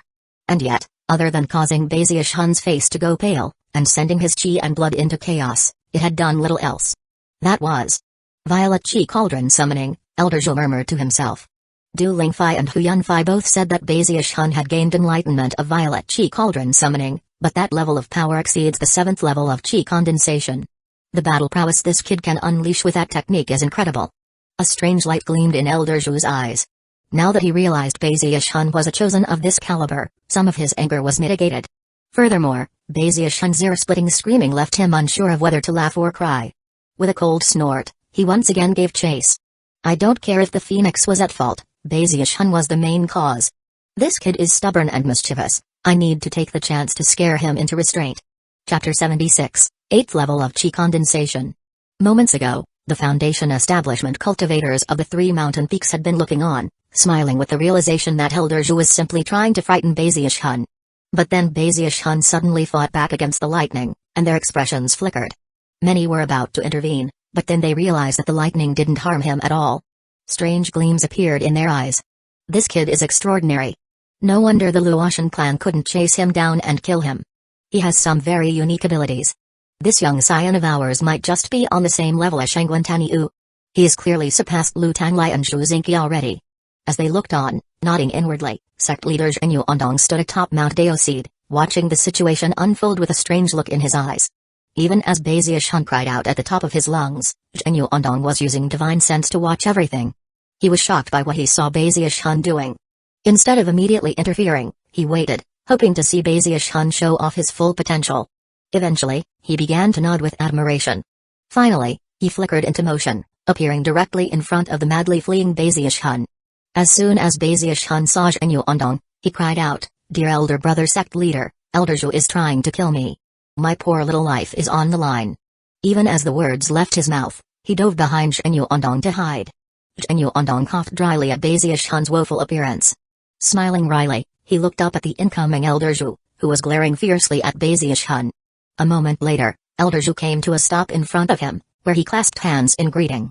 These two men were wily old foxes, and as soon as their eyes met, they both knew what the other was thinking.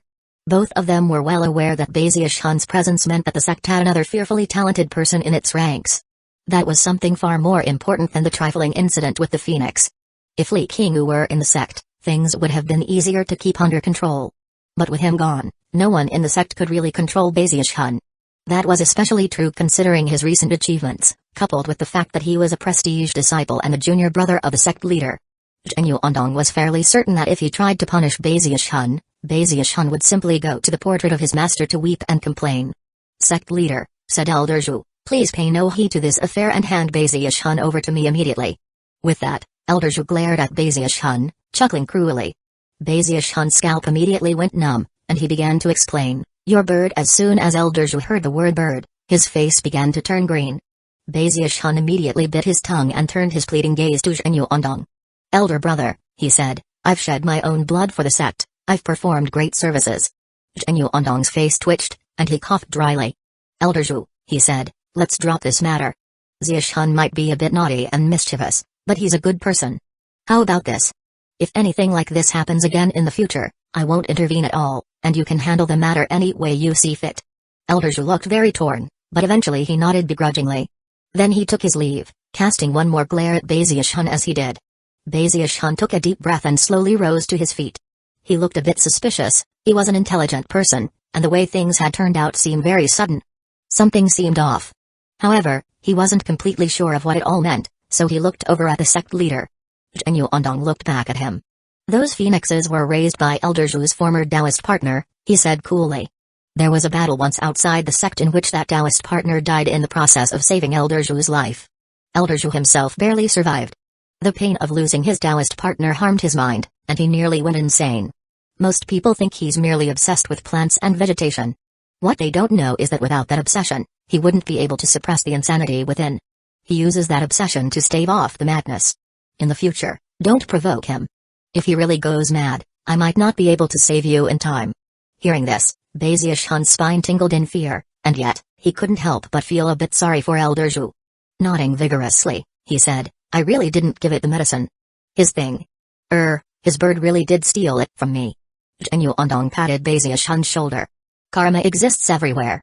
In this case, the karma was sown by you, so there's no need to think too much about the details. With that, Zhenyu Ondong turned and left. Beizier's sighed at how unlucky he was, and began to contemplate ways to avoid Elder Zhu in the future. Then he cautiously returned to Fragrant Cloud Peak, where he went into seclusion in his residence. As for the thieving bird, Bazish-Han decided that considering how he needed to avoid provoking Elder Zhu, it would be best to cast aside any thoughts of revenge. True men don't fight with birds. He told himself to make the decision easier to stomach. Sitting there in his log cabin, he produced several of the violet chi spirit ascension pills he had concocted. Thinking back to how Elder Zhu had attacked him during the chase, his eyes gleamed with envy. Foundation establishment cultivators are pretty incredible, he thought, sighing. He almost made me cough up some blood. Thankfully I have my undying skin.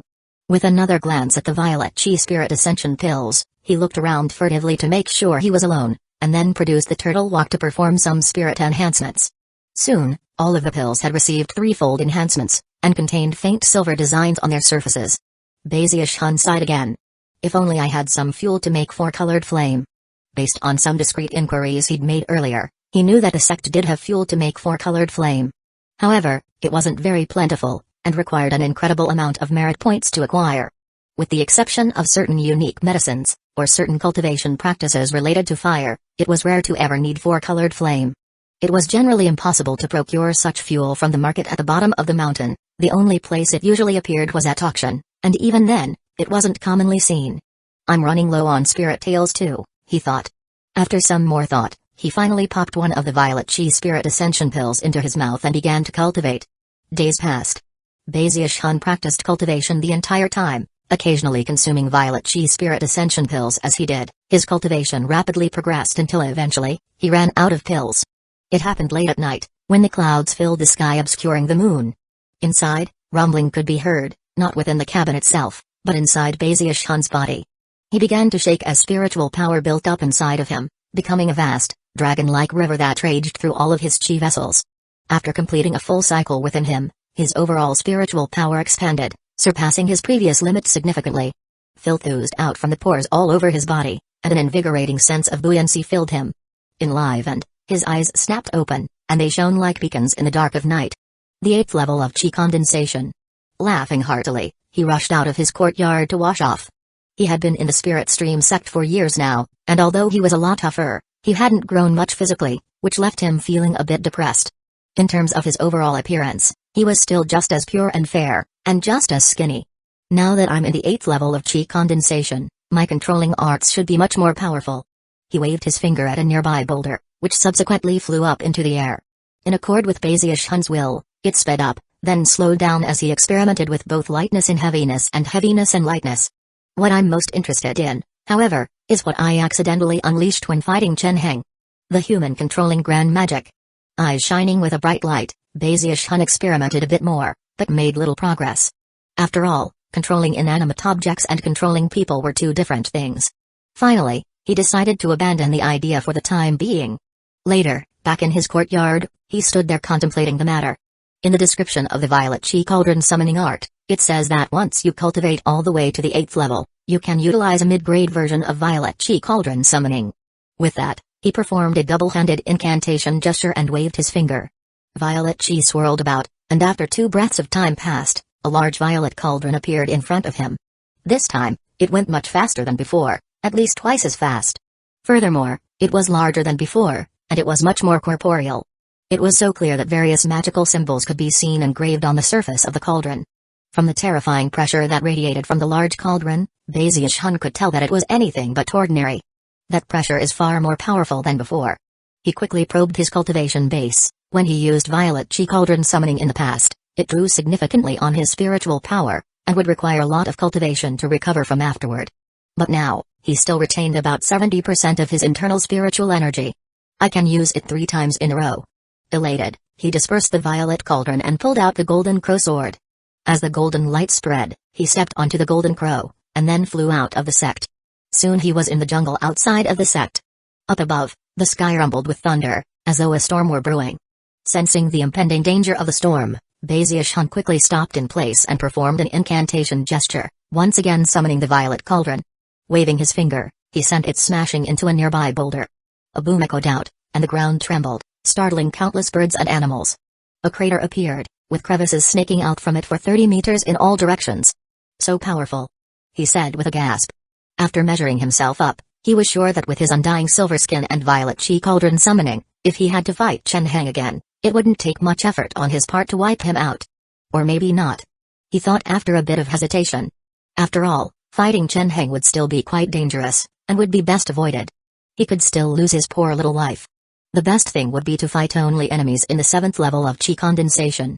With the snap of a finger, Beziash Hun could easily turn anyone from the 1st to the 7th level of Qi condensation into ash. He flicked his sleeve proudly, but unfortunately, there was no nearby fence to stand on. He was forced to remain on the Golden Crow sword, sticking his chin out, looking up at the clouds like a lonely hero. Finally, he turned the Golden Crow sword around and headed back toward the sect. However, it was at this point that countless lightning bolts formed overhead. Attracted by the Golden Crow sword, they began to descend toward Beziash Hun like silver snakes. Beziash Hun's eyes went wide, and moments later, agonized screams could be heard amidst the crash of thunder. Chapter 77, Auction. Soon after, Beziash Hun hobbled back to Fragrant Cloud Peak, hair standing on end, face smudged with ash. Heart pounding with residual fear, he crawled back into his courtyard and thought back to the rain of lightning he had just passed through, and shivered. Then he swore an oath to never again fly on a sword through a thunderstorm. That wasn't flying, that was risking one's life. Back in his log cabin, he grimaced in pain for quite some time before composing himself. Sitting down cross-legged on his bed, he looked at the rain falling outside, and then slowly rotated his cultivation base. Tier 2 spirit medicines are appropriate for the 8th level of Qi condensation and lower. If I want to raise my cultivation base any further, I really need to concoct some Tier 3 spirit medicine. Resting his chin on his hand, he pondered the matter. Tier 3 spirit medicines are even harder to concoct. The only way to do it with confidence is to first be very familiar with numerous Tier 2 spirit medicines. Without a stable foundation, the chances of success are small. With that, he opened his bag of holding and examined his current accumulation of resources. The result was a long sigh.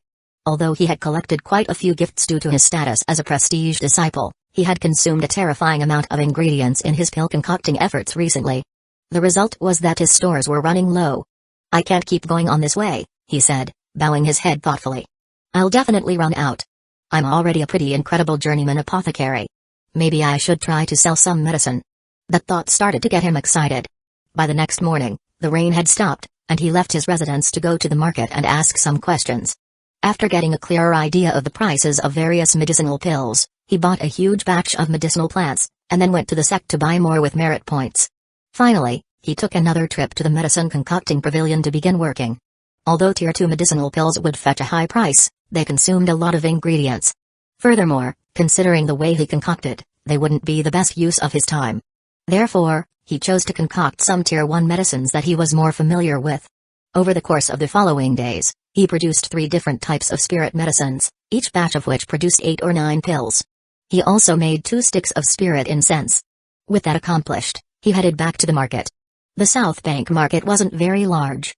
Other than a few shops set up by inner sect disciples and other senior members of the sect, most of the establishments were run by various cultivator clans from other parts of the Eastwood continent. It was like a little town, bustling mostly with outer sect disciples from the 3 mountain peaks. Having been there on numerous occasions, Beziash Hun was quite familiar with the place. After finding the shop he was looking for, he entered and cleared his throat, whereupon a salesperson approached. Call the shop owner out, Beziash Hun said. In addition to buying some ingredients, this time I want to sell some medicinal pills. With that, he sat down in a chair, smiling so broadly that his eyes turned into slits. A short time later, a middle-aged man wearing a long violet robe walked up. When he saw that it was Beziash Hun, he smiled. Fellow Taoist Bey, I am your humble servant Sun Chen, he said, clasping hands. I've heard many stories about you, fellow Taoist Bey, but was always worried about disturbing your peace, so I never went to offer formal greetings. I truly regret that now. Beaming, Sun Chen sat down across from Beziash Hun. Well aware of Beziash Hun's high position in the sect, he had no desire to offend him. Furthermore, the fact that he was a prestige disciple meant that the Sun clan still wanted to get on Beziash Hun's good side, despite the 100-year prohibition set in place by the sect leader. Beziash Hun laughed heartily and then exchanged some pleasantries. Next, he pulled out 3 bottles of medicinal pills and 2 sticks of incense, which he placed on the table between them. Sticking his chin out, he asked, Fellow Taoist Sun, how much do you think these are worth? Sun Chen picked up the medicinal pills, and after examining them, seemed pleasantly surprised. Although they were low-grade Tier 1 medicinal pills, they had an impurity level of only about 81 or 82%, placing them very close to the mid-grade level. The pills usually acquired by the shop tended to be low-grade pills with impurity levels of 84 or 85%. Looking up at Bazius Hun with shining eyes, he said, "Brother Bei, your Tao of medicine is quite refined. We would love to purchase all of your spirit medicines. How about we offer you 120 spirit stones? What do you say?" Bazius Hun was instantly delighted. That price was almost 4 spirit stones per medicinal pill, which was just about the highest price possible for low-grade Tier 1 medicinal pills. Actually, the production cost for such a pill was, on average, only about half a spirit stone. Thrilled, the two of them completed the transaction and then continued to chat a bit. Eventually they came to an agreement. As long as Bazius Hun continued to supply the shop with medicinal pills, he could acquire ingredients without handing over any spirit stones. In the end, Bazius Hun left feeling very pleased. More time passed. Months went by in a flash, during which time Bazius Hun continuously concocted Tier 1 spirit medicines to sell in exchange for ingredients. He also spent time familiarizing himself with Tier 2 spirit medicines. Gradually, he grew more and more adept. At the same time, his relationship with the Sun Clan's medicine shop grew more stable. The Sun Clan bought virtually all of his medicinal pills. One day during the course of doing business, Sun Chen took a few bottles of medicinal pills and handed some plant ingredients over to Bazius Hun. As they chatted, Sun Clan sighed and said, "Brother Bei, considering your skill in medicine concocting, why don't you concoct some Tier 2 spirit medicine? Every few years 100 clans auction is held, and as of today, it's only about 3 months away. If you concocted some Tier 2 spirit medicine, I could help you put some of it up for auction. I'm sure you'd get a great price." After their months of doing business together, Sun Chen had came to find that Bazius Hun was cheerful and charismatic, and quite the joy to interact with, which was why he was being so helpful. Bazius Hun had also heard of the 100 Clans auction, which was arranged by roughly 100 of the cultivator clans from the Eastwood continent. There were 3 locations where the auctions would be held. One was in the North Bank Market, the second was the South Bank Market, and the third was in the largest city of cultivators on the continent, Eastwood City. Bazius Hun had been in the Spirit Stream sect for several years already, and the last auction had been held around the time he had first joined the outer sect. Back then, he had been mostly focused on stealing spirit tail chickens, and hadn't been interested in auctions. His interest having been piqued, he asked a few questions about when exactly the South Bank auction would be held, and then finally took his leave. After returning to the medicine concocting pavilion, he sat down cross-legged to think for a while before finally making a decision. What Sun Chen said makes sense. Instead of selling a little bit here and there, I might as well take advantage of the situation to sell something really expensive. Afterward, I can purchase a whole bunch of ingredients. After considering things, he thought of some various Tier 2 spirit medicines, and finally decided to concoct the one he was most familiar with, the Violet Chi Spirit Ascension Pill. Having made his decision, he went into seclusion at the medicine concocting pavilion and began to work on concocting Violet Chi Spirit Ascension Pills. 2 months went by. After exchanging all of the medicinal pills he could for ingredients, he was able to concoct 3 bottles of Violet Chi Spirit Ascension Pills, each one containing 10 pills. He also ended up with one pill whose color was different from the other light violet pills. This pill was dark violet, and didn't have a very strong medicinal aroma, as if it refused to let such an aroma waft out from within it. When that particular medicinal pill had emerged, the pill furnace had shaken in a way that was clearly different than the previous times. It was even been accompanied by a burst of earth flame. Upon closer examination of the pill, Bazius Hun's eyes gleamed with excitement. Mid-grade. I, Bazius Hun, have finally concocted a mid-grade spirit medicine. There probably won't be very many mid-grade spirit medicines at the auction. However, if I really want to cause a stir, I'll have to do better than this. After all, this auction only happens once every few years. There will surely be plenty of rare items up for sale.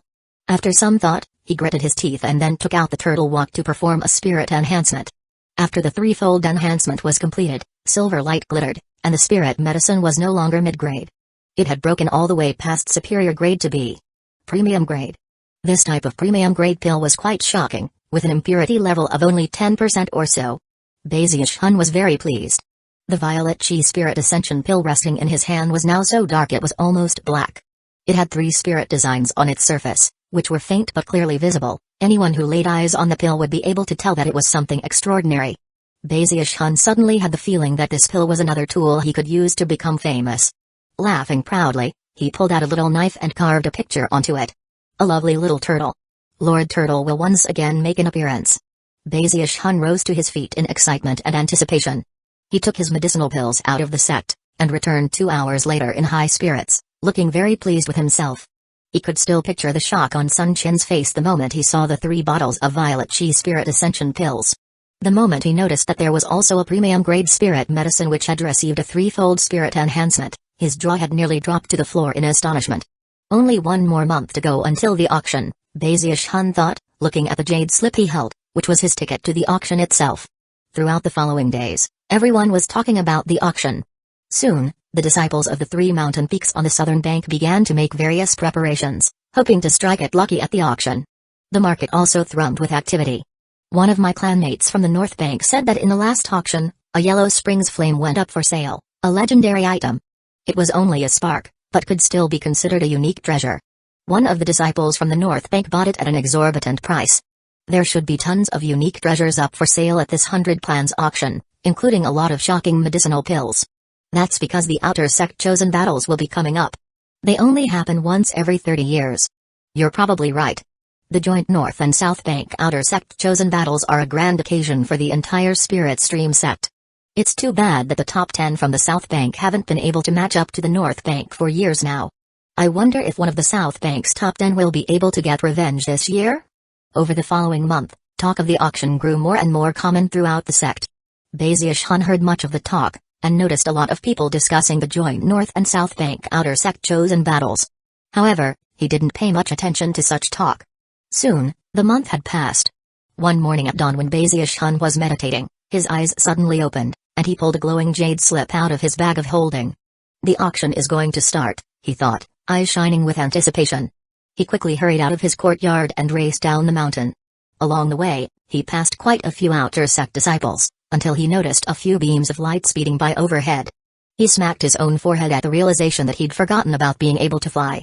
Quickly performing an incantation gesture, he summoned a golden crow sword. Stepping onto the golden crow, he transformed into a beam of golden light that shot off into the distance. He soon reached the market. Head high and chest out, he entered the auction pavilion. It was a huge structure, with several thousand seats set up on the auction floor, as well as an open area behind the seats where a crowd of people stood, packed together tightly. As for Bazius Hun, he was whisked away by Sun Chen, who took him to a private room on the 2nd floor, and then left. The room was relatively small, with a narrow balcony, beneath which was the main auction floor. The auction stage was also clearly visible. This was not Bazius Hun's first time being present for such a lively affair. Instead of behaving like the Foundation establishment cultivators in the other private rooms, who stayed out of sight, Bazius Hun made sure to lean out of the balcony. Worried that people might not notice him, he began to clear his throat as loudly as possible. Soon, some people down below saw him, casting odd glances at him before turning away. Unfortunately, there were simply too many people present, so no matter how loudly he cleared his throat, the sound would only go so far. Off in the distance, he caught sight of Huziomai, as well as Zhuzinki and some of the other people he knew. However, they were too far away to notice him. Even after yelling at the top of his lungs, they didn't turn his way, and he started to get a bit depressed. Finally, he lost interest. In any case, sticking himself out of the balcony was a bit tiring. Furthermore, there was always the danger of accidentally falling. If that happened, then it would only take a day for everyone on the entire South Bank to hear about it. Time passed, and more people showed up. After about an hour, the sound of a cauldron being struck rung out, and everything went quiet. Countless eyes were all fixed on the auction stage. Soon, a middle-aged man in a green garment appeared. Smiling, he stood there and greeted everyone with clasped hands. "I am your humble servant Qi Song. I presume many of you fellow Taoists are already familiar with me. I will be presiding over the auction today. The rules are the same as ever, all lots go to the highest bidder." Without any further ado, he waved his right hand, and a glowing door rose up on the auction stage. A young woman emerged, holding a platter, atop which was an oddly shaped rock formed of various metals. The rock glowed with garish, multicolored light that reflected within the excited, shocked eyes of the thousands of auction attendees. Bazius Hun looked closely at the rock but couldn't quite tell what it was. However, other people in the crowd seemed to know exactly what it was, and were already getting excited. When Qi Song spoke, his voice was soft, but he boosted it with his Foundation establishment cultivation base, ensuring that it spread out for all to hear. Lot 1 is a piece of aura core. Minimum bid, 300 spirit stones. Bid increment is a minimum of 50 spirit stones. 350 spirit stones. Someone cried out. 400. Almost as soon as the first bid came out, another topped it. Before long, the price reached 700 spirit stones, and the item was sold to a disciple from Violet Cauldron Peak. Baziush-hun looked at the piece of ore with wide eyes, trying to figure out why it could possibly be worth 700 spirit stones. Another thing he'd noticed was that after the auction had begun, a spell formation had been activated which amplified the voices of anyone calling out bids. It's just a piece of metal, he thought a bit sourly as he sat there watching. More items appeared and were sold. One of them was a green horn from a juvenile dragon, which had apparently been struck by lightning, leaving sparks of electricity coursing along its surface. It fetched a price of 8,000 spirit stones, which left Baziush-hun completely shaken. After the auction had been going for about an hour, Ki-on Song's voice rang out with the following words: "The next lot is a bottle of Tier 2 spirit medicine. Violet Chi Spirit Ascension Pills, a total of 10. They are close to mid-grade, with an impurity level of 81%. Minimum price, 100 spirit stones. Bid increment is a minimum of 10 spirit stones." Baziush-hun instantly perked up, and stared out at the auction floor in anticipation. Thinking nervously about how much he might make, he waited for someone to call out a bid. However, for some reason, the only thing that met his ears was silence. Even as his heart began to pound, someone called out an opening bid. 110 spirit stones. The bidder was an outer sect disciple, and the amount bid was apparently all of his savings. After calling out the bid, he stared around nervously. However, Baziush-hun was even more nervous than he was. That bottle of Violet Chi Spirit Ascension Pills had cost him about 50 spirit stones to manufacture, and if he sold it at the market, would fetch a price of 150 or 160. At the moment, all he could do was scowl at the audience in astonishment. Just when Ki-on Song was about to strike down with the auction hammer, someone else called out another price. Then, more people jumped in. In the end, the price jumped all the way to 180 spirit stones. 180 spirit stones isn't bad. That's about 20 higher than at the market. Sighing in relief, he wiped the sweat from his brow. The truth was, the price the bottle had fetched earned him a tidy profit, although it didn't come close to the value of some of the other precious items which had gone up for bid so far. Soon, his second bottle went up, and ended up selling for a slightly higher price, 200 spirit stones. Baziush-hun was very pleased. By the time the third bottle went up, the Chi condensation disciples were getting very excited, and more people jumped in on the bidding. In the end, Baziush-hun was ecstatic. The final price reached 230 spirit stones. More than 700 spirit stones. Now this is what I call an auction. I already have enough spirit stones to concoct a Tier 3 spirit medicine. Baziush-hun was an easy person to please. His sour mood from before was completely gone, and he sat there happily waiting for the premium grade spirit medicine to appear. Considering the price the other bottles fetched, I think the premium grade might get 300 spirit stones? After a bit of hesitation, he changed his mind. 200 would be fine. He nodded confidently. Time passed. Baziush-hun sat there waiting until it was afternoon. There on the auction stage, Ki-on Song's expression suddenly turned a bit strange. Looking around at the audience, he cleared his throat. The next lot is something a bit interesting. It's a Tier 2 spirit medicine, also a Violet Chi Spirit Ascension pill. However, there's something different about it. Baziush-hun sat there anxiously on the balcony, mind buzzing with nervousness. Chapter 78, What are they talking about? People on the auction floor immediately got excited upon hearing Ki-on Song's announcement. The only ones who didn't care were the inner sect disciples whose cultivation bases were above the 8th level of Chi condensation, who began to chat among themselves about other topics, or simply closed their eyes to rest. Please take a moment to examine the pill first, Ki-on Song said with a dry cough. Afterward, I will reveal the price. It was at this point that a pretty young woman emerged from the glowing door, holding a wooden box in her hands. Excitement built as everyone craned their necks to try to get a look at exactly what type of Violet Chi Spirit Ascension pill this was that would cause such a strange expression to appear on Ki-on Song's face. Baziush-hun was getting more and more nervous, and began to breathe heavily as he looked over at the auction stage. A moment later, the pretty young woman lifted the lid off the box and pulled out a dark violet pill. The medicinal pill was especially conspicuous considering the fairness of her skin. It glowed with a soft light, and the 3 designs on its surface were especially noticeable. Also visible was the little turtle etched next to the spirit designs. At first, silence prevailed. But then, a huge commotion broke out. A 3-fold spirit enhancement. Heavens! Are my eyes deceiving me? That's insane. It's actually a Tier 2 spirit medicine with a 3-fold spirit enhancement. I can't believe somebody succeeded in doing such a thing. This is crazy. A spirit-enhanced Violet Chi Spirit Ascension pill. The voices of the flabbergasted outer sect disciples rose up into a cacophony that filled the entire auction floor. Damn it. Who actually did something like that? What a waste. A threefold spirit enhancement like that? What psycho had the inclination to do such a thing? Even the inner sect disciples who had been ignoring things up to this point looked over in surprise. When they saw the spirit designs running across the surface of the medicinal pill, their eyes went wide, and they gasped. Many of them even shot to their feet. It must be stated that the success rate of spirit enhancement was not very high. A one-fold enhancement was difficult enough, and a two-fold enhancement was even harder. As for a three-fold enhancement, it all depended on luck. Even grandmasters wouldn't dare to claim the ability to succeed at a threefold enhancement. In the Spirit Stream sect, far too many people had destroyed magical items in the process of attempting threefold spirit enhancements, much to their heartache. Because of that, most people had a love-hate relationship with spirit enhancement. Whenever people did manage to succeed, they would arouse the envy of their contemporaries. For a magical item to successfully receive a threefold spirit enhancement would make it more powerful to a shocking degree, and would make many people desire to acquire it.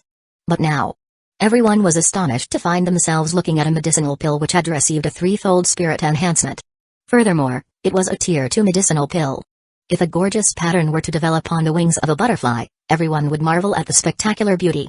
But if such a design were to appear on the back of a pig, it could only be described as a huge waste. Mixed emotions could be seen on the faces of the onlookers as numerous thoughts ran through their minds. Many of them even clenched their fists into balls, causing veins to bulge out on their hands and faces. The inner sect disciples from Violet Cauldron Peak were especially pained, considering that they studied spirit enhancement as part of their cultivation. What luck! Somebody actually managed to perform a spirit enhancement on a medicinal pill, and then brought it here to sell. Damn it! If I were that lucky, I would definitely have a spirit-enhanced treasure. Even the Foundation establishment cultivators on the second floor were looking at the medicinal pill in front of them in shock. Baziush-hun sat on the balcony watching all of this happening, somewhat surprised. He looked blankly at the enraged crowd below, some of whom were turning red in the face. He suddenly had the feeling that he might have gone too far. He immediately put a look of righteous indignation onto his face and then pointed at the medicinal pill angrily. Loser! He shouted furiously. What loser made that pill? Off in the distance, Sun Chen was smiling wryly. When he first saw the medicinal pill, he had experienced the same feeling most people in the audience were feeling right now. But then he saw the way Baziush-hun was acting off in the distance, and his jaw dropped. A little bit of sweat even dripped down the side of his face. However, it was at this point that someone in the crowd with sharp eyes happened to notice the little turtle etched into the side of the pill. Why does that little turtle seem so familiar? Almost as soon as the words left his mouth, others in the crowd began to look more closely at the pill. At first, they had all been so surprised by the three spirit designs that they didn't look at anything else. But now they all noticed the turtle etching. That little turtle. Hey, I remember. Back on Fragrant Cloud Peak, the first place spot on all of the stone steels at the 10,000 Medicines Pavilion is occupied by a little turtle. This turtle looks just like that one. The style is exactly the same. That was etched by a person. The person who concocted that pill, and then went to the insane length of performing a threefold spirit enhancement, was none other than the mysterious and unfathomable chosen of Fragrant Cloud Peak, the little turtle. Cries of excitement rang up. After all, many disciples in the audience were from Fragrant Cloud Peak, and once they saw the little turtle, they were struck with astonishment. More and more people caught sight of the turtle, and gasps rang out. People even began to rise to their feet. Although not much news about Fragrant Cloud Peak's little turtle had spread lately, he was incredibly famous. Everyone in the sect knew about him, and many people continued to speculate all the time about who exactly he was. However, no one had been able to solve the mystery. The little turtle was simply too mysterious, so mysterious that apparently no one knew his true identity. He liked to keep an extremely low profile, and was indifferent to the outside world, paying virtually no attention to it at all. But all of a sudden, he had made another appearance. Furthermore, he had chosen to completely shake the entire auction, and shock everyone who attended. Juzinki was there in the crowd, her eyes shining brightly as she looked at the medicinal pill. Her chest heaved, and various emotions coursed through her. So, you finally show your face, she murmured to herself. A chosen like you cannot remain hidden forever within the sea of people. You may want to remain out of sight, but your incredible talents have doomed you to be revealed, no matter how much you try to hide. I will find out who you are, one day. Juzinki had spent a lot of time secretly investigating the little turtle. For a time, she had suspected Baziush-hun, but soon decided that it couldn't be him, and made up her own version of who the little turtle was. He was a cold, proud man who would never taint his own name because of a desire to be famous. Juzinki actually wasn't the only one who had came to such a conclusion. Most people felt the same, even Hueco. Of course, much of that was because of how much Baziush himself had propagated stories about the little turtle. Many people had even analyzed why he used a turtle as his mark. The explanation was that he had a reserved personality, but also maintained lofty aspirations. Like turtles, his medicinal pills would survive for thousands of years into the future. Hueco stood not too far off in the distance, her eyes wide with adoration. Because of Baziush's urgings, she worshipped the little turtle more than anyone else in the sect. In fact, she'd even found other disciples like herself, and had formed something of a club, which they called the Little Turtle League. What? The Little Turtle? Hueco nearly jumped up into the air in excitement as she pointed at the auction stage. The entire auction floor had devolved into chaos. Now, people no longer said even a single comment in anger or skepticism.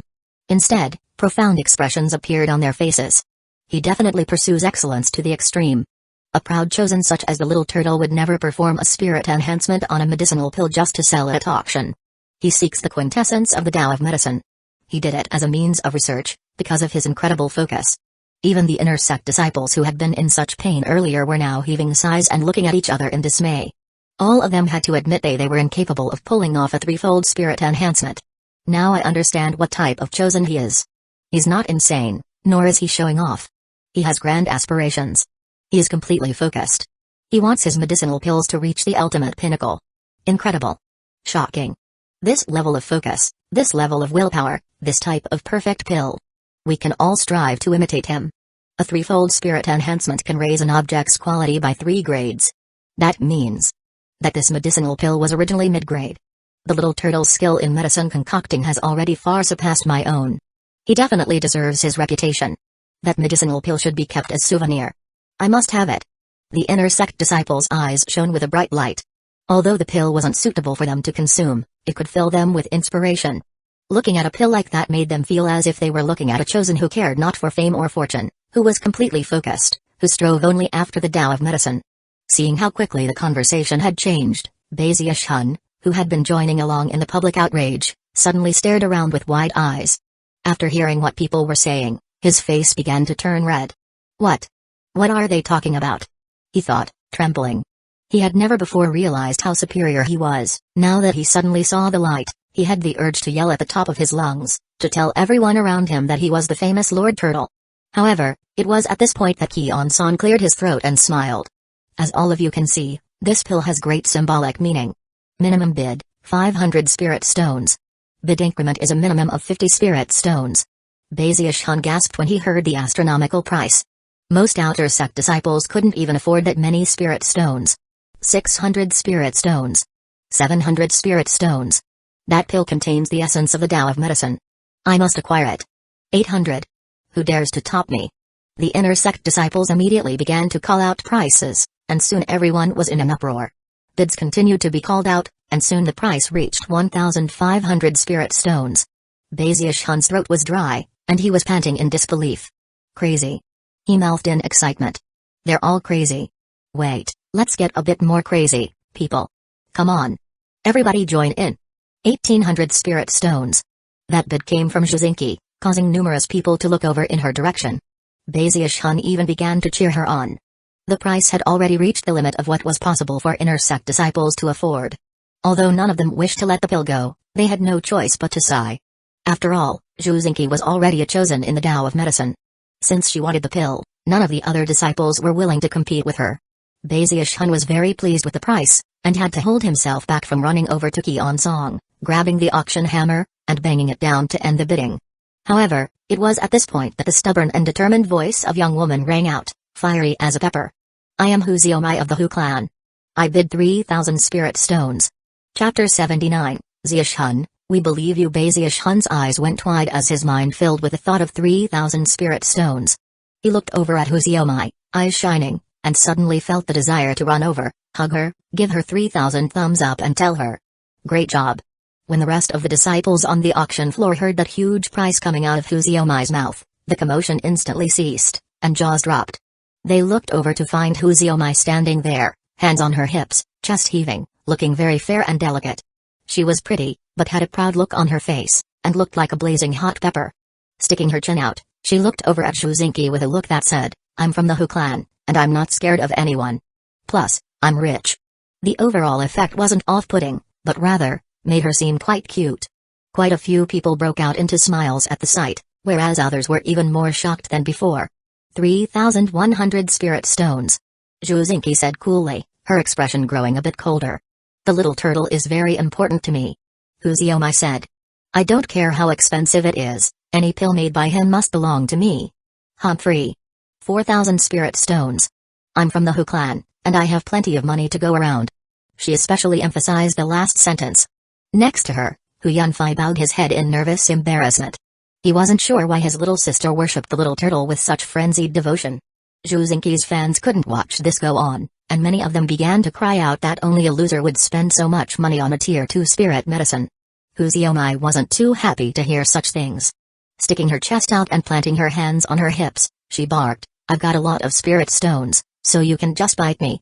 As Bazish-Han watched the events unfold, he couldn't help but muse that he had made the right decision to pull Huziomai off the crooked path and onto the way of righteousness. Juzinki frowned. Unfortunately, she didn't have that many spirit stones, and so finally, she had no choice but to give up. Huziomai was delighted that Juzinki didn't make any more bids. The truth was that she didn't have as many spirit stones as she had implied. She had only said so in front of so many people in the hopes that it would force her clan's patriarch to accommodate her. In the end, Huziomai was very pleased to have won the threefold spirit-enhanced medicinal pill. Bazish-Han was also very pleased. Looking admiringly at Huziomai, he cleared his throat. In his opinion, considering how much she admired him, it would be improper not to tell her about his true identity. Having reached this conclusion, and seeing that the first day of the auction was coming to an end, he decided that now was the time to go out and proclaim his identity to the public. Meanwhile, backstage, various patriarchs from the cultivator clans were gathered, having been tasked with standing guard over the auction. One of them was a middle-aged man, who was currently coughing dryly as he looked around wryly at his fellow patriarchs. Well, my granddaughter sure is stubborn. I'm afraid she's made a bit of a fool of herself in front of all of you. With that, he bitterly produced a large sum of spirit stones which he put off to the side. What an innocent girl. The other patriarchs all laughed good-naturedly. The first day of the auction was over, and although there were more days to come, Bazish-Han had already sold his medicinal pills, so he didn't plan to return. He walked over to the entrance of the auction and stood there watching everyone filing out of the auction house. Virtually all of them were excitedly discussing the matter of the Violet Chi Spirit Ascension pill. Eventually, Bazish-Han caught sight of Juzinki. He wanted to go encourage her not to feel disheartened, but as soon as he took a step forward to head in her direction, she looked over and saw him coming. Without another word, she transformed into a beam of light that shot off into the distance. Bazish-Han stopped in place, feeling a bit depressed. But then he heard a voice coming from behind him. Big Bazish-Han. It was Huziomai, who came bouncing over happily through the crowd, followed by Hu Yunfei, who was also smiling. Bazish-Han looked away from Juzinki and gave Huziomai a smile of praise. Looking very much like a member of the senior generation, he patted her on the head. Hey there, chaste little sister. I have to say, you did a great job. The way you won that final item in the auction was very domineering. Huziomai's face turned bright red. Seeming to recall something all of a sudden, she pulled out the Violet Chi Spirit Ascension pill. Big Bazish-Han, look. This medicinal pill was concocted by the little turtle. Would you like it? Here, take it. Didn't you say before that you also adore the little turtle? I bought this pill just for you. Anyone who saw the expression on her face would be moved. Holding out the pill to Bazish-Han, she looked at him with keen anticipation, as if he were the only thing that existed in the world. When Hu Yunfei saw this, his gaze softened, and he smiled, but didn't say anything. Bazish-Han's jaw dropped. Never could he have imagined that Huziomai's goal in winning the medicinal pill was to give it to him. It was very moving. Seeing that they were surrounded by quite a few people, he took a deep breath and put a solemn expression on his face. Eyes filling with determination, he clasped his hands behind his back like a powerful hero, a posture he had long since become very familiar with adopting. Ziomai, he said, I need to reveal a very big secret. Huziomai looked shocked, as did Hu Yunfei. What secret? Huziomai asked curiously. Bazish-Han cleared his throat loudly, stuck out his chin, and swished his sleeve. I, Bazish-Han, am he who shocks ghosts and gods, the preeminently famous, mysterious and unfathomable. The great and mighty. Lord Turtle. He then threw his head back and laughed uproariously. The words he had just uttered had been kept locked inside of him for far too long, and it felt wonderful to speak them out in the open, especially considering he was speaking them to the person who adored him the most, Huziomai, and in front of such a large audience of onlookers. Most importantly, it wasn't proper to allow the person who worshipped him the most fervently to be kept in the dark, especially when her idol was standing directly in front of her. Baziush-hun stared up at the clouds above, looking very lonely. However, his ears twitched a bit as he waited to hear the shocked reactions of Huziomai and the rest of the crowd. He was already formulating the words he would use in response to the impending commotion.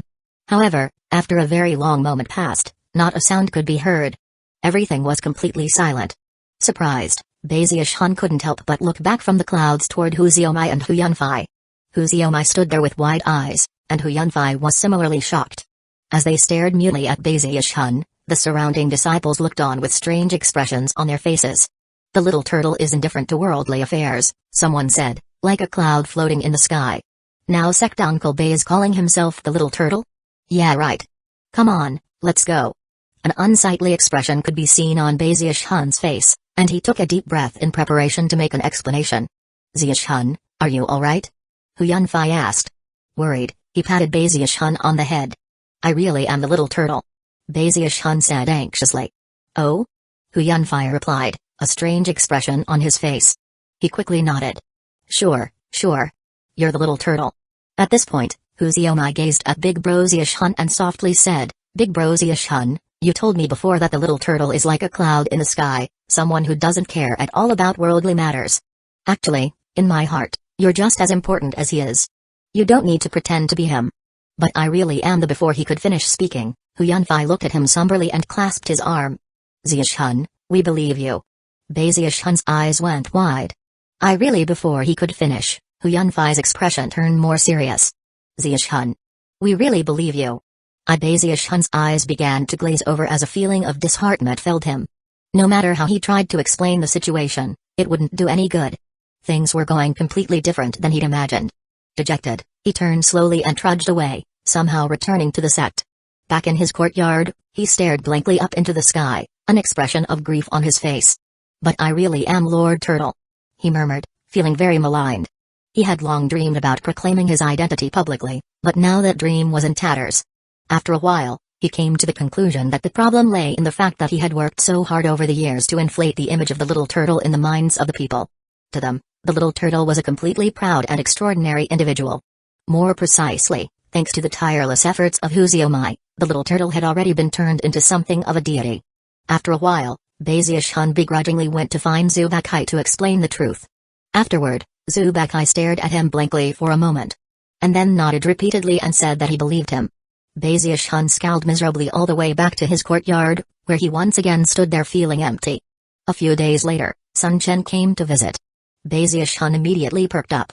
Suddenly, he had hope that Sun Chen would remember who it was that had delivered the medicinal pill up to be auctioned off. However, before he could even say anything, Sun Chen handed over the spirit stones, then clasped hands and bowed deeply. Expression solemn, he said, Brother Bei, I'm not sure which honored chosen concocted that pill. The Sun Clan Patriarch was quite shocked by the matter. We know that the only way to contact that chosen is via you, Brother Bei. Otherwise, you wouldn't have been the one to deliver his medicinal pill. Brother Bei, could you please pass word to him that the Sun Clan hopes to have a long-standing friendship with him? If he needs any help selling medicinal pills in the future, we will use all our power to help him. Another thing, Brother Bei. Could you please pass word to the chosen that I understand he doesn't seek fame and fortune, and purposely avoids big commotions?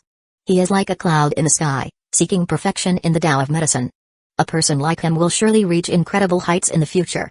Therefore, our Sun Clan would be happy to handle all matters relating to the outside world for him. Sun Chen clasped hands and bowed deeply once again. When he looked up, he noticed that Baziush-hun's expression was completely blank.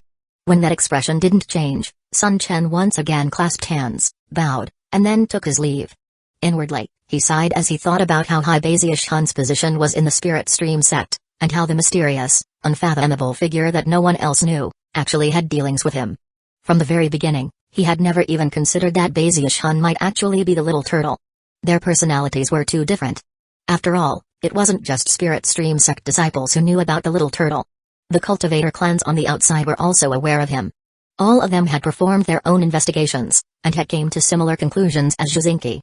By the time Baziush-hun regained his composure, the moon hung high in the sky. Sighing deeply, he leapt up onto the bamboo fence that surrounded his courtyard. Clasping his hands behind his back, He looked up at the starry sky, his long black hair swaying in the wind and his robes rustling. I never imagined that deep within me was the desire to shun worldly matters. I am like a cloud which floats in the sky. I shouldn't have kept things hidden so well. Sometimes, being superior really is truly lonely. As he stood there in the moonlight, he flicked his sleeve, and truly looked like a lonely hero. Chapter 80, The Talents of Big Fatty Zhang. Now that he had plenty of spirit stones, Bazius Hun didn't want to worry about the issue of the little turtle anymore.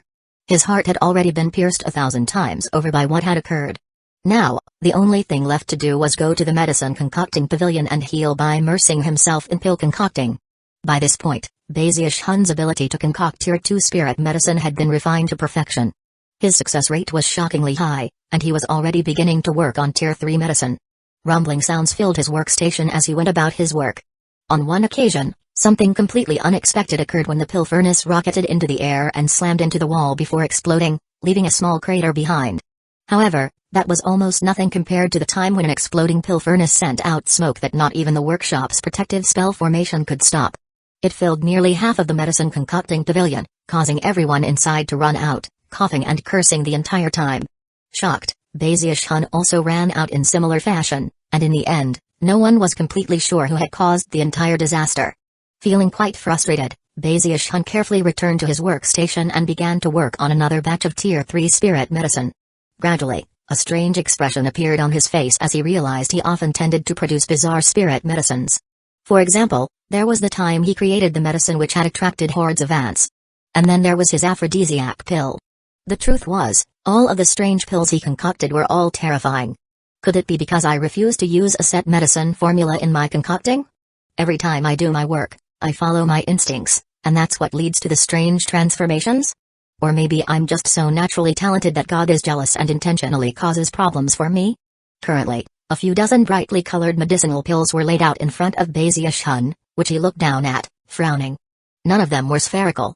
Some were cube-shaped, and others looked like malformed lumps of clay. Clearly, they were not ordinary spirit medicines, and yet, each and every one let off a strong medicinal aroma. Even if Bazius Hun were 100 times braver than he was, he wouldn't dare to personally consume any of them. It was impossible to say what unimaginable effects they might produce. I want to achieve the ultimate pinnacle in the Tao of medicine.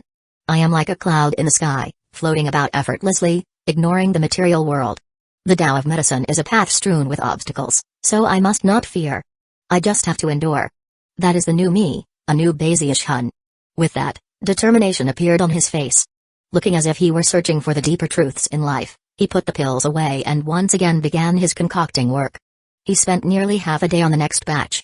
Unfortunately, he had reached the point where there were few types of medicine that he could continue to work on. It was simply too dangerous. His pill furnace would explode every time, leaving significant damage in its wake. Scowling, he paid some spirit stones in compensation, at which time he was politely asked to leave the medicine concocting pavilion. He was just about to call upon his status as the junior brother of the sect leader and demand to be allowed to stay, when he realized that Big Fatty Zhang had messaged him via Jade's lip. Apparently he'd came to Bazius Hun's residence looking for him, and was wondering where he'd gone off to. Seeing that Big Fatty Zhang had come to visit, Bazius Hun left the medicine concocting pavilion. Sighing, he began to walk down one of the narrow mountain paths. If I want to pursue the Tao of medicine to the pinnacle, then I will surely face obstacles along the way. I, Bazius Hun, am like a floating cloud. I will not surrender. Sticking his chest out and raising his head, he walked forward for a bit until he realized that something seemed off. At this time of day, the sect was usually a busy place. But right now, Fragrant Cloud Peak was very quiet. Looking around, he noticed that not a single disciple of the 6th level of Chi condensation or higher could be seen. Everyone present was of the 5th level or lower. Shocked, he hurried back to his residence. Even as he approached from a distance, he saw a tall, skinny young man pacing back and forth excitedly in front of the main gate. That young man was none other than Big Fatty Zhang, who had lost a significant amount of weight. Eldest brother, Bazius Hun exclaimed in greeting, hurrying forward. 9th junior brother. Big Fatty Zhang replied, turning to look at Bazius Hun and laughing loudly. Big Fatty Zhang didn't care at all that Bazius Hun was now the junior brother of the sect leader. To Big Fatty Zhang, he was still his little junior brother. Bazius Hun dragged him into the courtyard, where they sat down to chat. Curious, Bazius Hun said, eldest brother, you hardly ever came to visit. What brought you over? Is there something you need my help with? Just say the word. Bazius Hun had long since come to view Big Fatty Jong as a true older brother. Whenever he thought back to their days together in the ovens, he was always left with a warm feeling. Big Fatty Jong cleared his throat, but was unable to prevent the excitement and pride from showing on his face. Looking over, he slapped himself proudly on the chest. Back in the ovens, it would have resulted in the sound of jiggling flesh, but now, only the creaking of bones could be heard. Even still, Big Fatty Jong seemed enlivened. Ninth junior brother, I have a huge secret to tell you. As soon as Bazius Hun heard that a huge secret was involved, his eyes went wide, and he began to pay rapt attention. Sounding very lofty, Big Fatty Jong went on to say, from now on, I, Big Fatty Jong, am definitely going to be famous in the Spirit Stream sect. Everyone will know my name. Tons of disciples will be trying to get on my good side. In fact, even the Foundation establishment seniors will probably treat me with the utmost respect. Oh? Bazius Hun said, looking surprised. What's going on? Are you also the little turtle? Glowing with exuberation, Big Fatty Jong took a deep breath and lowered his voice. Little turtle? PSHH. Ninth junior brother, you know that my master is the Peak Lord of Violet Cauldron Peak, Zumixian, right? Bazius Hun nodded. He had known who Big Fatty Jong's master was for some time, and also knew that she was the reason he had lost so much weight. She didn't like fat people, although that had also led Bazius Hun to consider some other strange possibilities regarding the situation. Do you know what my master is best at? Big Fatty Jong continued. Spirit enhancement. And do you know what I'm studying from my master? Spirit enhancement. Ha ha ha. I, Big Fatty Jong, happen to be blessed with incredible natural talent when it comes to spirit enhancement. My talent is so extraordinary that even my master was completely shocked, and praised me to no end. Today, she actually said that it would only be a few more years before I'm a #1 Grandmaster of Spirit Enhancement in the entire Spirit Stream sect. Big Fatty Jong rose to his feet, looking excitedly up into the sky, boiling with excitement. It was as if he were the most important being in existence. Bazius Hun blinked. Seeing Big Fatty Jong's mighty pose, he quickly plastered an adoring expression on his face and exclaimed, Spirit enhancement? Bazius Hun's reaction made Big Fatty Jong even happier.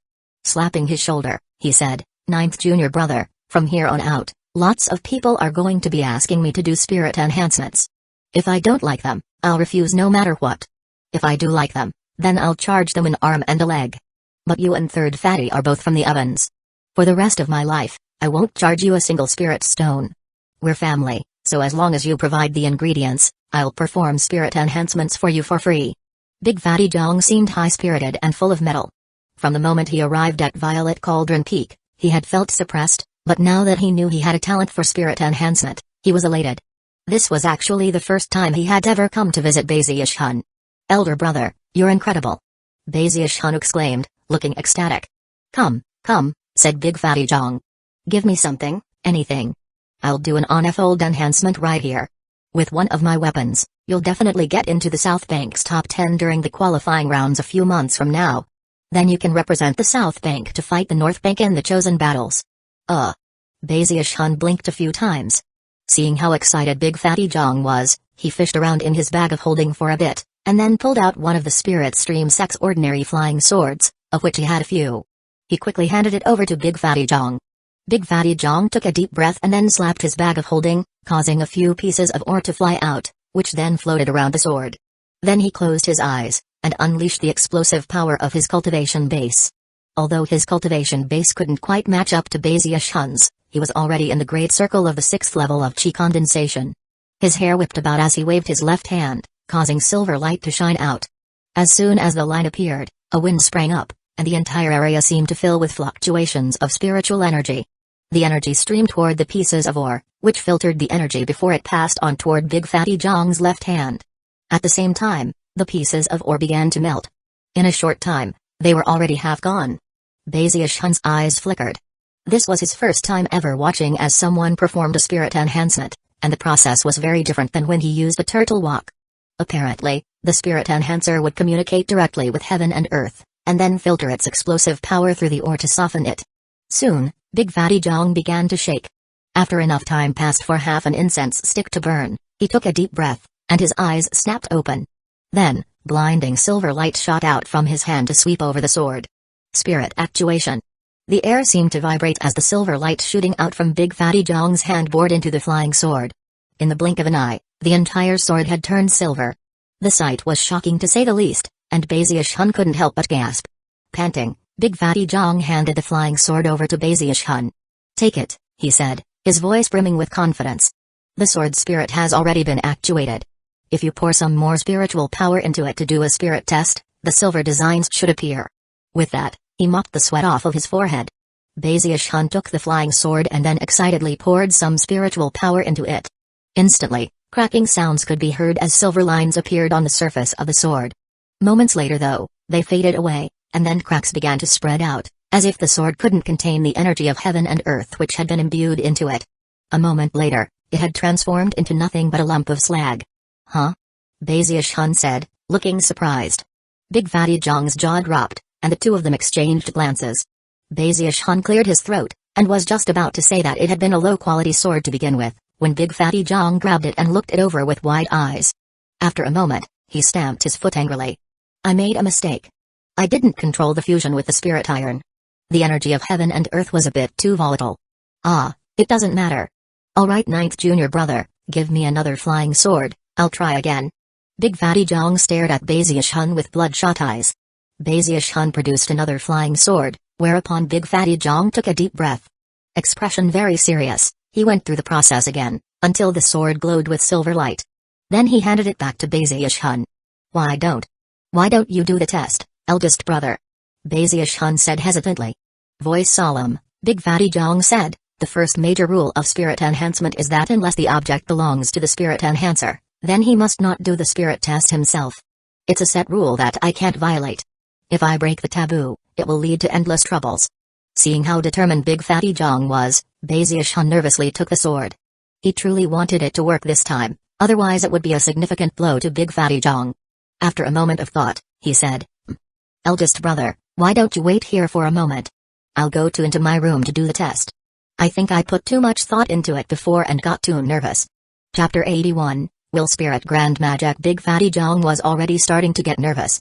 However, after hearing Baziush-hun's suggestions, he realized that it made sense, and nodded in agreement. Clearing his throat, he tried to pretend that he wasn't nervous at all. "Of course. As my master said, I shouldn't be there to see whether the enhancement succeeds or not. Ninth junior brother, hurry inside and try out the spirit test." Baziush-hun turned and hurried inside. Frowning, he looked down at the flying sword. Worried about Big Fatty Jong getting disappointed, he didn't attempt any test, but instead, performed an incantation gesture and pointed out, causing the turtle walk to appear. Eldest brother has been under too much pressure from the very beginning. He's finally got some confidence back, so I can't let him leave disappointed. I wonder if using the turtle walk will make the enhancement of this flying sword a success." Muttering to himself, he started a one-colored flame and then threw the untested flying sword into the walk. Silver light glittered brightly, after which he put the turtle walk away.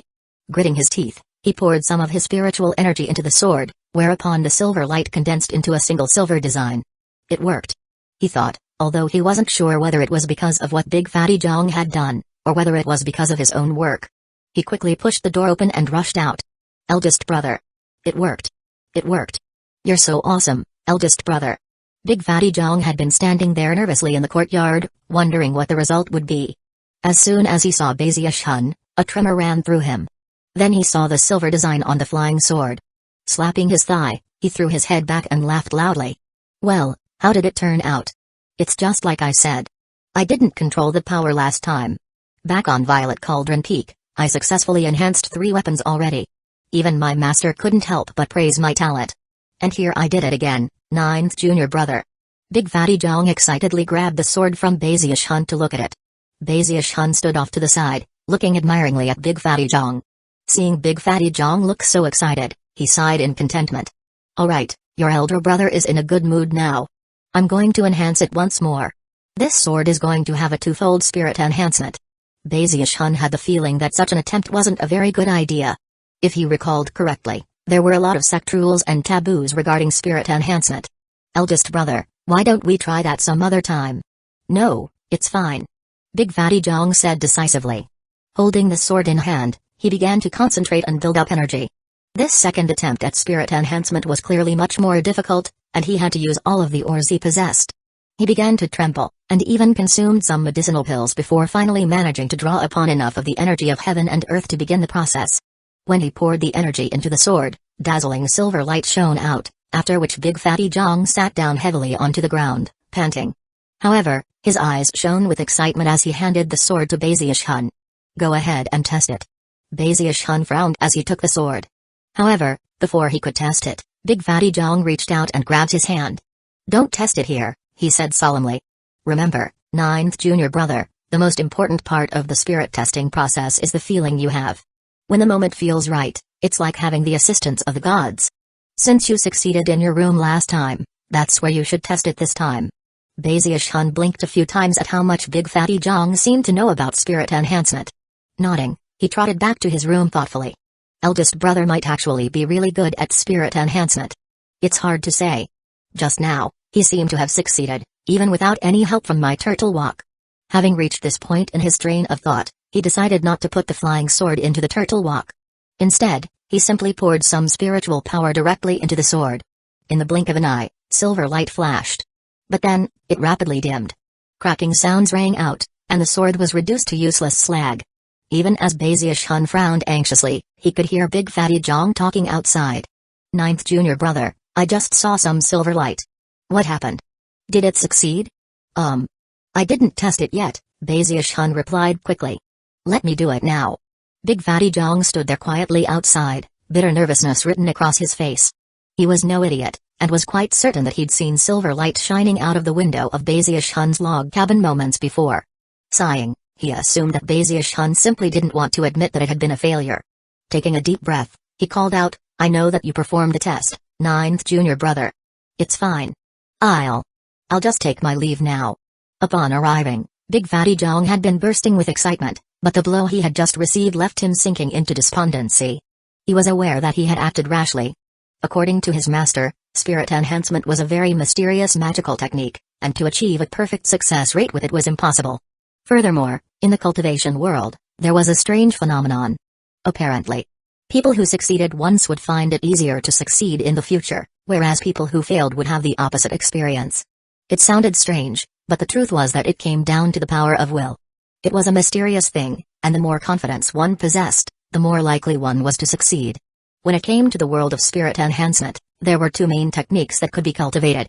One was the orthodox method, in which the spirit enhancer was responsible for only the initial spirit enhancement.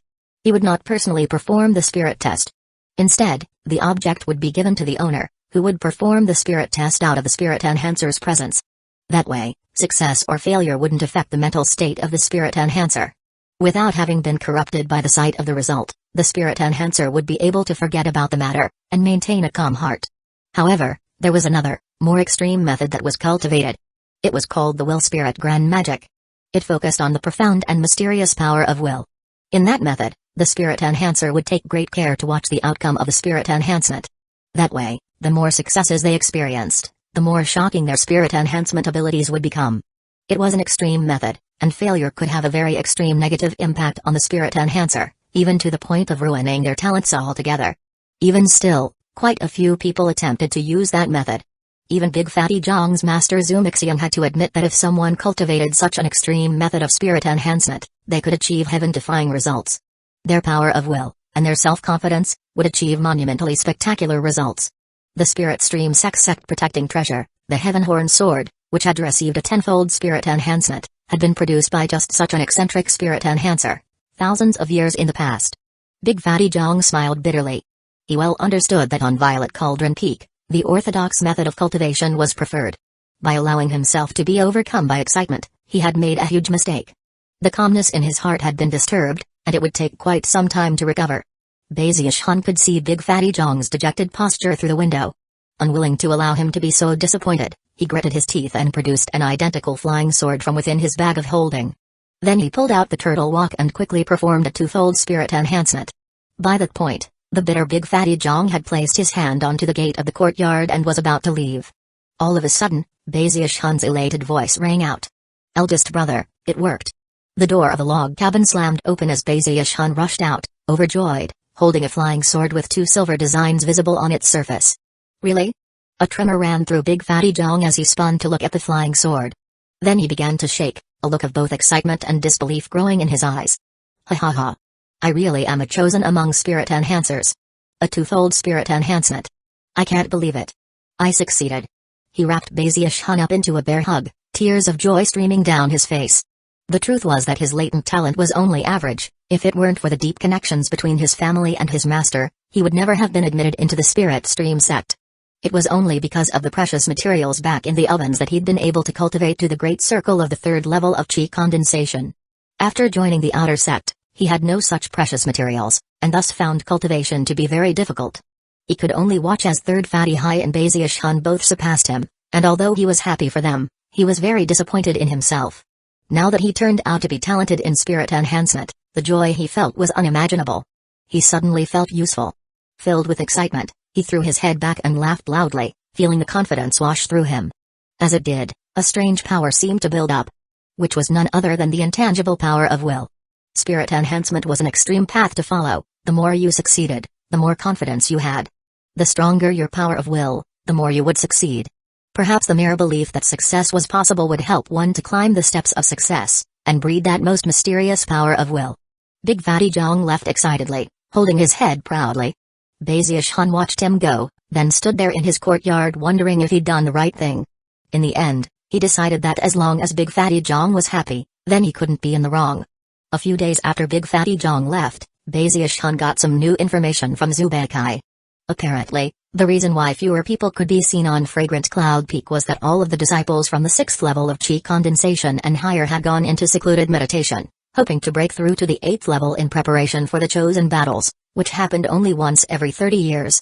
The joint North and South Bank chosen battles were only about 3 months away, and would be the focus of attention of the entire Spirit Stream sect. Throughout the Eastwood continent, the cultivator clans and other small sects would also be paying close attention to the results. During the chosen battles, outer sect chosen from both the North and South Banks would fight each other in an attempt to claim the top 10 spots. All of the top male and female disciples would rise up like dragons and phoenixes, hoping to be promoted into the inner sect. Whether in terms of personal fame or the approval of the sect, disciples who ascended to the inner sect in this fashion were viewed completely differently than other disciples. Every 30 years, the top 10 chosen of the generation would always move on to greater glory. They were the outstanding talents, famous and revered far and near. Even other sects with status similar to the Spirit Stream sect would acknowledge them.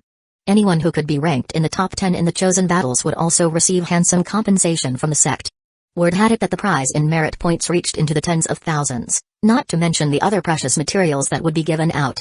Furthermore, there was also the chance to enter the sect's arcane pocket realm. Everyone was moved by the possibilities at hand. Beyond all that, the best of the best would have the chance to pursue a spot in the legendary legacy echelon. One requirement was to be in the top 10 of the chosen battles, which was in turn another motivating factor to all disciples. Before the chosen battles, of course, were the qualifying rounds. Both the North and South Banks would have their own qualifying rounds, during which they would select the 10 best disciples to move on to the final chosen battles. The cultivation base requirement was set at the 8th level of chi condensation. Only disciples of that level could participate. There were 2 main requirements to enter the inner sect: first, to be in the 8th level of chi condensation, and second, to pass a trial by fire. Normally speaking, there were a variety of trials by fire which could be attempted to get into the inner sect. However, the chosen battles which occurred every 30 years were the most difficult of them all, and also the most watched in all the sect. Of the numerous outer sect disciples who made the attempt, most would not be promoted. Only those who made it into the top 100 in the qualifying round would get into the inner sect. As for the top 10, they qualified to participate in the chosen battles for the entire Spirit Stream sect. Shangguan Danyu, Lu Tanlai, and Shu Xingqi were all people who wanted to get into the South Bank's top 10, and then fight with the chosen from the North Bank. If they could become inner sect disciples in such a way, then they would have a shot at eventually reaching the legacy echelon. Chapter 82, South Bank chosen. During the past 1,000 years, the South Bank had always been outdone by the North Bank. In all of the outer sect chosen battles which had been held, the majority of the final top 10 were North Bank disciples. The South Bank had never been able to achieve dominance, much less take the first place spot, which went to the North Bank each and every time. One reason was that the North Bank had 4 mountain peaks, while the South Bank only had 3. More than 1,000 years ago, things had been different. Whether it was in terms of spirit enhancement or medicine concocting, the disciples of the South Bank had been the pillars of the sect, and no one had ever dared to tangle with them. As for the sword cultivators of Green Crest Peak, they gave their mountain peak the reputation of being the strongest in the entire Spirit Stream sect. But now, for various reasons, everything had changed, and the North Bank was the most dominant. They continuously secured victory in the chosen battles, and as such, earned vast cultivation resources, which ensured that their battle prowess only continued to grow. Furthermore, their practice of cultivation differed somewhat from the South Bank, so different that many of the outside cultivator clans had come to view the North Bank as the dominant force within the Spirit Stream sect, and its effective leader. In the Spirit Stream sect, the South Bank used magic to control inanimate objects, while the North Bank controlled living beasts. For example, upon joining the sect, Baziush-hun had learned the Violet Chi Cauldron control art. In contrast, the introductory art for North Bank disciples was the Heaven Span Elephant control art. During the chosen battles held over the past 1,000 years, the South Bank had suffered defeat over and over again. That was especially true of the battles fought 30 years before, in which only one disciple from the South Bank had ended up in the top 10. That, of course, infuriated the elders and peak lords of the 3 mountain peaks of the South Bank. Afterward, they personally went out to look for new talented disciples, which was how Shangguantanyu and the other top chosen came to join the sect. Shangguantanyu, Lu Tanlai, and Shuzinki were the trump cards of the South Bank. They were the apprentices of the peak lords, and had been meticulously trained until their cultivation bases reached the pinnacle of the 8th level of chi condensation. In terms of battle prowess, they were already in a position to be able to defeat many disciples of the inner sect.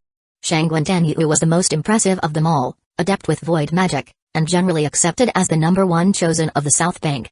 Lu Tanlai was skilled with the Tao of Lightning, and was extraordinary in his own right. His lightning magic was shocking, and even his master Zumixian praised him ceaselessly, virtually guaranteeing him a spot in the top 10. Then there were Shuzinki, who showed incredible skill in the Tao of Medicine. Of course, as Li Qinghu's personal apprentice, she also had astonishing magical techniques at her disposal. When Baziush-hun learned about the overall situation from Zubeke, he couldn't help but feel indignant at the despotic way the North Bank acted. Filled with emotion, he swore to himself, "Just wait until I reach Foundation establishment. I'll definitely cut those North Bank outer sect disciples down a notch or two."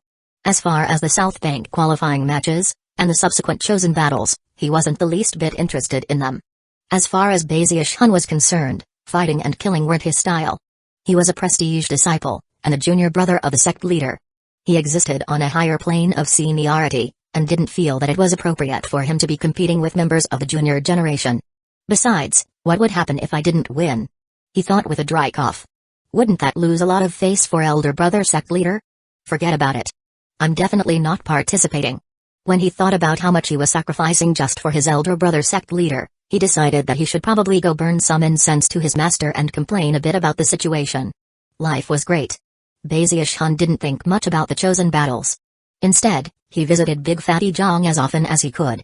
Every time Big Fatty Zhang would try a spirit enhancement, Baziush-hun would use his turtle walk to turn it into a success, which led Big Fatty Zhang into new realms of excitement.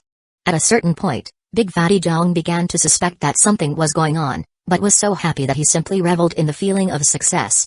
Eventually, he got used to the situation, and came to be convinced that he really was a genius spirit enhancer. Considering the incredible level of self-confidence that he was building, his spirit enhancement magic and power of will also began to grow much stronger. Time passed. A month later, it was only 3 days until the qualifying round began. It was at that point that Baziush-hun got a notice from the sect informing him that attendance in the qualifying round was mandatory for all disciples in the 8th level of chi condensation. There were to be no exceptions. After scanning the jade slip, Baziush-hun yawned. Assuming there must be some mistake with the message, he continued his pill concocting. 3 days later at dawn, bells filled the South Bank, and Baziush-hun strolled out into the sect to see countless outer sect disciples hurrying along with very serious expressions. Spirits rising, he joined the crowd of moving people. Soon, he reached a certain valley behind the 3 mountain peaks. It was a huge place, paved with white jade, in the middle of which was a huge, open square, with 4 awe-inspiring columns in the corners carved with coiling dragons. Between each column was another statue depicting a fierce beast, extremely lifelike in appearance. The ferocious nature of it all made the entire valley seethe with a bleak and violent aura. On one of the valley walls was a balcony, upon which numerous notable members of the sect could be seen. Li Qinghu was there, along with Zhu Mixian and the Peak Lord from the 3rd mountain. Even sect leader Zhenyu Ondong was present. The qualifying matches for the North and South Banks were not held concurrently. The South Bank went first, followed by the North Bank. That was to ensure that the sect leader didn't show partiality to one bank or the other. After observing the South Bank's qualifying matches, he would go to the North Bank to watch theirs. Li Qinghu and the other Peak Lords sat near Zhenyu Ondong, chatting amiably. Behind them were the elders from the 3 mountain peaks, including Elder Zhu. Some sat quietly with their eyes closed, others conversed in low tones. A few were observing the disciples pouring into the valley. Baziashun walked along lazily until he was in the valley itself. Looking around, he realized that he had never been here before. Curious about the statues, he walked over to examine one more closely. As he neared the statue, he noticed that there was even fur on its surface, which rippled in the wind. These creatures almost look alive. So interesting. It was at this point that the sound of voices suddenly rose up from within the audience. Elder Sister Zhu is on the way. Elder Sister Zhu has been in the 8th level of Qi condensation for a while now. She's definitely going to get into the top 10. In fact, considering her status, she'll most likely get into the top 3. A blue swath of flying silk appeared off in the distance, upon which could be seen Zhuzinki. She first clasped hands and bowed to the balcony, then landed off to the side, where she closed her eyes and sat down quietly. The truth was that she was inwardly nervous. After all her years of cultivation, the qualifying round had finally arrived, and she had to perform well. Up on the balcony, Li King gave her a faint smile of approval. Smiling, Zhen Yuandong said, "King, not only is Zhuzinki extraordinary with plants and vegetation, she also has some shocking magical techniques. I have the feeling she'll bring glory to the South Bank." "There's no need for such praise, sect leader," Li King replied modestly. "My apprentice still needs some more tempering. However, her personality is of a type rarely seen among her contemporaries. She really has incredible potential." Most of the crowd looked over enviously at Zhuzinki, but as for Baziashun, he cleared his throat and looked at her with an expression similar to Li King's. Clasping his hands behind his back, he gazed at her with praise and approval. Before people could finish talking about Zhuzinki, another small uproar occurred in the crowd. People turned their heads up as the rumble of thunder echoed out. A bolt of lightning snaked out overhead, perched atop which was a young man wearing a long green robe and a haughty expression. Countless lightning bolts spread out in his wake, and thunder boomed around him. He seemed even more impressive than Zhuzinki, and when he landed in the square, the area for 30 meters around him turned into a lake of dancing lightning. Sparks of electricity even arced back and forth on his skin. "It's Lu Tanlai from Violet Cauldron Peak. Elder brother Lu has a rare lightning meridian. He's been in secluded meditation almost the entire time since joining the sect. Now he finally makes his extraordinary debut. Lu Tanlai is incredible. He cultivates some sort of technique that gives him control of lightning." As the conversations continued, Lu Tanlai proudly clasped hands in greeting toward the balcony. Then his gaze swept across the crowd. Among all the outer sect disciples gathered there, only Zhuzinki was someone he considered a worthy opponent. The others weren't even worth looking at. Up on the balcony, Zumixian smiled, her eyes gleaming with satisfaction. "Sect leader, what do you think of the extreme Dao lightning control magic that my disciple cultivates?" Zhen Yuandong smiled and looked a bit more closely at Lu Tanlai. He already controls 2 types of lightning, and he's only in the 8th level of Qi condensation. With skill like that, he's definitely a top chosen among the disciples under Foundation establishment. The Peak Lord of Green Crest Peak, the emaciated old man who seemed as sharp as a sword, suddenly looked up with a smile. Zhen Yuandong's face flickered, and he also turned to look in the same direction. The other elders did the same. A beam of sword light split through the clouds, rumbling along with incredible momentum. The cloud ceased as an ancient green sword appeared, a beam that cut through everything in its path, piercing through the air as it shot toward the ground. The sword seemed primeval, forged from bronze, weathered with age and completely extraordinary. An extremely handsome young man stood atop the sword, wearing the robes of an outer sect disciple. His black hair whipped about in the wind, and he held his hands clasped behind his back. A faint layer of golden light flickered around him, and behind him could be seen the images of numerous green lotuses. In addition to the lotuses was a 9-meter-long fish with the head of a dragon, which swirled about, sending rainwater falling down everywhere around it. Even before the young man arrived, the rainwater was splashing down onto the square. Countless disciples looked up in awe, gasping at the incredible sight. It's eldest brother Shangguan, the number 1 chosen in the outer sect on the south bank. Shangguan Taniu. According to the rumors, he has a powerful sword spirit body, and is the reincarnation of some almighty sword cultivator. For some reason, the heavens are guilty, and showered him with countless blessings. When he was 3, he was walking down the road and happened to find an ancient sword. When he was 7, a baby crimson cloud beast fell out of the sky and instantly accepted him as its master. When he was 13, he acquired a golden light shield. That is why his name is Taniu. One Zhuzinki looked over with a grave expression. As for Lu Tanlai, he looked up, lightning dancing in his eyes, sparks surging around him. From the look in his eyes, he was itching to fight. As the green beam of light closed in, Shangguan Taniu clasped hands toward the balcony and called out, "I, Shangguan Taniu, Offer greetings to the sect leader, my master, the two peak lords, and all of the various elders." As he floated down toward the square, he looked around at all the disciples and nodded. His amiable gaze and friendly nod caused countless disciples to clasp hands in greeting. Many of the female disciples batted their eyes bashfully. Sect leader Zhenyu Ondong gave a hearty laugh and looked over at the peak lord of Green Crest Peak. "Wonderful. Simply wonderful," he said.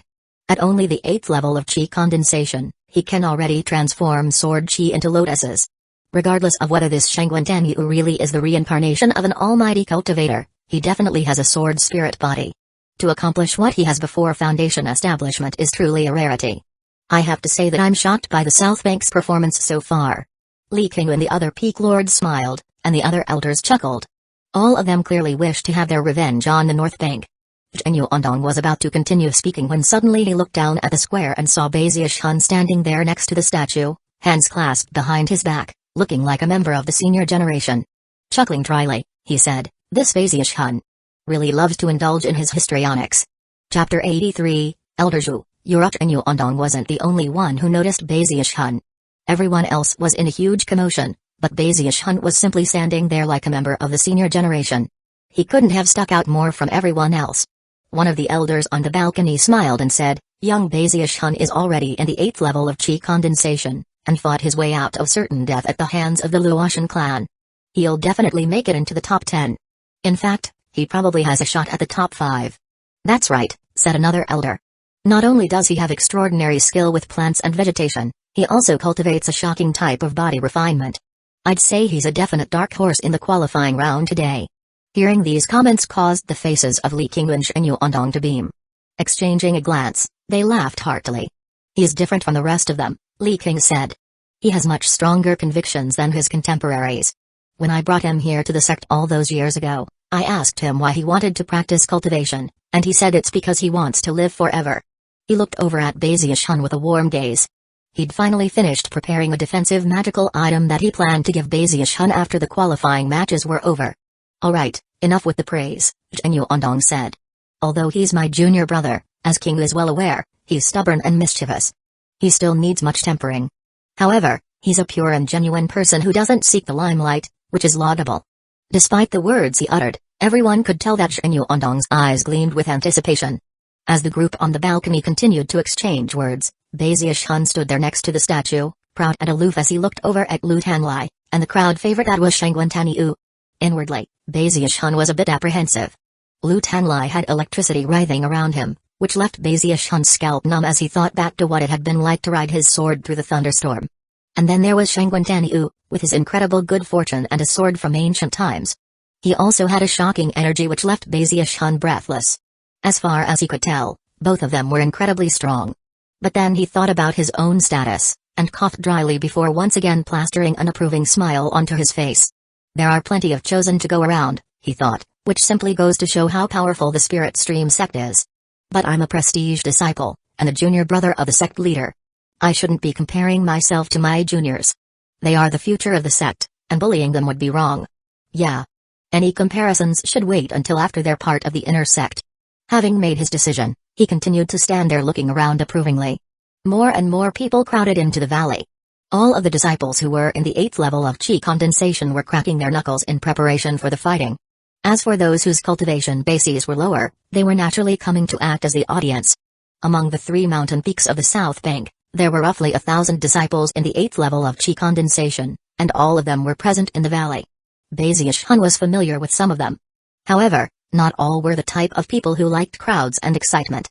Many preferred to practice their cultivation in secret, waiting for just such an occasion as this to finally show off. The countless other outer sect disciples who didn't qualify to participate were waiting eagerly to see how the qualifying round would turn out. Everyone was itching to find out who would make it into the top 100, and of course, the top 10. As for who would be the top 3, there didn't seem to be much suspense about that. Presumably, those spots would go to Shangwen Taniu, Lu Tanlai, and Shizinki. Gradually, the 1,000 or so 8th level disciples quieted down, as did the other surrounding disciples. A sense of pressure began to fill the air, and gradually, a foreboding sense of impending violence.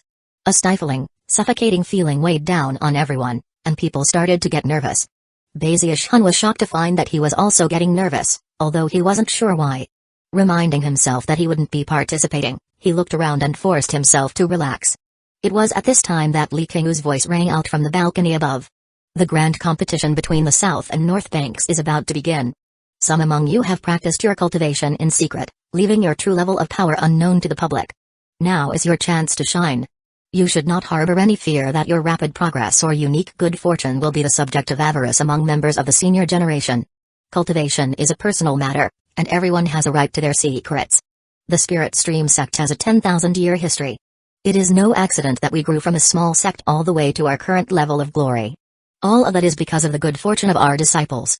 Whatever good fortune you have acquired is your personal destiny. Some of you have come to be called chosen by others. However, that is only because of your natural talents. Talented people can be found everywhere among the defeated. Today is the day to prove yourselves. Today is the day to show whether or not you truly deserve the title which has been bestowed upon you by others. Today you can prove whether or not you truly deserve to be chosen. Li Qing's voice was deep and filled with pride, and seemed to form a resonance with the somber pressure that filled the area. Those who listened began to pant nervously. The disciples who had various secrets to keep all looked on with shining eyes. As for Lu Tanlai and the other famous disciples, from the expressions on their faces, they clearly were itching to fight. The top 100 competitors in the qualifying round will be promoted to the inner sect. The top 10 will go on to represent the South Bank in the grand finale competition, which is only held once every 30 years. This time, we have a chance to make sure that our compatriots on the North Bank remember who we are. With that, Li Qing flicked his sleeve, causing rumbling sounds to fill the air as columns of light shot up from all three of the South Bank's mountain peaks. Everything shook violently. It was as if a pair of invisible hands were ripping apart the air above the valley, causing a huge bridge to appear. It was an ancient, primitive bridge, like something which had been pulled out of primeval times. It was constructed of stone, and was covered with ancient magical symbols that shone with flickering light. The bridge was fully 300 meters wide, and so long that it couldn't be taken in with a single glance. It was so grand and majestic that compared to it, the valley they were in seemed like nothing more than a stepping stone. The next person to speak was not Li Qing, but rather, Zumixian. This is the Spirit Stream Bridge, a precious treasure of our sect. It has been summoned to act as your path in this trial by fire.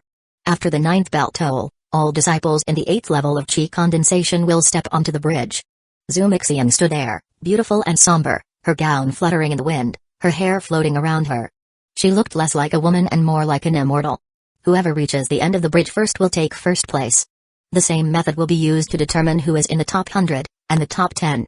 As Zumixian's voice continued to echo out in the valley, the disciples looked eagerly at the bridge up above. This format of competition was a comprehensive way to test the disciples. The rules didn't prohibit fighting, as long as no lethal attacks were made, anything was permitted. Whoever reached the end first would be the winner. Of course, there would be obstacles along the way, and even luck would play a part. The audience panted as they waited, eyes glittering, cultivation bases stirring. Bazish Hun stood there yawning as the bells began to toll. Once, twice, thrice. 4 tolls, 5 tolls, 6. The sound of the bells struck the minds of the disciples, causing their hearts to pound. They began to rotate their cultivation bases faster and faster as they gathered together the energy they had built up. Soon the bells had rung 7 times, and then 8. Finally, when the 9th tolling of the bell could be heard, rumbling sounds filled the air as the cultivation bases of all of the 8th level disciples exploded out with full force. Like arrows loosed from a bow, all of the disciples shot into action. Over 1,000 people flew into motion toward the ancient bridge.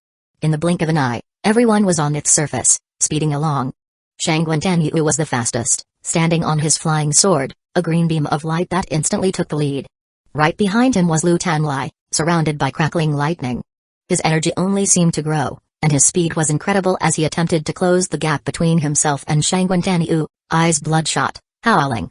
In 3rd place was Zhizinki, her blue flying sail crippling as she advanced at top speed. There were a few people directly behind them, none of them very well known. Just as Li Qing had said, there were disciples who had concealed their true cultivation bases, waiting just for this opportunity to explode out with full force. That group almost immediately pulled out ahead of the pack, and from the look of it, they still had energy to go faster. The surrounding audience of disciples looked on with wide eyes, hearts pounding at the scene which was unfolding in front of them. However, as wind blasted out from the sudden acceleration of the 8th level disciples, Bazish Hun was left standing alone in the square. After the 9th bell toll, the wind buffeted his face, and he blinked. He stood there alone, looking up at the 1,000 disciples racing along, sighing in admiration. "Keep it up, guys!" he shouted. A moment later, he leaped into motion, landing on the bridge and running along. In the end, he decided that he might as well participate in the qualifying match, but that he wouldn't even try to get into the top 10 or 100. "I heard the North Bank is full of fiends. I'd be an idiot to try to fight with them." He moved along lazily, clearly having no desire or intention of being promoted to the inner sect. In his view, he was already a prestige disciple and a junior brother of a sect leader, and therefore had no need to become an inner sect disciple. Therefore, he simply enjoyed the scenery, cheering the other disciples on. He made quite a contrast with the other competitors. The audience members looked on with wide eyes and strange expressions. Meanwhile, on the balcony, veins bulged out on Li Qing's face as he glared at Baziushun, feeling like his head was about to explode. Zhu Mixian and the Peak Lord from Greencrest Peak exchanged an incredulous glance and then smiled wryly. The other elders' eyes went wide. Never could they possibly have imagined that something like this would take place in the qualifying matches. Were it any other disciple, they would quickly go teach him a lesson. But Baziushun had a special status, so all the elders could do was look over at Li Qing and Zhenyu Ondong. Zhenyu Ondong felt a headache coming on from the embarrassing loss of face. Clearing his throat, he glanced over at Elder Zhu. "Elder Zhu, whatever happens next, I'll pretend I didn't see. You know, that phoenix of yours really suffered a lot." Elder Zhu instantly understood. Face darkening, he flew up into the air toward Baziushun. "Baziushun," he roared, "nobody can save you today. Once I get my hands on you, I'll make sure you understand exactly how my phoenix suffered." With that, he shot toward the bridge like a bird of prey. Chapter 84, Unbelievable Acceleration. Baziushun was so startled by the sudden enraged roar that he leapt up into the air. When he turned to look over his shoulder and saw Elder Zhu charging aggressively toward him, his eyes went wide, and he almost fainted from fright. Elder Zhu looked like a fiendish, murderous monster, and although he wasn't shouting that he intended to take Baziushun's life, only that he was going to make him experience the same suffering the phoenix had, Baziushun thought about what the phoenix had looked like after a full day of pouncing on the other birds of fragrant Cloud Peak. The mere idea left his hair standing on end. He couldn't help but imagine what it would be like to be in the place of that phoenix, and his eyes went wide. Shaking, he looked forward again and began to pick up speed. He didn't lack courage, he simply feared death. However, what was happening now had occurred too suddenly. Furthermore, there were things in this world to be feared more than death, such as being transformed into a phoenix. When he thought about that, Baziushun couldn't help but scream, "Elder brother, save me. I don't want to get transformed into a bird." Up on the balcony, Zhenyu Ondong cleared his throat and pretended not to hear. Because of the sudden and intense provocation, Baziushun let out one blood-curdling scream after another. At the same time, he increased his speed explosively. In the blink of an eye, he transformed into a series of afterimages as he shot toward the disciples who were running along in last place. Those disciples felt something like a wind bearing down on them from behind, then stared in shock as Baziushun shot past them at high speed. How fast is he going? Everyone was shocked enough as it was, but then Elder Zhu came racing by in hot pursuit of Baziushun. That caused countless disciples to all gasp. The outer sect disciples in the audience all stared at what was happening, eyes wide with shock. "I can't believe Baziushun is going so fast. It seems that being chased makes him go a lot faster than usual." The audience was in an uproar, and Baziushun wanted to cry, although no tears came. He felt completely maligned as he fled for his life, passing one disciple after another, all of whom gasped in shock. There was one of them who wasn't willing to be overtaken. Gritting his teeth, he pushed forward with all the speed he could muster, and yet in the end, he could only watch as Baziushun sped past him into the distance ahead. Damn it, he's running faster than a mouse whose tail got stepped on.